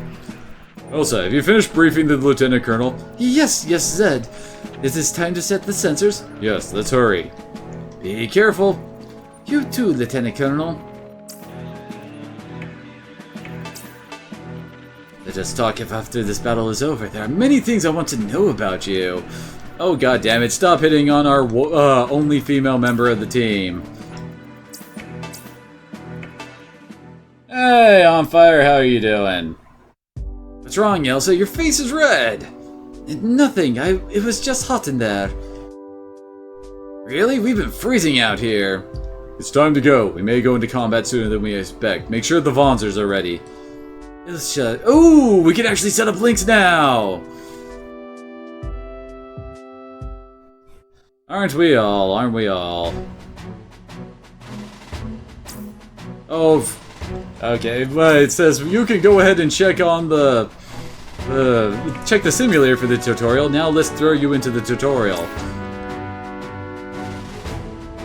I will get into this once we actually get through all this because they talk about this a lot in a lot of words.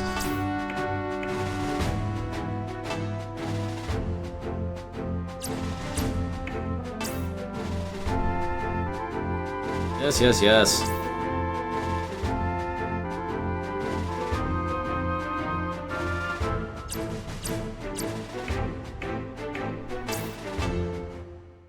I will be honest, this system is kind of hard to use for about half the game.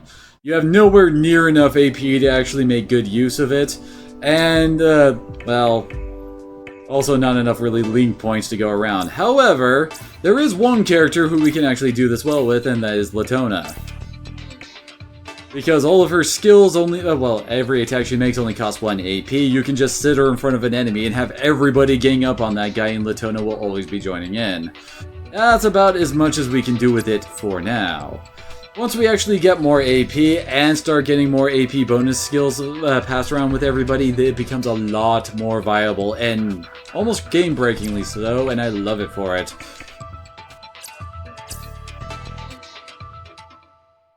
Now we can actually go to the Wanzer shop! Oh, glorious day, Kalukale! So we can actually, you know, actually upgrade our gear. So, let's see, she's equipped with a Zenith.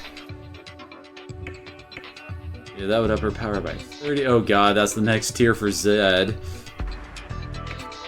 Oh, that's the same setup that, oh, a bitch, Hermes has. And I think that's the one that Latona had. Actually, that's probably better than the Quint. Oh, it doesn't give nearly as much HP, though. But it does actually give an improvement for your evasion instead of just being at a, well, neutral. See here. That will give us 30 power plus 300 HP. Honestly, the weight and power are the biggest things you really need to worry about with a lot of your stuff.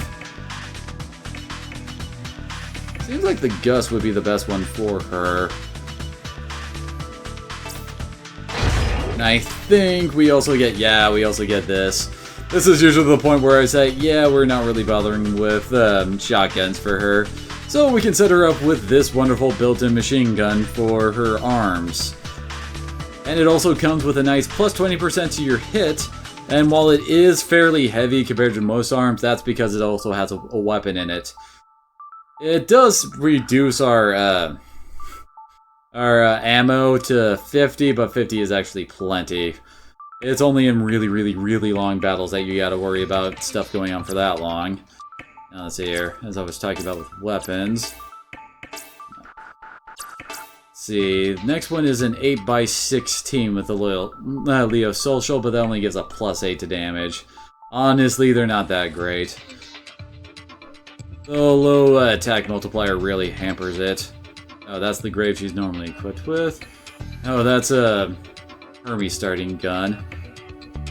You could upgrade her shotgun if I was actually going shotgun with her. And if we wanted to, we could actually give her a rifle if we wanted Elsa to go sniper. Even though, admittedly, that's not the best option since, well, she doesn't have much skill for it. Although, admittedly, it's not like she has many skills for any of her other weapons at this point, but still, you get my point. Oh, we can actually get a different shield, too, for Latona. Although it only has 6 uses opposed to the light shield's 8, but it does have an improved damage cut. Anyway, go back to the arms. So yeah, these things are actually pretty good since, I mean, even for, let's go with the right arm that has her actual machine gun on it, it's a 20 boost to her damage, as opposed to the Leo Social's 8, so yeah, this is a very good buy.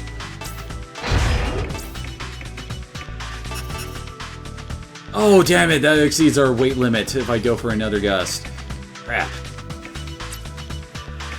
Wait a second when that happens. Let's see, what if I had slightly lighter leg? Oh wait, I need about 16 cut off from my... Yeah, boy. Those are some chunky ass... Oh, those are the... watch me. Those are the missile launcher legs, basically. Ooh, that would cut her evasion by quite a bit, but admittedly we're not really counting on her evasion that much right now. Ah, nice, Versace. Oh god, now those are legs for Latona. Melee guys love their evasion, so something like that is perfect for her. I would actually give her quite a bit more HP and an extra point of move. Oh, that's what she's got right now. Dang it. So if I actually want to use the other machine gun arm, I wouldn't actually need to get the Valiant legs, which would extremely reduce her movement speed, which is a very bad thing for her class type. So instead, we're gonna go with the Quint ones there.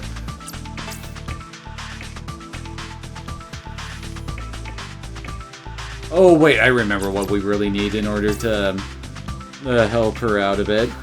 We need to look at backpacks. We haven't actually talked about most of the different types of that.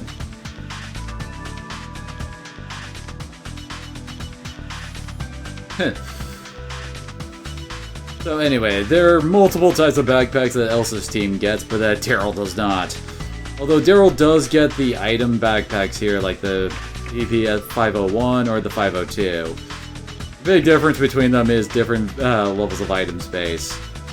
Now, my favorite kind of backpacks are the turbo ones, because these let you play with a lot more, well, power. Just slapping this on will give Elsa 30 more power, which will definitely let me equip the other gust arm. But the downside is that they've got a lot less item space. But hey, well, you guys see me play other RPGs. I don't exactly go with using items very often. 503 is the best. Well, the 503 isn't available, so can't talk about that. The other type of backpacks that we haven't actually seen are the jetpacks, which are again very rarely used by me. Basically, they give you a whole bunch of extra vertical leap, and honestly, it's not that big a deal. There's a few points where I've actually seen the AI use it, but that's because one is the AI and they're pre-deployed specifically to use the jetpack properly, and two, 90% of the time you're not going to be able to really use it well. So yeah, jetpacks are usually something I just pass over. Now we can of course give everybody we want preludes, which are the repair backpacks, but again those things are ridiculously expensive and well, heavy. Oh, yeah, that is right. So anyway, turbo backpack for her. And a new left arm for her. There we go. Now she's looking good. Might as well also talk about items, since apparently we don't have any equipped.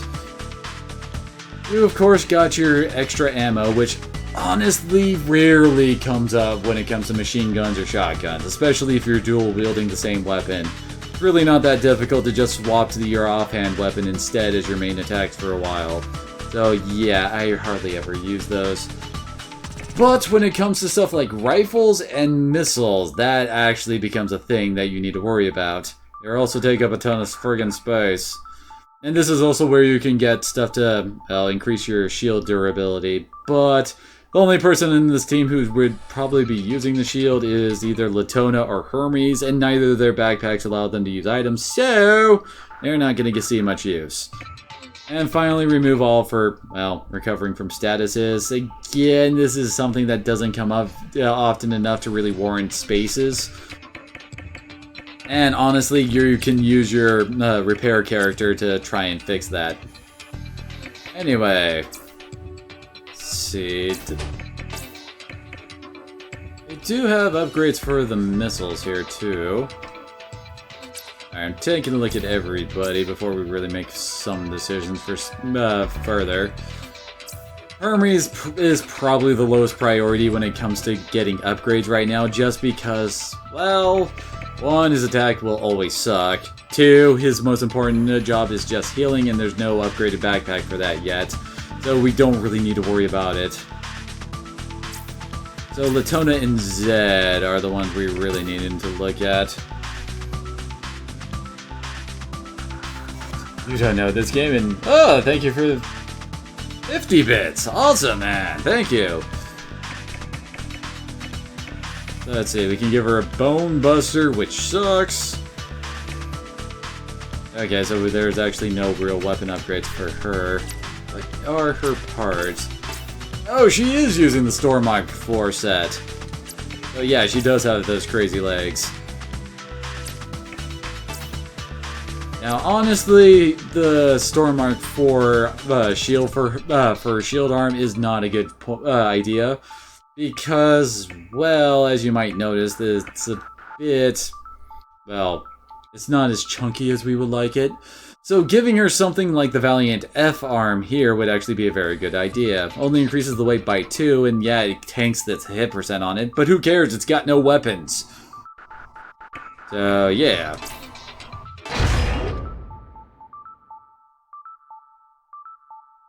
Oh, only. Let's see. Pretty sure there's no real body upgrades for him either. I mean, the closest thing is going from the Giza to the Quint, which actually does improve some of his stats a bit. I mean, it reduces his weight by 5, and yeah, it does, and I mean in total. I mean, the power decreases 20, but the weight decreases 25, so it cancels out and actually gives him 5 more power to work with. I guess the Valiant F, but goddamn, does that tank his evasion. And he does actually get into combat sometimes, so it is a good idea to give him at least a chance to dodge crap. Let's see. It reduces HP by quite a bit, but would actually give him more power to work with. It's such a balancing act with this game. And there's the Giza that we gave to Elsa. Here. Actually, now that I think about it, can we actually upgrade his Raptor? We can at least get it up to the friggin' grave. Which is a lot, but oh, actually, we can probably just equip that from, since we, well, unequipped Elsa's. Okay, Zed, he does need a body upgrade if he's actually going to equip anything new. Missile stuff is extremely heavy. Admittedly, it's only +5, but its weight is 100. It gets ridiculous. Okay, so he's got both of his shoulder weapons upgraded. Now, can I actually give him a leg upgrade is the question. That would actually work. That actually gives him 4 move instead of just 2. Admittedly, he can't move 4 and attack at the same time, but there's going to be times where he's going to be far away and he needs to move up. Alright, Versace. Hopefully we'll see you again later.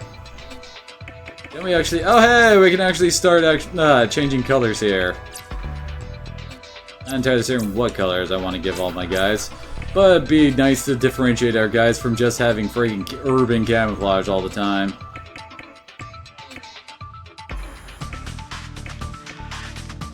At least that's a little bit brighter for her. Of course, you can always just make sure everything is dark as possible and make a completely jet black mech that's hard and almost impossible to see on the map in nighttime. Oh, so those very small lines you can kind of see on like the shoulders and the legs. You have plenty of colors when it comes to painting a couple lines, but when it comes to the main bodies of the mech, oh god, no.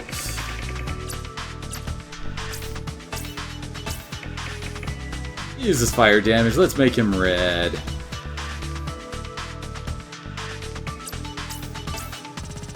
Hermes. Let's set him up for the jungle. And I guess you can have Swamp One. Oh, we have some personalization now going on with our guys. Okay. Now we can actually sell some of the stuff that we took off our guys. Unlike in Xenogears, it doesn't actually do it automatically for us. Which is a bit of a shame, I suppose. Yeah, don't want to sell the grave, we want to hand that over to Hermes. And we can sell our donkeys!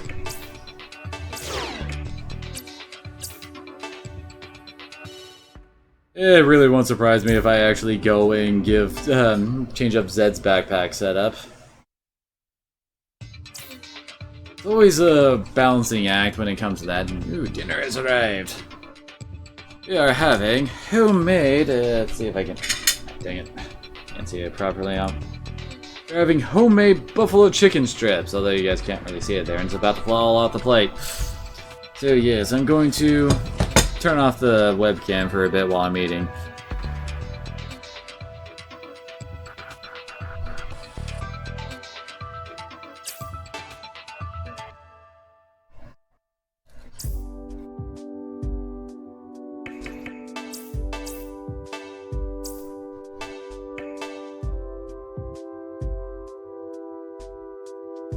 Saving, saving, saving!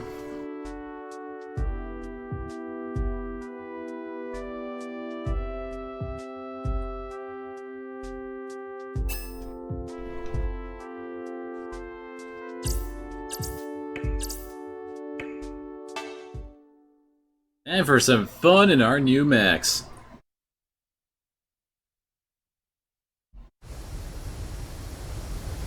Still nothing on the sensors. It's only been 3 hours since we set them. And as you say, a botched pot never boils. You're probably right, but... Just be patient.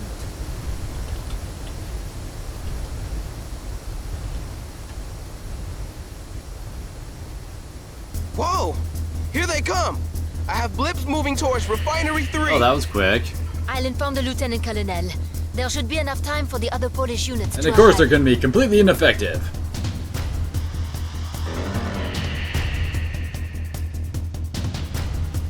Wait! This can't be right! What's wrong? They're moving faster than any Vonzer I've ever seen! It's like they're rockets or something! What is it?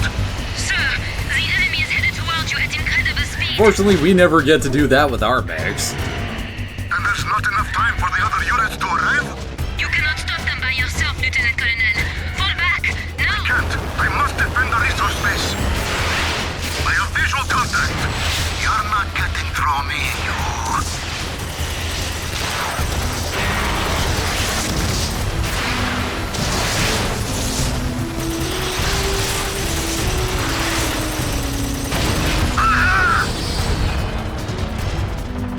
Oh no, not that one guy we talked to a little bit.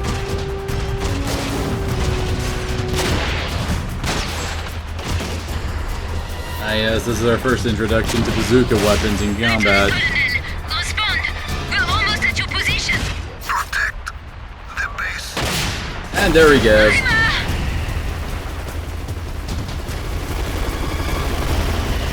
Goodbye, Captain Redshirt.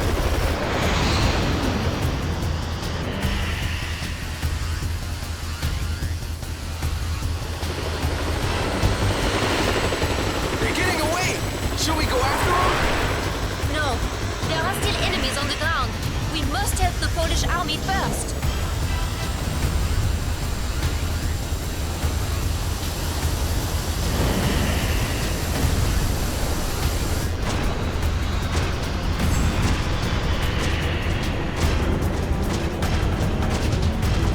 Come on, let's get them. And to blow up some bad guys.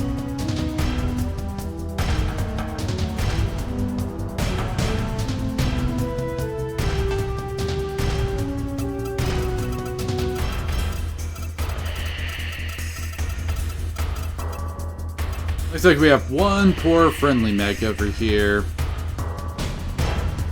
I think he has the same setup Elsa does right now. Let's see, oh my. They're using the latest and greatest shotguns over there. Oh, and that guy's got a bazooka, so we get to see what fun those are. More shotguns, and another bazooka. Biggest threat out of all of them is, of course, the bazooka guys.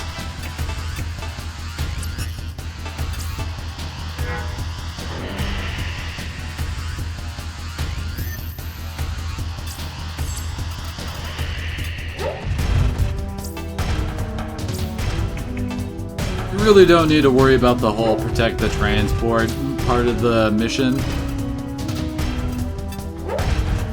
Honestly, the main part of the combat happens way far away from it, so yeah.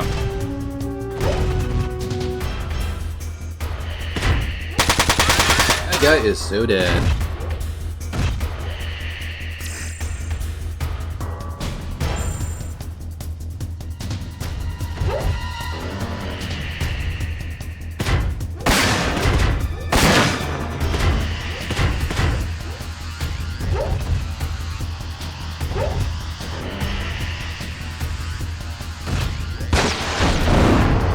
Oh, there it is. Big damage on impact, then a bit of flame damage added onto it.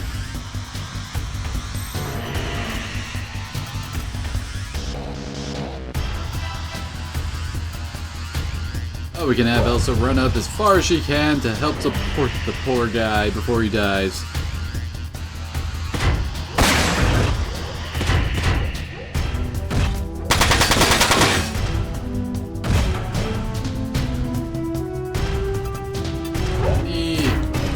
What? Okay, there we go.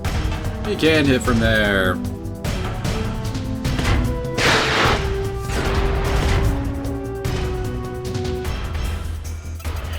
Unfortunately, I don't think Hermes is gonna make it over there to repair him in time. Yeah, and she can't hack the... Oh hey, well we got the shotgun dude out of it for a bit.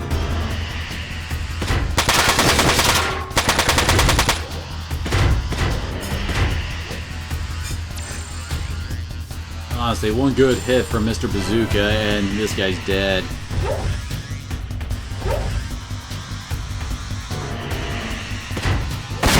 There he goes.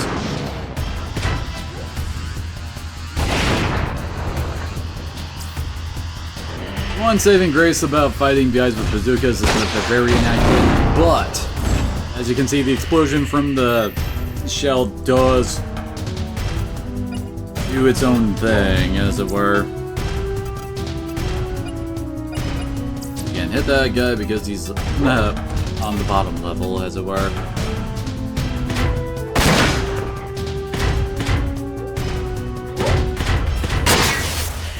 Although, if you want to kill your shield arm really quickly, look no further than friggin' bazookas.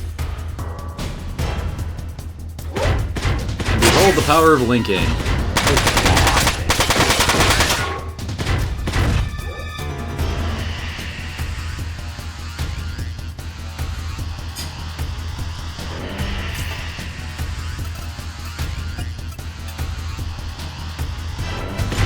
There is another effect to the EMP backpack, now that I think about it, that we don't have access to yet. Yay. But basically you can actually set them up so that they will like intercept missile attacks and knock them out of the sky. It's It's nice, but it's also not exactly necessary either. Oh, looks like Group 2 is finally deciding to get off its ass.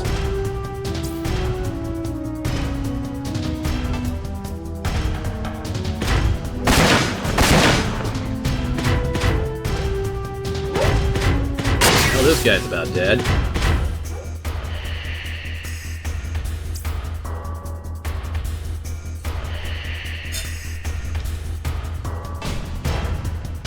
Ah, crap.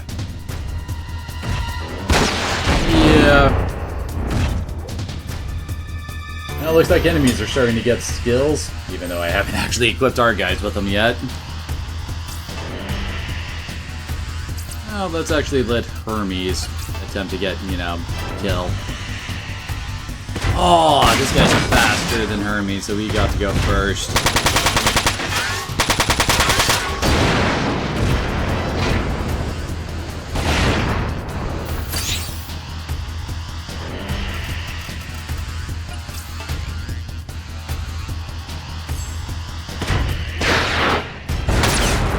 Got rid of one arm on the assault dude.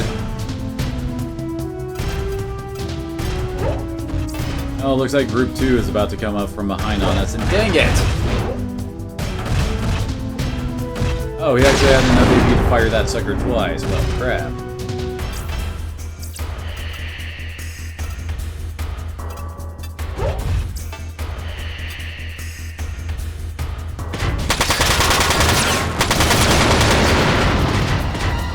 I have a hunch that he was actually about to come off of his debuff, so yeah. Okay, good. They can't get in range of our guys yet. This guy really wants to attack Elsa. Holy crap, she's about to lose her right arm. Okay, he's only got 5 AP, so he can't attack again yet. Can you actually hit him this time? Thank you!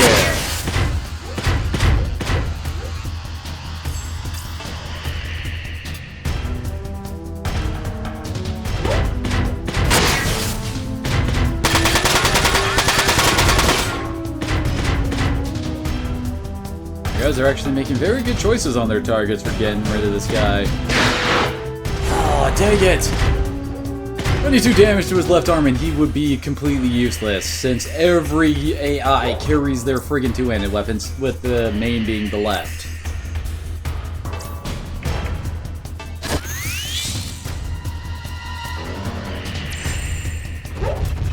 Like, trust me, it's always the friggin' left.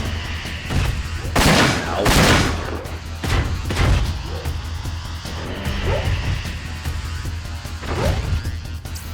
Everybody hates Elsa! I guess they're not a fan of Frozen. God, her legs are almost gone now. Oh hey, Bulldog, nice. That saved her legs.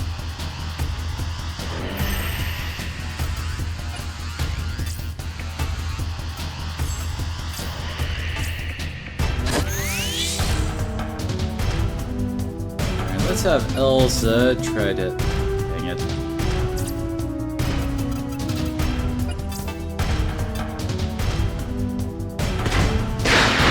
Okay, now that guy's...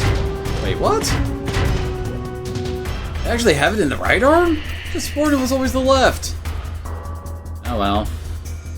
Thankfully, when you take out an enemy's arm, it basically halves their accuracy with two-handed weapons.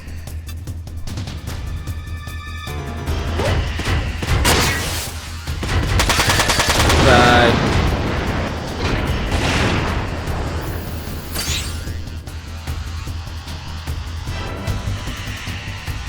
Alright, so we have managed to take out... And of course he has enough for a counter. Managed to take out half of the enemies. Let's instead, actually, you know, move her here, and then EMP this guy. Miss.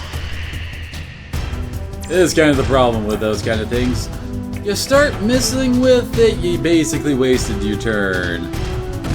Like, again, I guess that's instead of all misses. Damn it, Elsa! No, I will not let it go.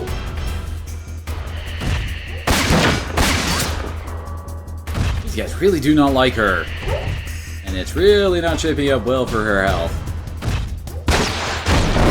Oh, her left arm is almost gone, but so is her body. We've got to heal that first.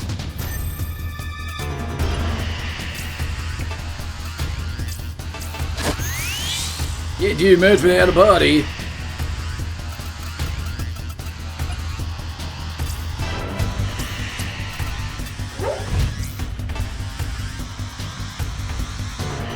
Now it's something he can actually hit.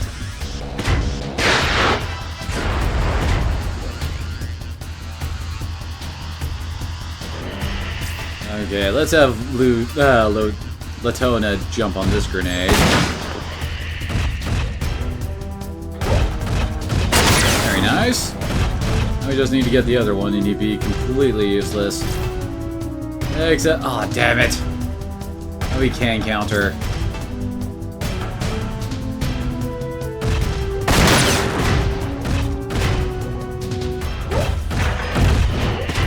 I was about to say, someone better do some friggin' damage here. Lots an arm for this.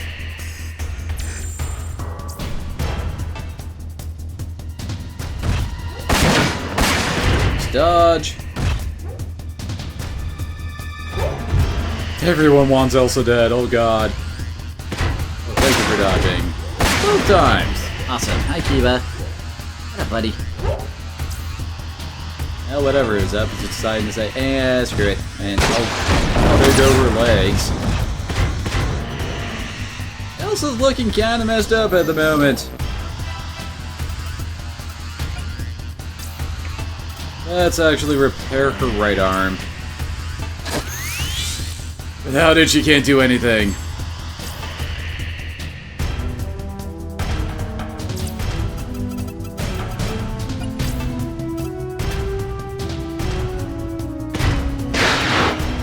This guy can't dodge anymore, thank God. Oh god, this guy's faster than Latona.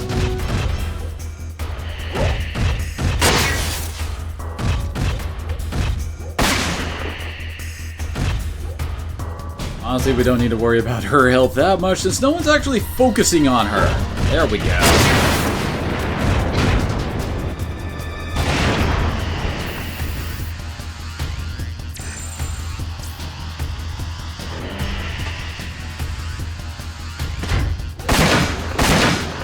And now her body's getting wrecked from the fact that everything that would normally be hitting the damage parts is now hitting the body at half damage. Thank you for missing.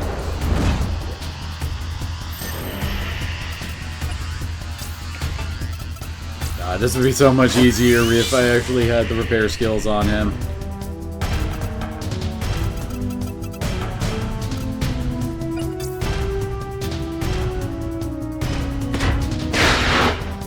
Very nice.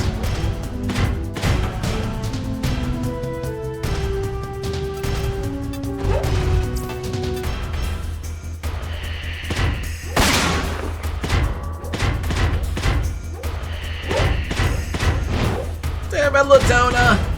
We do not have time for this shit.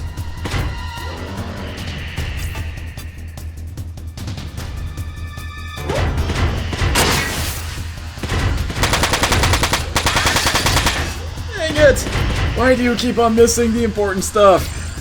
Oh god. The game doesn't want me to succeed, I swear.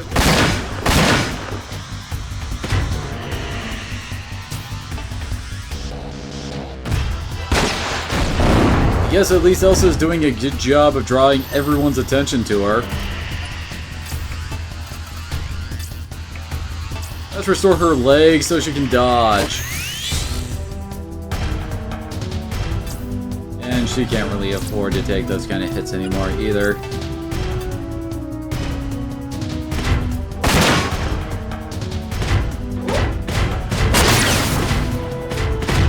Okay, there we go.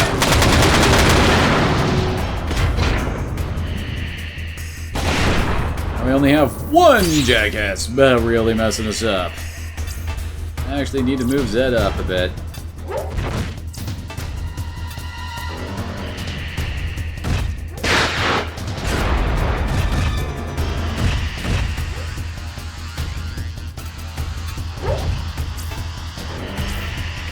Actually, she needs to be down here because, you know, melee. Dang it.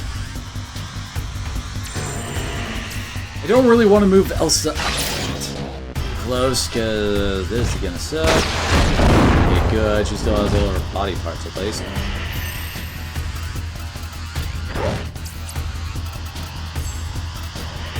I think I'll just have Latona. I'll keep on trying to EMP this guy.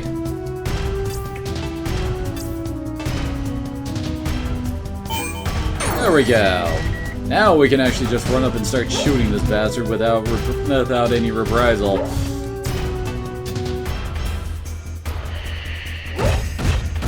Now soon he won't be able to run away. There we go.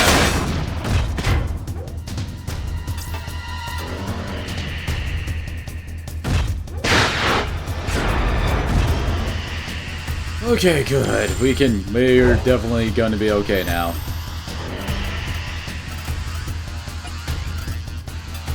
Right. Now just have everyone pile on. That guy has piercing resistance, doesn't he? Oh, he has... Huh. Did I not actually change his gun?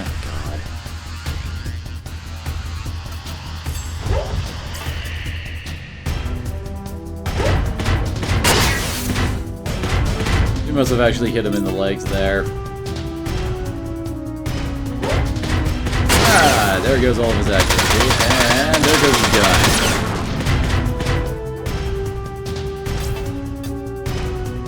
Okay.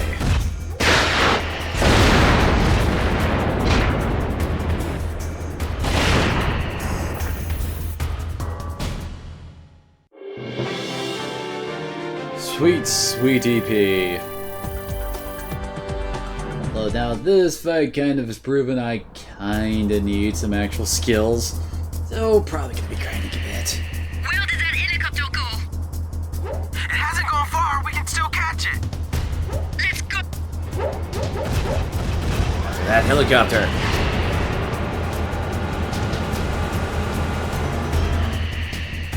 And I'm done eating, so the webcam is back, although it's painted a bit high, isn't it? You barely see me in the shot. There we go, that's better.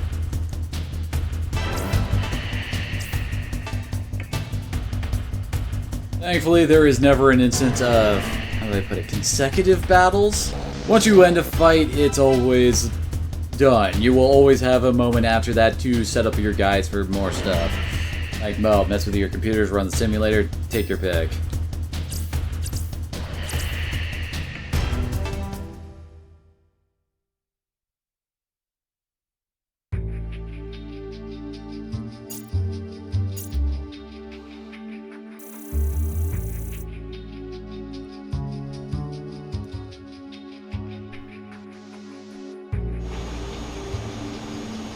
I have them on my sensor. We can still catch them. Where are they going? They keep going straight. They'll cross the German border pretty soon. We have to catch them. I know. I'm just not sure if we have enough fuel. 03 transport is waiting for us near the German border. We'll be fine as long as we reach it. Alright, I'll do my... Okay, I think the next one we can get through alright without going into the sim too much. But the one after that, oh my god, the one after that is a major, major fight. I don't think anything in the shop has really changed. Checking. Yeah, it hasn't really changed here. Well, for Zed, we can upgrade his... We can give him more HP and then the rest of his parts.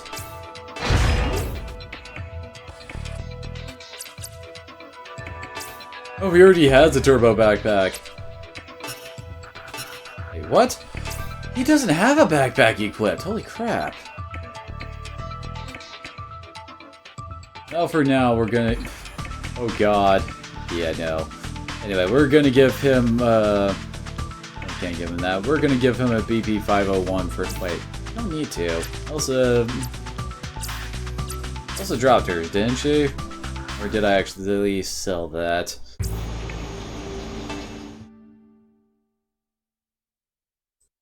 Hi, Kiba. Also. Okay, there we go. He upgraded his gun now. Zed, backpack. Okay, we did sell it. Alright, I do have to buy that.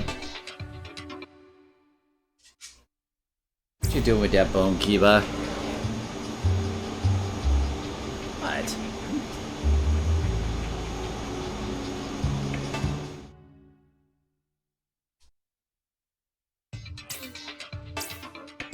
So for Zed, he needs a backpack. We'll go with this. And give him some missile refills. Later on, there are upgrades to that, like, well, yeah, like machine gun ammo that just, well, refills completely. But that won't be for a while.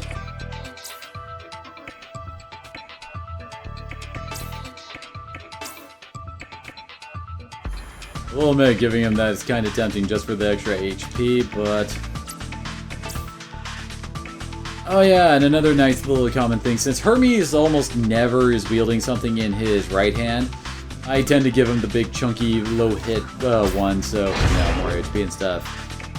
Well, his left hand could definitely go with something like this, so that he actually has better accuracy.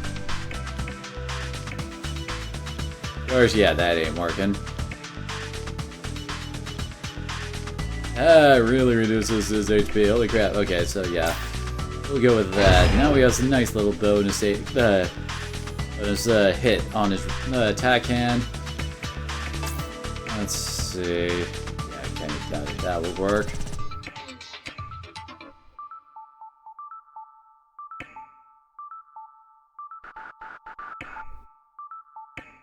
Yeah, no real leg upgrades for him. So we pretty much upgrade. Actually, this probably won't work, but yeah, he can't equip a shield. Just a thought, but oh well.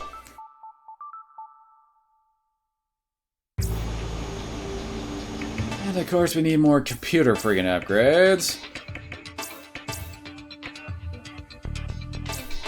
Now she only needs one more and she can get her final skills. Oh god, perfect shot. Perfect shot is a glorious thing. Basically, it turns your attack into every element. It does tons of damage, it's great. And it's kind of why I really speed through the ranks as soon as I can before I really start buying skills. It's so that you can actually see everything you're able to buy, if that makes any sense, and then make decisions based on that. Okay, she does already have a melee level. I was kind of curious if she did or not. Oh, Blast Strike is also awesome! And I hear Kiba tearing something up, so I have to quickly go and check that out. Be right back.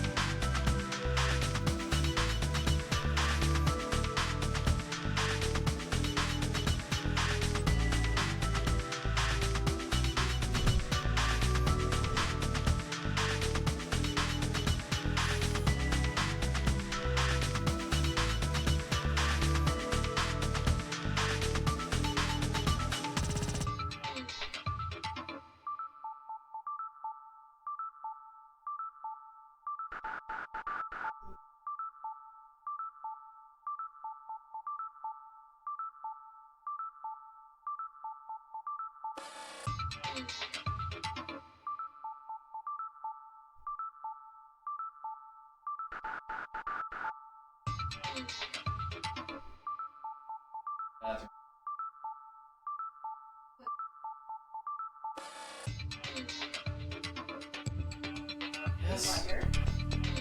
Alright, sorry about that. Kiba has apparently decided that he was the male dog. Oh yeah, that was fun.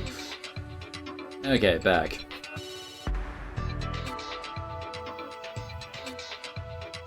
And I grabbed the wrong controller. Not playing on the PS3 at the moment. But anyway, Blast Strike right there is actually a very nice skill, since it's basically the blast shot ability that Rengez has, except, well, it's a melee hit. Pretty nice.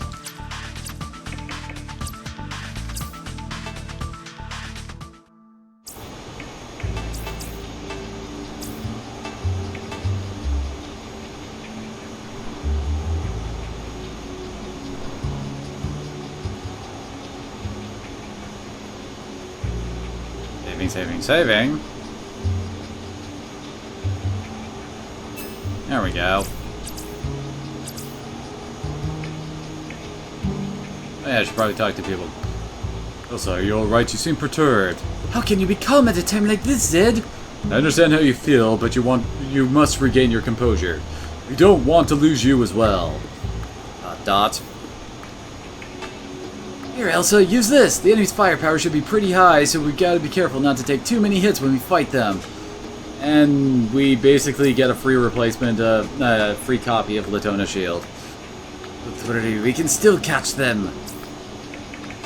Won't let them get away as long as I have fuel. Whoops. That's not what I want. Oh, just making sure. There we go. Okay.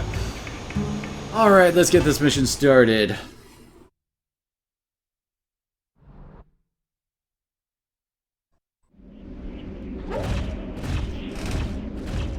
Eva, what you got there? Oh god, it is. What's our position? Well, this fight isn't that bad, but it is still pretty... We're about 30 kilometers in from the German national border. Are we really going to fight here? I would like to avoid that if possible, but something has been bothering me for a while now. The German army has yet to react to our presence. Their patrols must be too spread out. They lost a lot of units when their base was attacked. True, but I just got a message from Arrow 3. Setting you off my He's got 'em. conspiracy Check your theory coordinates senses. now. They're close. Move out!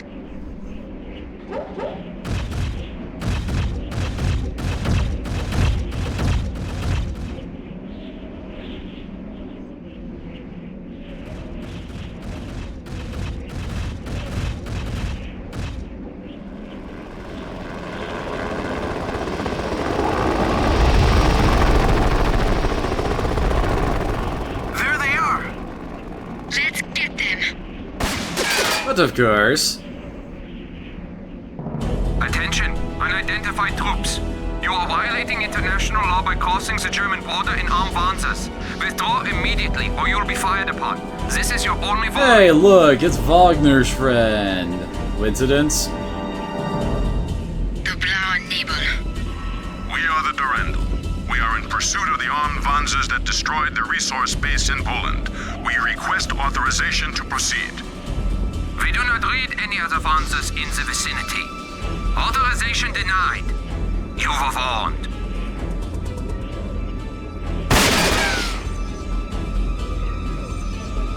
Guys, looks like they're serious. Help! It's kind of funny that Elsa is all fine with getting into this fight after her whole "I killed people" moment earlier. Oh god, they have snipers. Paired up with a shotgun dude. And here's our boss of the day, Trans. As you can see, he's got much higher HP than his buddies. But he has basically the same bazooka we saw earlier. And he has, oh god, so many snipers. I hate snipers. Snipers and missile units are the freaking worst.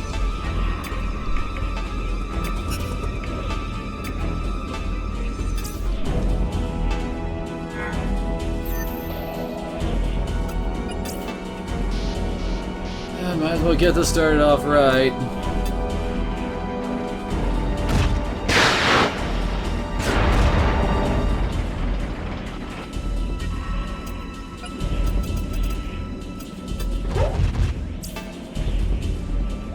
Yeah, boy. Hopefully she dodges.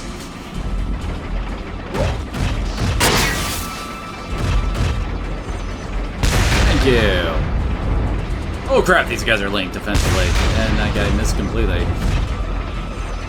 Yeah, didn't you like to mention that enemies get links set up? Apparently the two tanks are completely set up.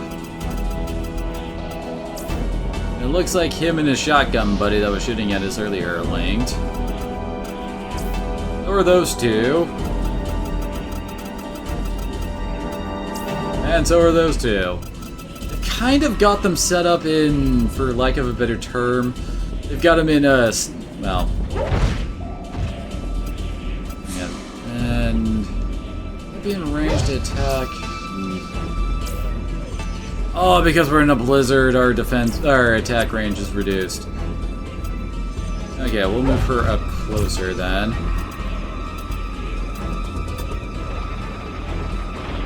Anyway, they got basically sniper and spotter setups. The front runner with the shotguns will be running up to attack us, while the other guys basically he just sits back and uses the attack link to actually do the damage.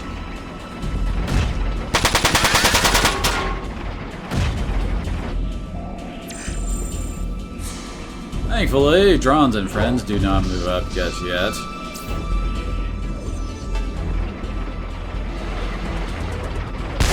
Thank you for missing.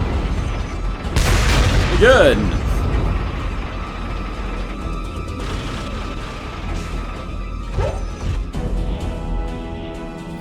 There are downsides to this kind of setup, though.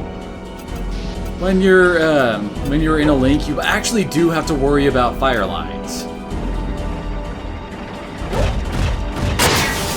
Good. Her nice up close and personal with them. Zed can move up one and still attack.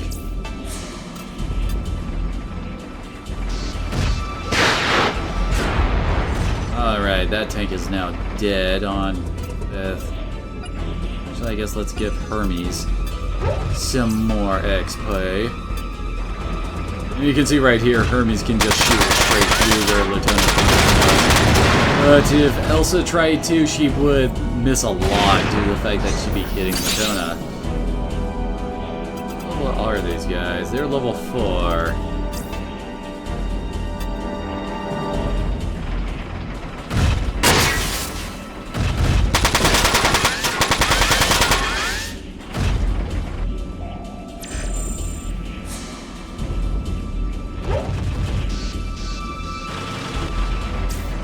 And that guy's still going after Latona and shit, they get hit there. See, this is why you make the shield arm a beefy arm. Thankfully the enemy is being hampered by the snowstorm. So the sniper is not getting as much range as he usually does.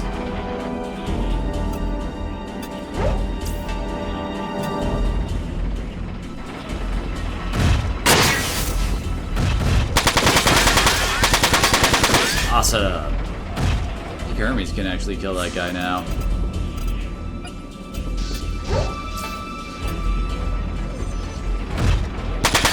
But we really need to worry about when the hell is Drom's gonna say, you know what, screw just standing back. Let's go murder everybody with my giant bazooka. He can't hit the sniper yet.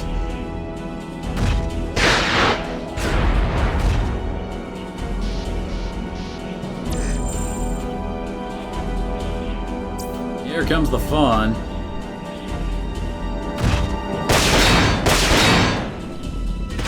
See?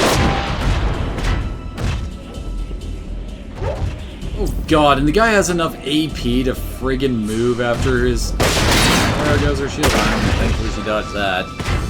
So yeah, sniper types suck. Thankfully most of her body parts did not take much damage, it was just the shield arm.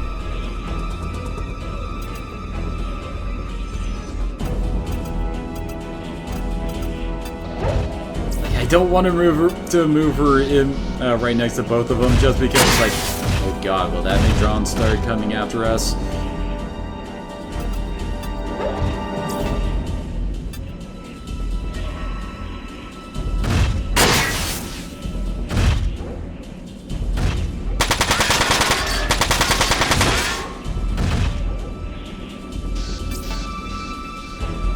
could go for the sniper, but now that guy's low enough that we should probably just focus on him.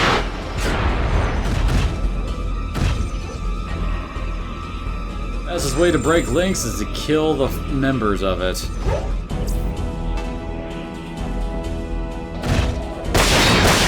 Dodge and the sniper. There's her arm. God.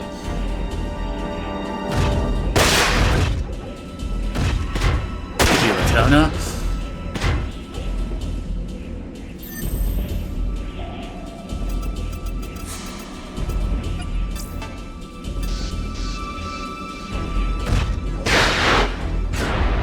Come on, he's so close to death.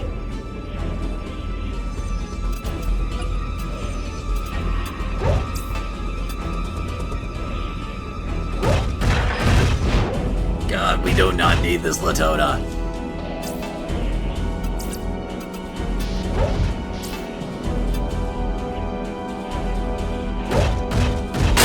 Well, at least he won't be dodging. There we go. Okay. That's one combo I am glad to see go away. And you can also kind of see now what we're talking about with how it's strategically good to have the shields, just so that you can control where the damage is being sent.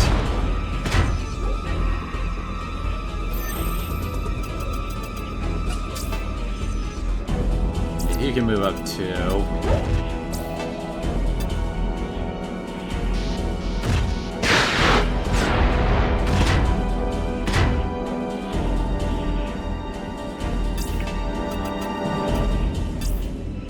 Only has one more use of that shield.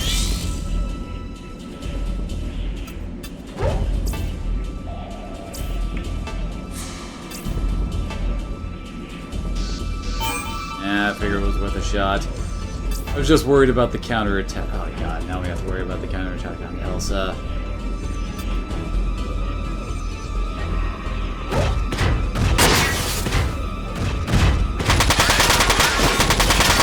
Of course, this guy's piercing resist. Nice dodge.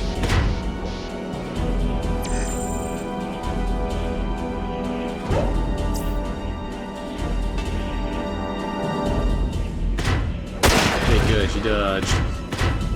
Big douche.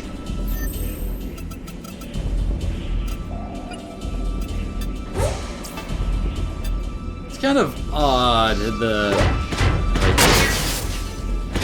different kind of weapons, like, kind of work out. I mean, how am I should I put this? Oh, you can't move one up. Because Hermes is in the way. Anyway. Ooh, nice. Okay, that kills his accuracy. Anyway, the sniper type weapons all do a lot of damage to one body part, and that I mean, that really increases the odds of you losing limbs, etc. However, it's also kind of counterbalanced by the fact that when you heal up, you heal better when it's just one thing you're trying to recover instead of multiple. So, like, when you're totally going to just, like, the right arm. Hermes can heal up one body part for like 300 when he would only heal up like all the other body parts for like 75 or something like that. So in a way it kind of balances out, as it were.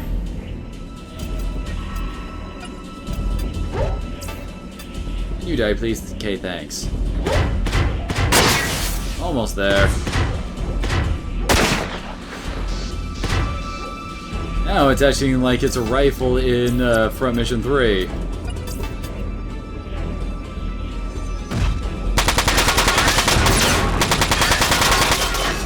Good lord, this is one chunky sniper. Oh yeah, now see, because Latona's in the way, she can't actually attack that guy.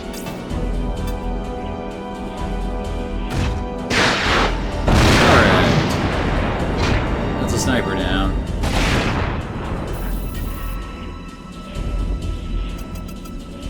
Okay, let's see. He's got impact. Okay, only the snipers have piercing or fire resist, which is our main damage is right now. Let's move her here and in turn.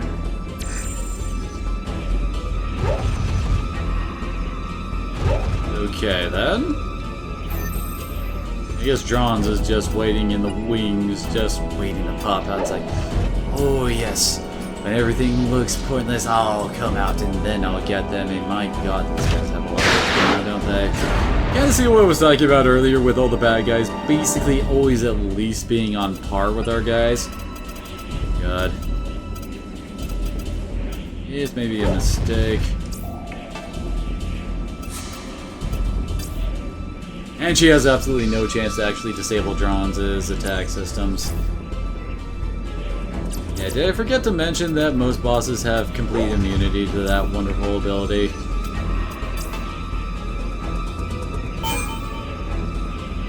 Of course it failed. I wanted it to work. Like, I'm worried that the second I get into Dran's range, he'll just start raining death on us.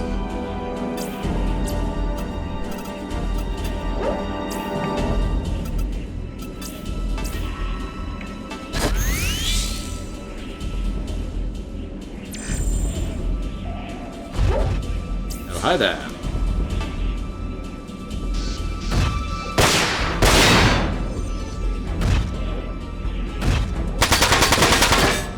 Yes.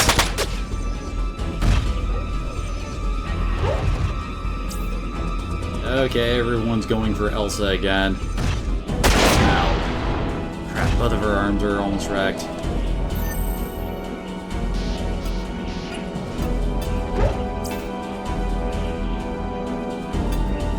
Okay, good. They don't have any AP to counterattack. And well, I guess we're gonna make it so this guy will not be able to dodge us at least. Okay, you heal her up. You need to top off on everything there.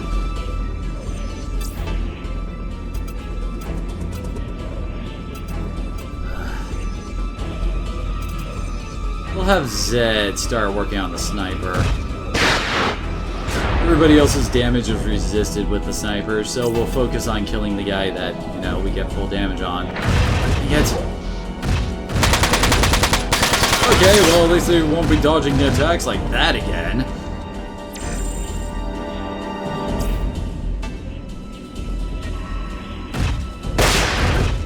Ow. Ooh, nice dodge there, Elsa.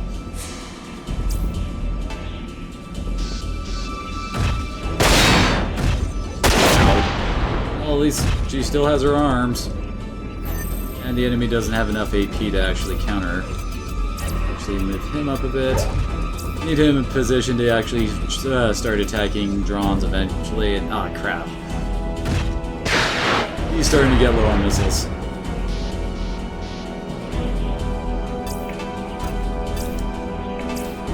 Alright, we need to make sure that at least one of her arms stays attached. So that she can actually attack.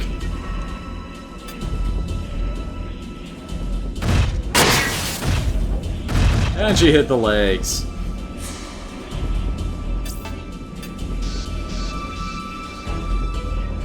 Okay, body shot there.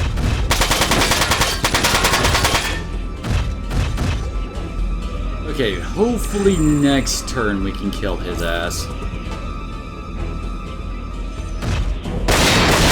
Yeah, but I knew an arm was going to go, and I really need to recover her body too.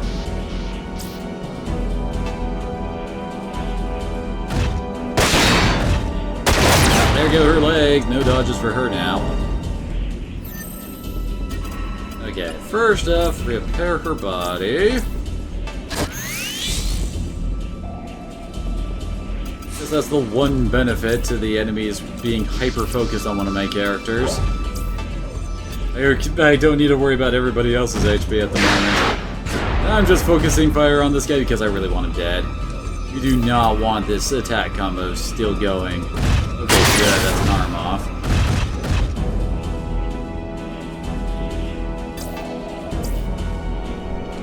yeah, she only has one arm.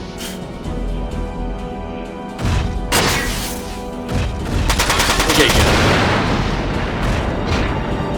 Now the sniper only gets one turn instead of two.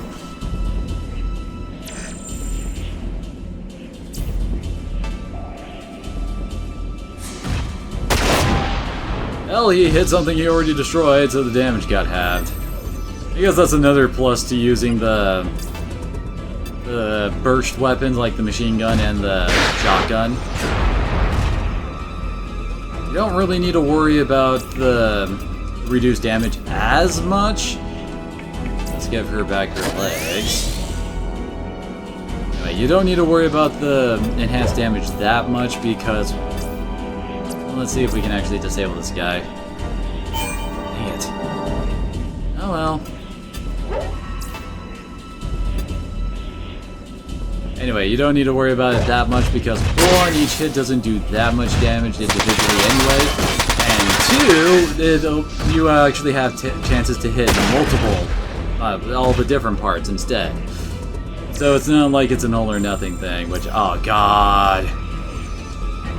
It begins, Drons is out. He also has a ton of AP, so he can definitely double attack with his buddy's help. Well, I guess Latona is the focus of those guys. I'm kind of surprised she actually had to dodge that. Mainly for the fact that, again, he's shooting through his buddy, so he should have had greatly reduced accuracy. Man, they don't want her moving, do they? Okay, first off... we need you dead. We need you so dead. Okay, we can definitely finish that off with an assault, full attack from Elsa.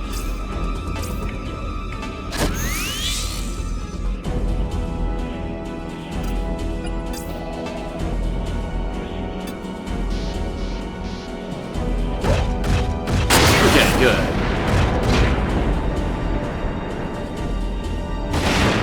That is one dead sniper. Perfect. Let's try to EMP Drons' friend. Okay, finally I got it to work. Okay. Now he can't double turn us, basically. Oh, thank you, reduced accuracy on bazookas.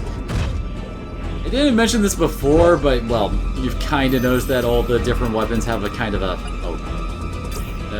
Okay, he only has 2 more missiles left. Anyway, everybody only has, although different weapons has a kind of like fall off as the distance grows. Bazookas have it much, much greater than other enemies. I mean, other weapon types.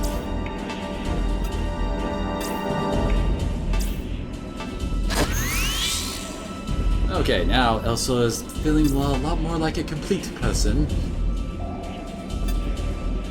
So letting Drons poke at... oh, wait, he can do it on defense. Oh my god. Crap. Well, at least you're still dodging like a champ. That's what you get with some good legs.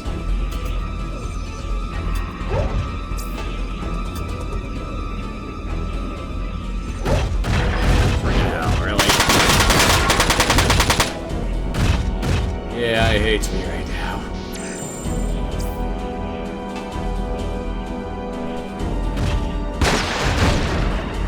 Keep on dodging, Latona. Shite on you, crazy diamond.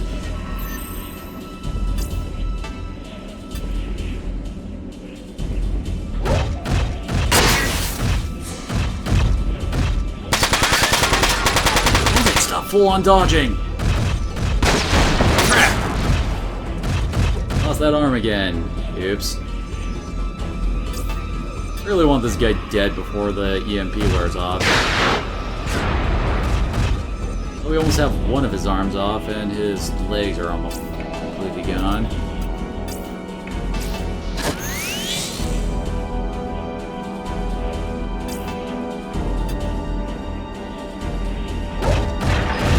Stop dodging!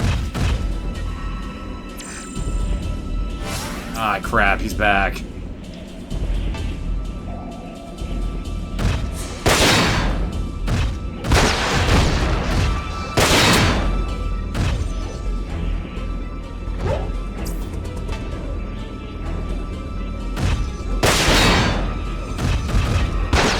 for keep on dodging trans.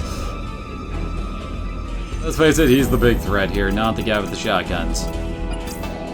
And he's ran out of missiles.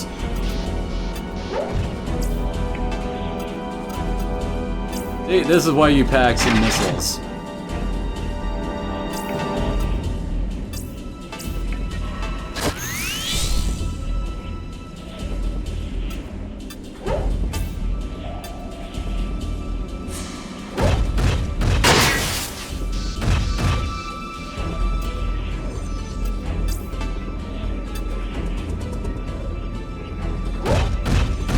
His legs are gone, so he can't dodge us anymore.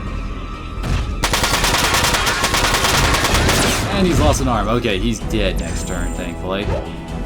Crap.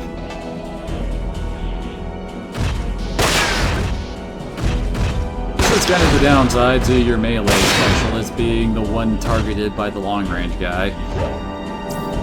All he has to do, I mean, especially since, well, like I was planning earlier, with the accuracy fall off. I can't actually make any use of Latona without actually putting her in danger. Okay, Zed should be able to finish this bastard off. Thank you, goodbye.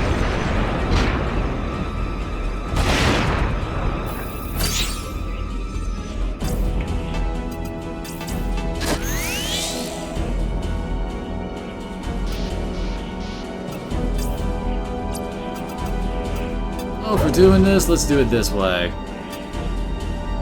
Aw, faint! You bastard.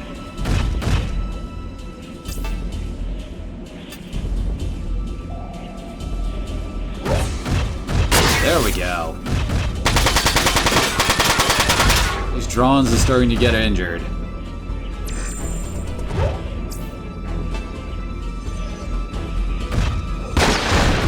Keep going, Latona.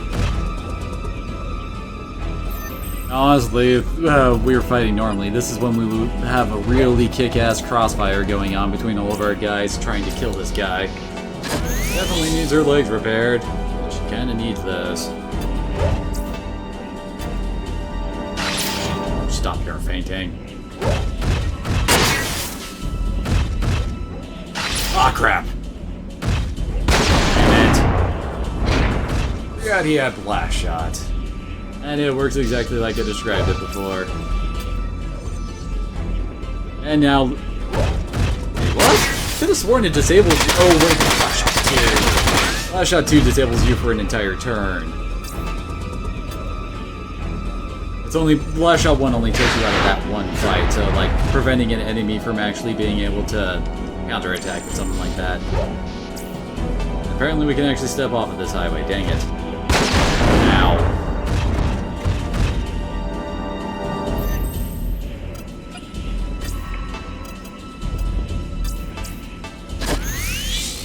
Thankfully, we aren't in too much danger anymore, since, again, it's just drones alone. Even with his counterattacks, and he's also about to lose his left arm. Anyway, even with his counterattacks, he can't just straight up one-shot someone, as it were. Once I actually take out that friggin' oh, wait, that's not gonna really do anything. Pretty sure Terror Shot doesn't actually affect anything until it actually lands.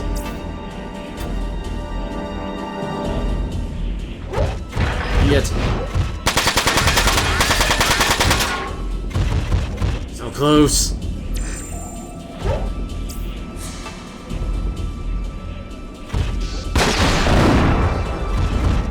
I should probably fix up her left arm, shouldn't we?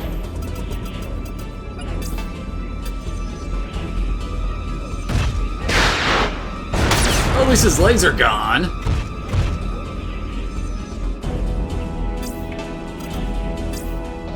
Okay, we don't really care about her right arm, so we better fix up her left. Since that's the shield arm and it has nothing in it now.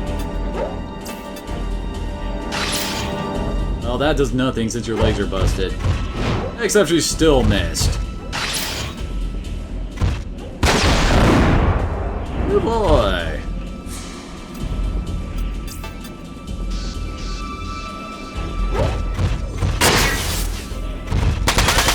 There we go. Okay, we got rid of him.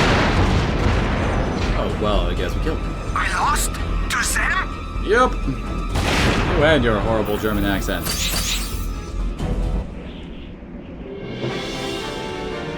Oh, that sweet, sweet EP.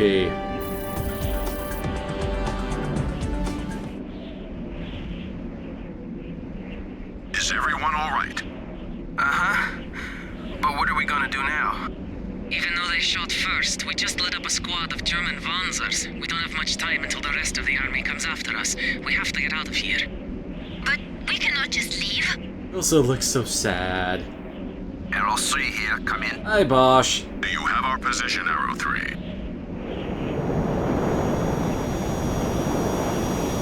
Yes, I have you on my screen. We need to resupply first. We will think of our next move once we are properly rested.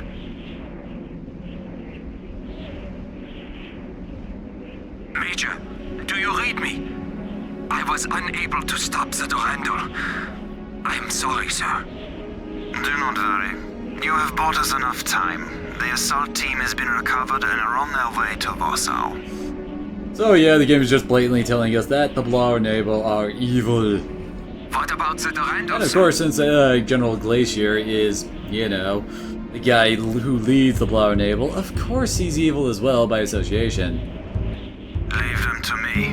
We will load them here and eliminate them. Trans, you are clear to return to base.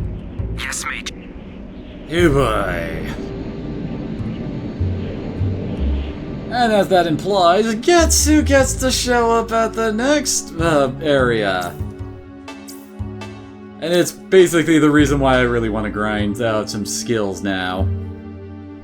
Admittedly now Elsa will have her level 6 computer, I mean maxed out rank 6 computer. So we will no longer need to really worry about, well, doing any of that. Seriously, raking out the computer is so annoying.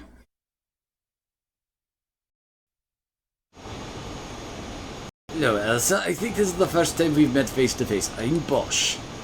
Hello, Bosch. What is the enemy's position? I lost them when they went into the woods. Damn, we'll have to turn back. Oh, they could not have gotten far. We should scan the area again. I've already tried that. We can't detect them unless they move, and I think they're staying put. We should look for places they could hide their Wanzers. There are too few of us to cover that much ground. The German army is surely headed this way. I'm sorry, but it's time to leave. We can try the radar again. This time we should hook up our radar with one of the German Air Force AWACS patrolling the area. German Air Force? Yeah, the AWACS radar is more powerful than ours. Should be able to detect them. How can you be so sure there's one flying above us? The entire German army has been on full alert since the attack. It's a safe bet there's one in the air right now. Bosch, please help Hermes set things up. Right away.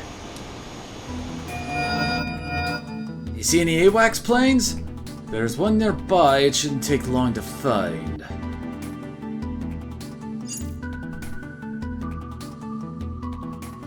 There it is, a German AWACS I'm locking on. Alright, I'll use satellite link to hook up with it. One of these dots has to be them. Do you have their Wanzer data? Here's the data I took off once from the resource base. Let's use it to narrow down the search. What about this one? No, the civilian railroad. The readings look similar, but they're not showing up as friendlies. They must be transporting construction Wanzers or something similar. Alright, I forgot they were using German IFF signatures.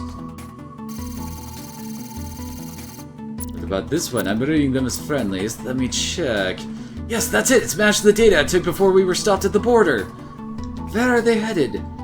There's a Blau naval base in that direction. It's quite a sight, actually. The entire base is built inside an old castle. We'll need siege weapons if we want to fight our way inside. How do you know that? He used to be in the German army. I also know Wagner. We were classmates in officer school. So what should we do, Zed? Our naval might shoot first and ask questions later like last time. That may happen if they are truly harboring the criminals. But we can't just turn back now. Alright then, Elsa oh, he's telling us about the sensor backpack, which is the second set of backpacks that Elsa's team gets that, well, Daryl doesn't. And honestly, part of that is for the fact that Oh, really? You're gonna make us do this way? Okay, basically the way sensor backpacks work, in far fewer words, is that basically lets missile-type characters actually attack enemies from a much greater distance. Like, well, as they're showing off here. Basically, as long as they're near Bosch in his sensor range, then, well, there we go. Yeah, see, in this range of 3 around him, that means that they can be shot by Zed.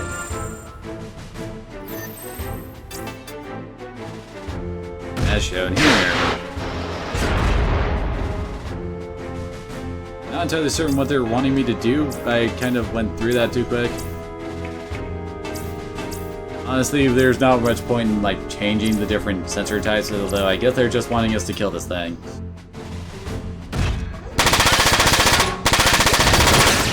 I both like and dislike the sensor backpacks, to be honest. On the one hand, they do tend to be lighter than like the EMPs or the healing ones. But on the other hand, you're basically only using it because Zed is so friggin' slow. That's the only reason you have to use it, and well, worrying about Zed's AP. After you get a... Oh. And they're basically saying that enemy recons can do the exact same thing to us. So the usefulness of it is kinda iffy, if you get what I mean. Like, it's cool, but in another way, why the hell do I care?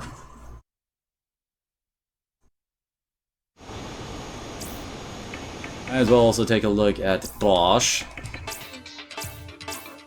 So yeah, he's a machine gunner, as you can probably see right here, and it looks like he's got rank 1 and 2 for his computer, yay, and not much else. He also gets sensor plus abilities, as you see there, basically extends the range of his sensor backpack by 1. I don't know, usually once things start to become a bit more, how do I put it, spread out? I don't know. Where you can actually... Yeah, no one else has link points. I forgot to check that, but yeah. Anyway. Oh wait, I was actually wanting to upgrade computers, etc. Anyway. I usually tend to turn him into, like, basically a second Elsa, who has now upgraded all of her stuff. So we can actually just straight up buy abilities now, and my word, do we have a lot to buy, don't we? Man, I forgot that about Elsa. You might notice she has stuff to increase her max AP, but not her max AP charge, which is a stat right under AP, you can see right there. Basically, that's how much AP you get each turn, and Elsa doesn't get anything to actually replenish her AP to full, even if she uses it all up. That's kind of annoying, to be perfectly honest. But yeah, now we have quite a few things that I really want to get on Elsa. Double shot for 1 makes her do some glorious damage with her double shot machine guns. And perfect shot will literally just rain havoc on everything. Rapid shot 2 is also another good option. Barrage is an interesting attack. Deals damage to all enemies in a linked battle with a machine gun burst. Sounds interesting, except, well, it can turn out to be fairly inaccurate and not do that much. Unless you get a lot of combos going on, which is something we haven't really dealt with yet, but we'll get to that soon enough. These skills are also very nice, since, well, it's your resistance to enemies attempting to knock out your abilities. And this reduces, I can't remember if it's flat or if it's percentile based, like with Latona's at 50%, using this it'll either just completely nullify the ability or knock it down to 25%, can't remember which. We also really need to get some friggin' machine gun levels on her, so yeah, we have some work we really gotta do here. Which I am honestly perfectly okay with. I'm down with the grind.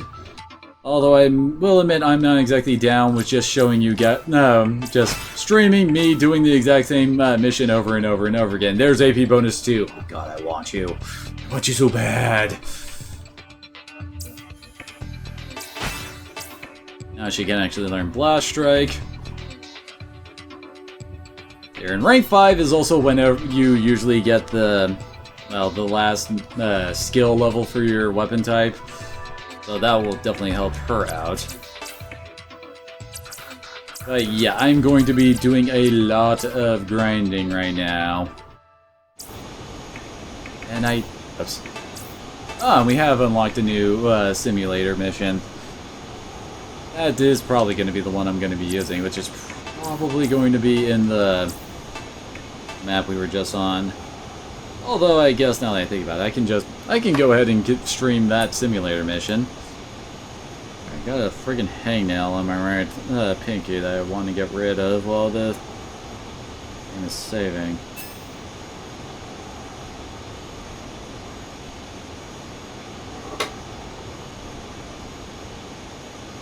Saving!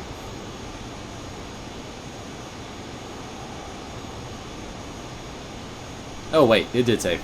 I'm an idiot. I thought it hadn't finished yet. Anyway. So let's have the last thing we do, me showing off what's basically going to be my evening.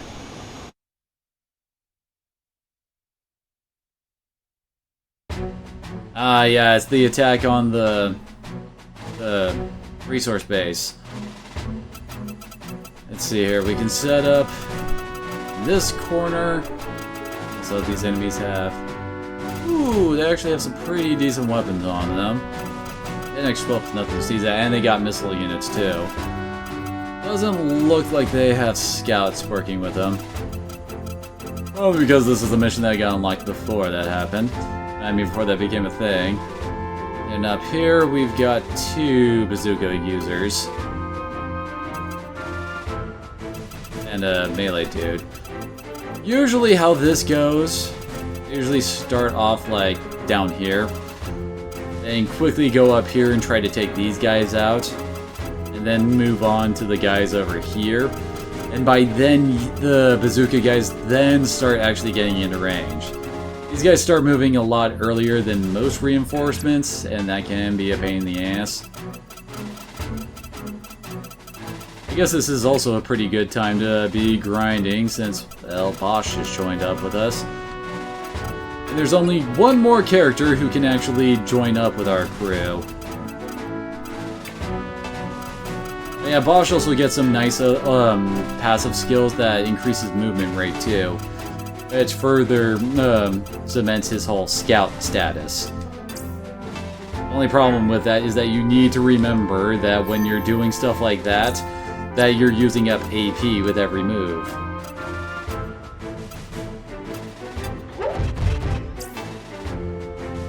All the shotgun guys don't seem to have nearly as good equipment as machine gun guys that look very worrisome. Owies.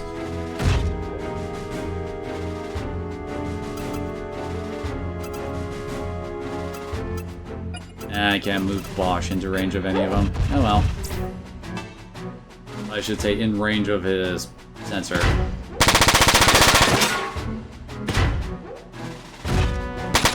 I guess the other issue I have with the sensor backpack is due to its weight. Bosch is kinda hamstrung in his equipment loadout, basically. He basically has to equip subpar, like, arms and stuff in order to actually keep up with the weight of his backpack. Which can really suck.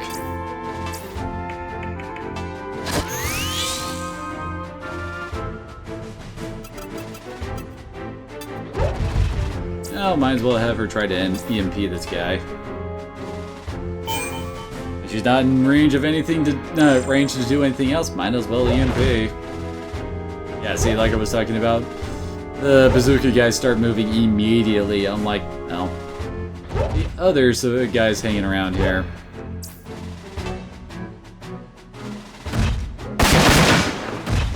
Impact resistance, biatch! Okay, we don't have resistance to that. Ouch.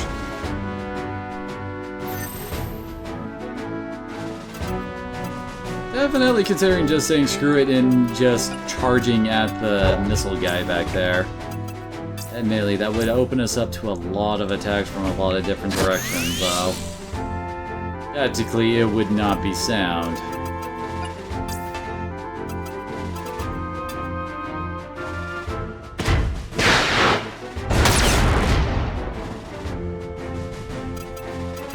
Although, we can slowly start moving Elsa, and this might actually kill his ass.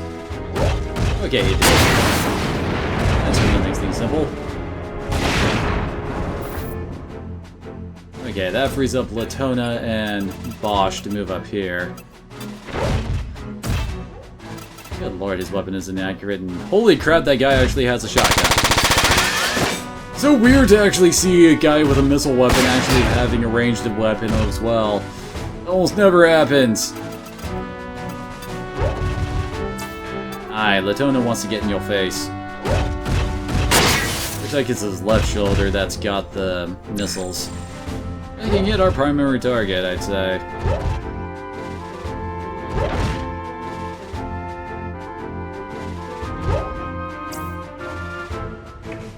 Let's see, he's trying to melee, so let's melee him back.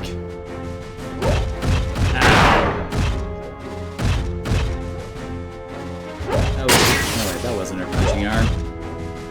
Was it?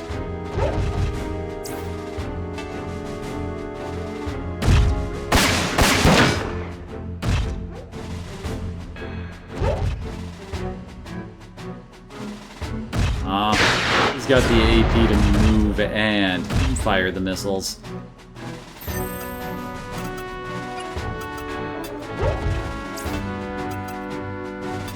Oh man, this is kind of like the fun thing about this intruigue crash, is the fact I do not need to move Zed at all.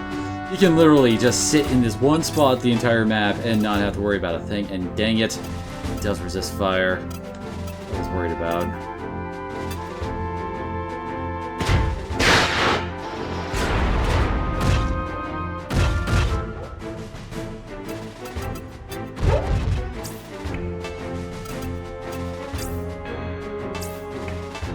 Kinda need that arm for punching.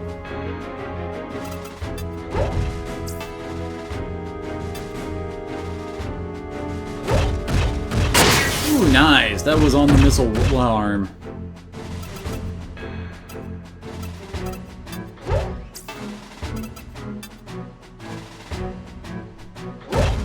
Oh, come on, Latona.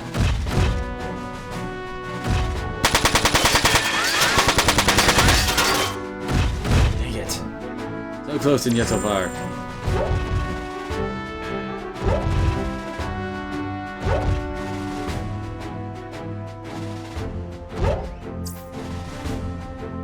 I would rather that not hurt something important, so...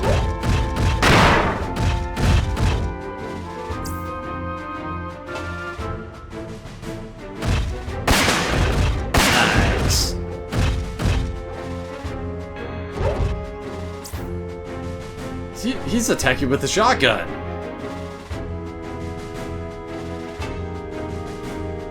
Well, I guess he does have a bit more versatility than most missilers.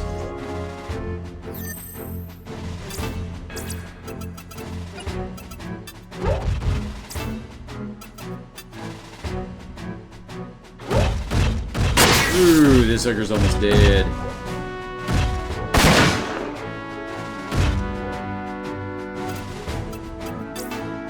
Definitely need to get more attacks in with Bosch.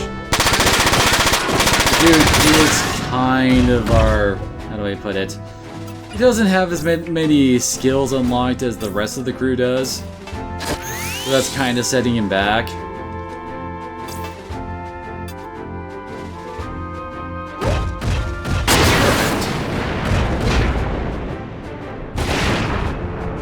New missiles for you, buddy.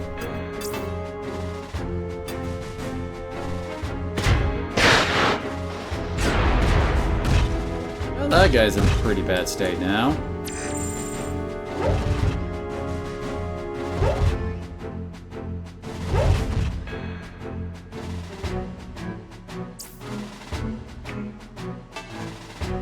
You want a punching battle? Let's go! I think he hit her in the legs.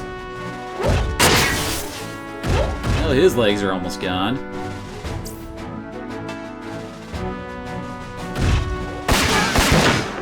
And she ran out of AP to block the second shot.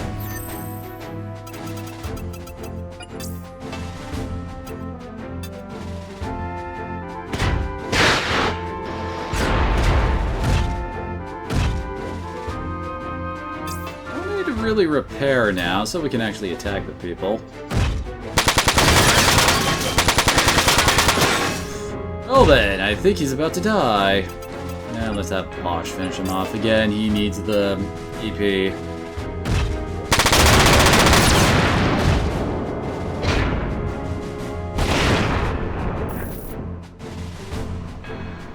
And Latona hasn't moved yet, so actually it would be better for her to move here. There we go. Because again, you don't want to be blocking the sight lines of your buddies. And she missed. Why do you gotta keep missing? Supposed to have like a 90+% chance to actually land a blow with the friggin' pile bunker.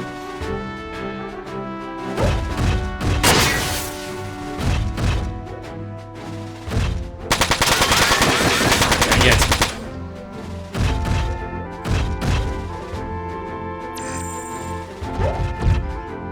Where are these guys now?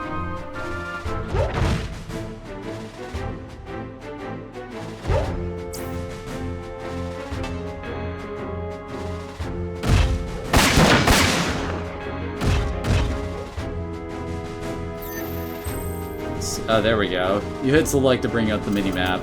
So they're actually closing in pretty fast now.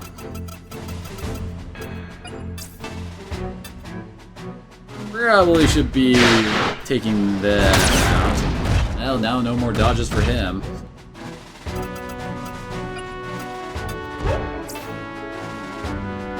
Actually, let's let Hermes and Bosch attack for now. Our guys don't get to do much in the way of offense compared to the others.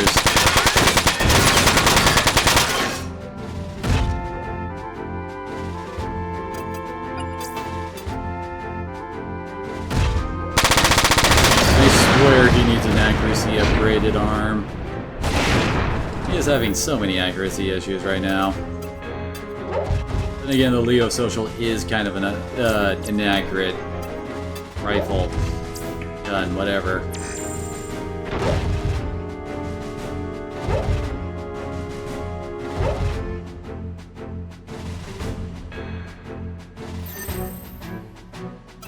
Turn 7. Zed is almost running out of ammo in one of his missile launchers.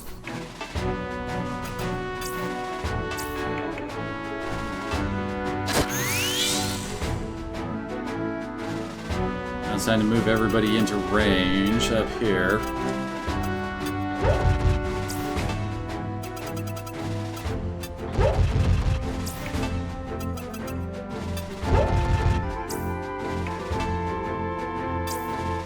Yeah, you can't hit anybody right now.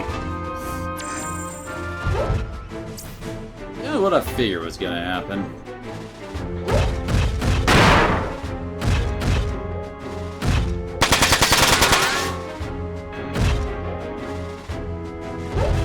Fortunately, we should be able to take out the melee guy before the bazookas enter into the fray.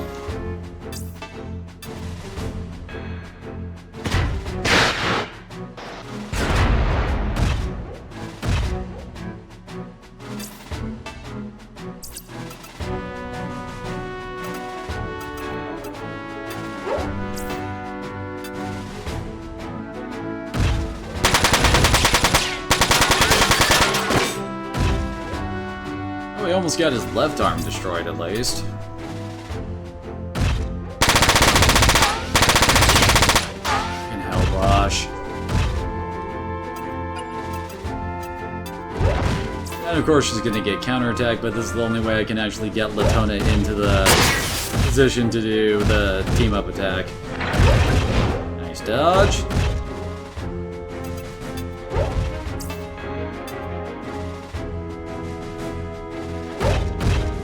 Ooh, this might kill it.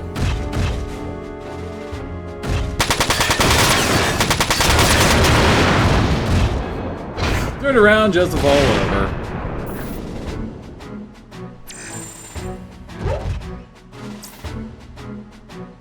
I think it's gonna miss though.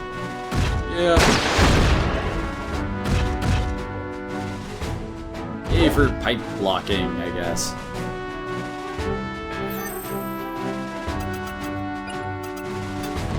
her into position. And this is probably gonna hurt if she doesn't dodge. Thankfully, these guys have weaker arms than Dran's did.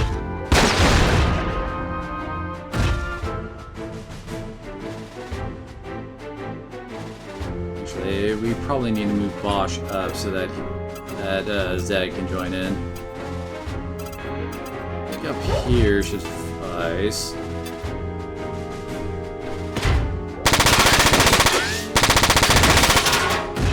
God, Leo social suck.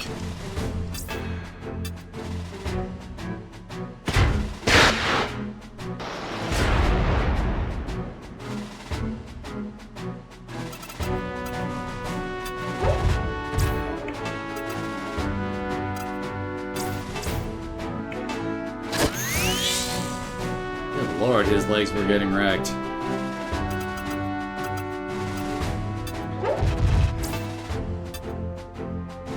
It's over! I have the high ground! And whoop, there goes his arm.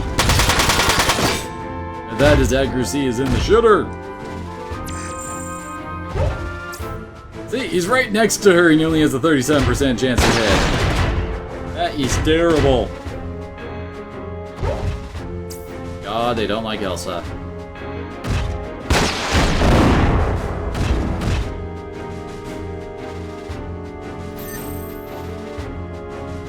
Oh god, we can't actually set up the combo for this guy since, well, Latona can't actually hit him. He has to go and attack this guy. Nice. And he missed. Alright, now both of these guys are in shooting range and sensor range.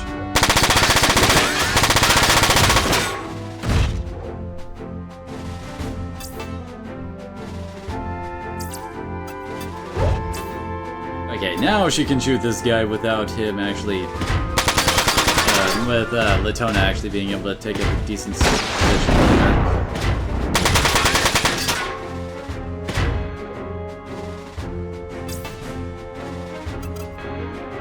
So we'll have Zed aim for this guy, see if we can help disable one of the enemies again. Yeah, or he could just say screw that and go straight up for multiple body blows.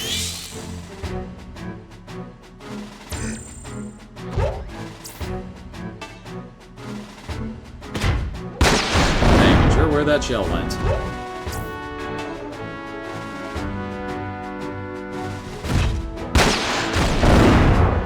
Man, that explosion really doesn't like her plays.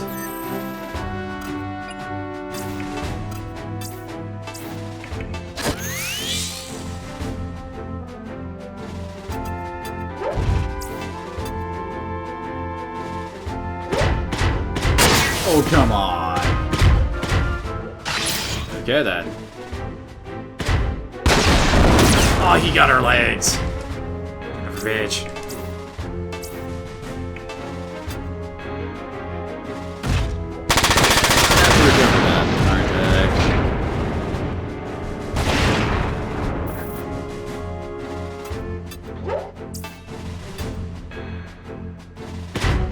This guy still has enough AP to counter.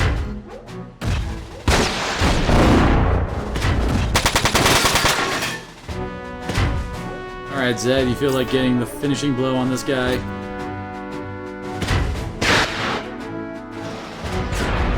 Oh, the friggin' building shielded him.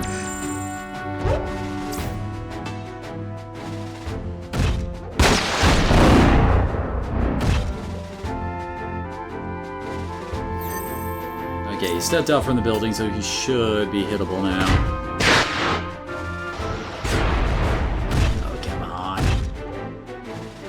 Killing me, Smalls. I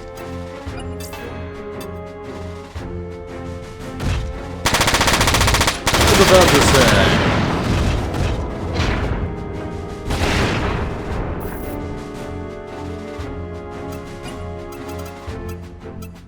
Now we need to get our guys over to, you know, take out the actual other group.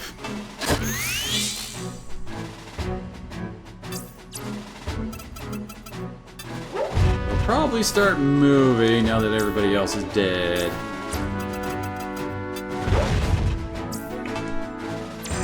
Yup, they're moving. Ah, crap. Zed's all alone.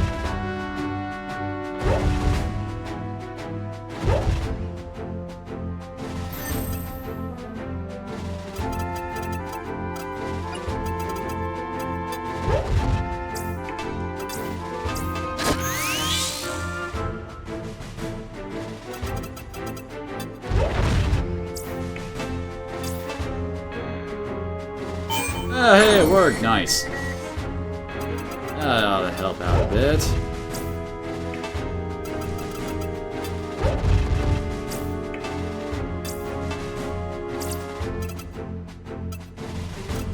Pretty sure we don't need the sensor backpacks if we stick Zed there.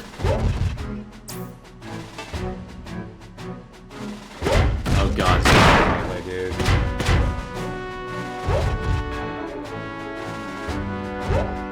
Oh crap.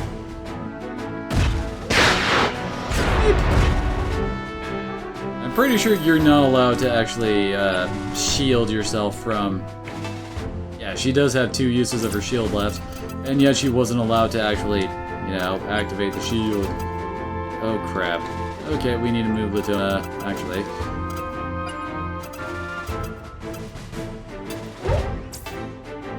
Before we move Latona back to try and get her healed up, let's let her engage in at least some combat here. No legs for him. Which is kind of terrible for a melee guy.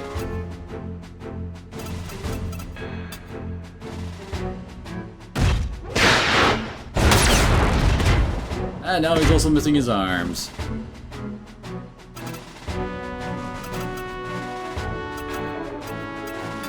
Let's move Latona back here. Oh, hey! Why not? It worked.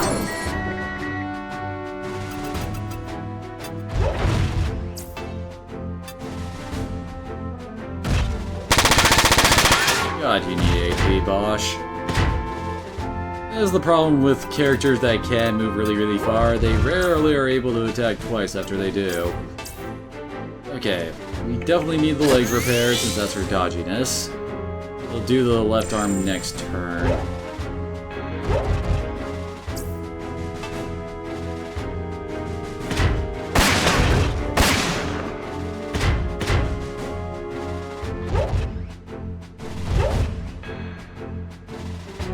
Now what's this gonna hit? Take out the arm. What I expected. Okay, Hermes will restore her arm.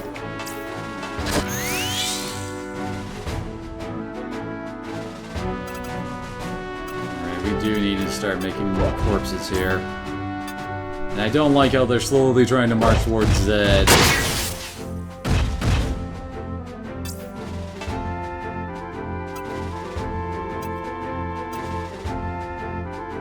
Let's have Zed and Bosch attack the near-dead guy. Yeah, they should finish him off. While Elsa and Latona try to take this guy out.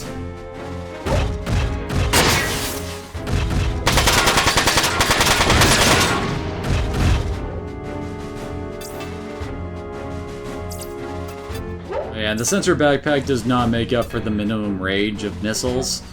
So, yeah.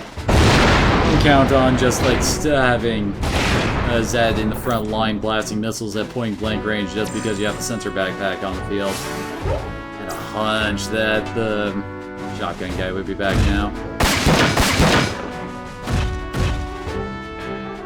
And she's out of AP too, so she can't block anymore.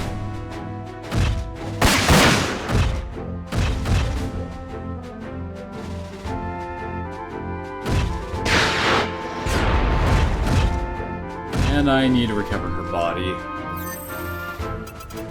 Weapon arm doesn't matter that much if she can't actually, you know, be alive.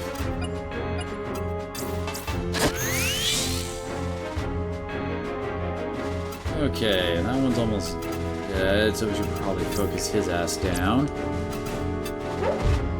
Honestly, this is a game where you usually try to mob as many people as possible to reduce the amount of enemies on the field as quickly as possible. If things can't hurt you, then so doing anything you can to reduce that unit disparity is definitely recommended. That usually means mobbing. Well, that arm looks like it's about to be destroyed. Really? You completely missed that arm. He like hit it once on his second attack.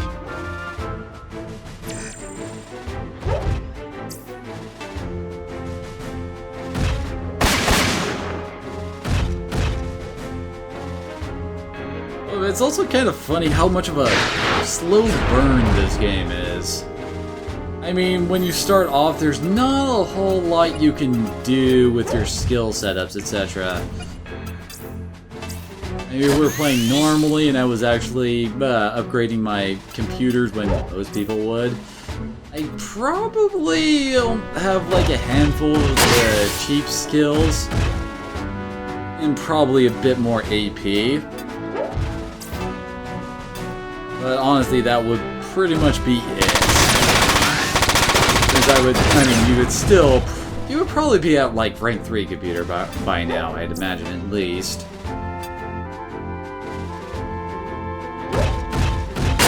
Oh, come on, really? Alright, only Missile Man's left.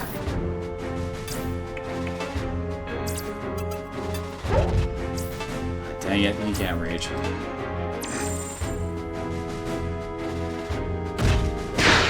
And this guy hates Latona.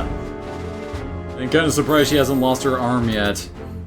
How many more missiles does he have? He's got 3 left. Oh god, that must mean Zed's got 2.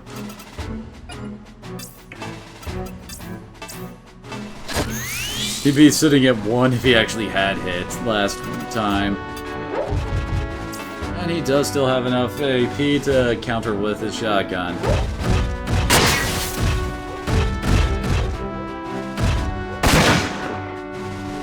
But anyway, yeah, this game is a bit of... it also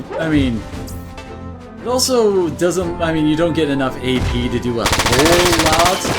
You're basically focusing on using as little as possible so you can actually get a double attack off on your turn, and that's about it. Obviously not so much with Latona. Once we get her in the Link abilities, things start to open up a bit. Double teaming a guy definitely helps out your chances. Come on, Zed. But even then, we're basically just attacking on our turn, taking it on the enemies, and there's not a whole lot else going on. But my word, once you take off with your skills, things get beautiful. Which you'll probably come back to see kind of what I mean. And, oh hey, that actually doesn't block his shots.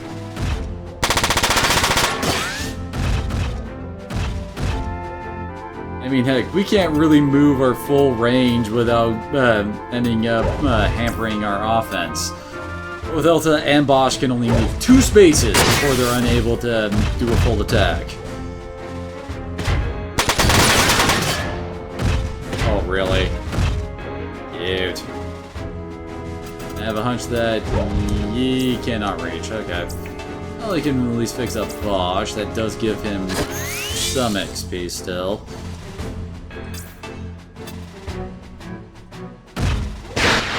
And we didn't even need to refill Zed's rockets.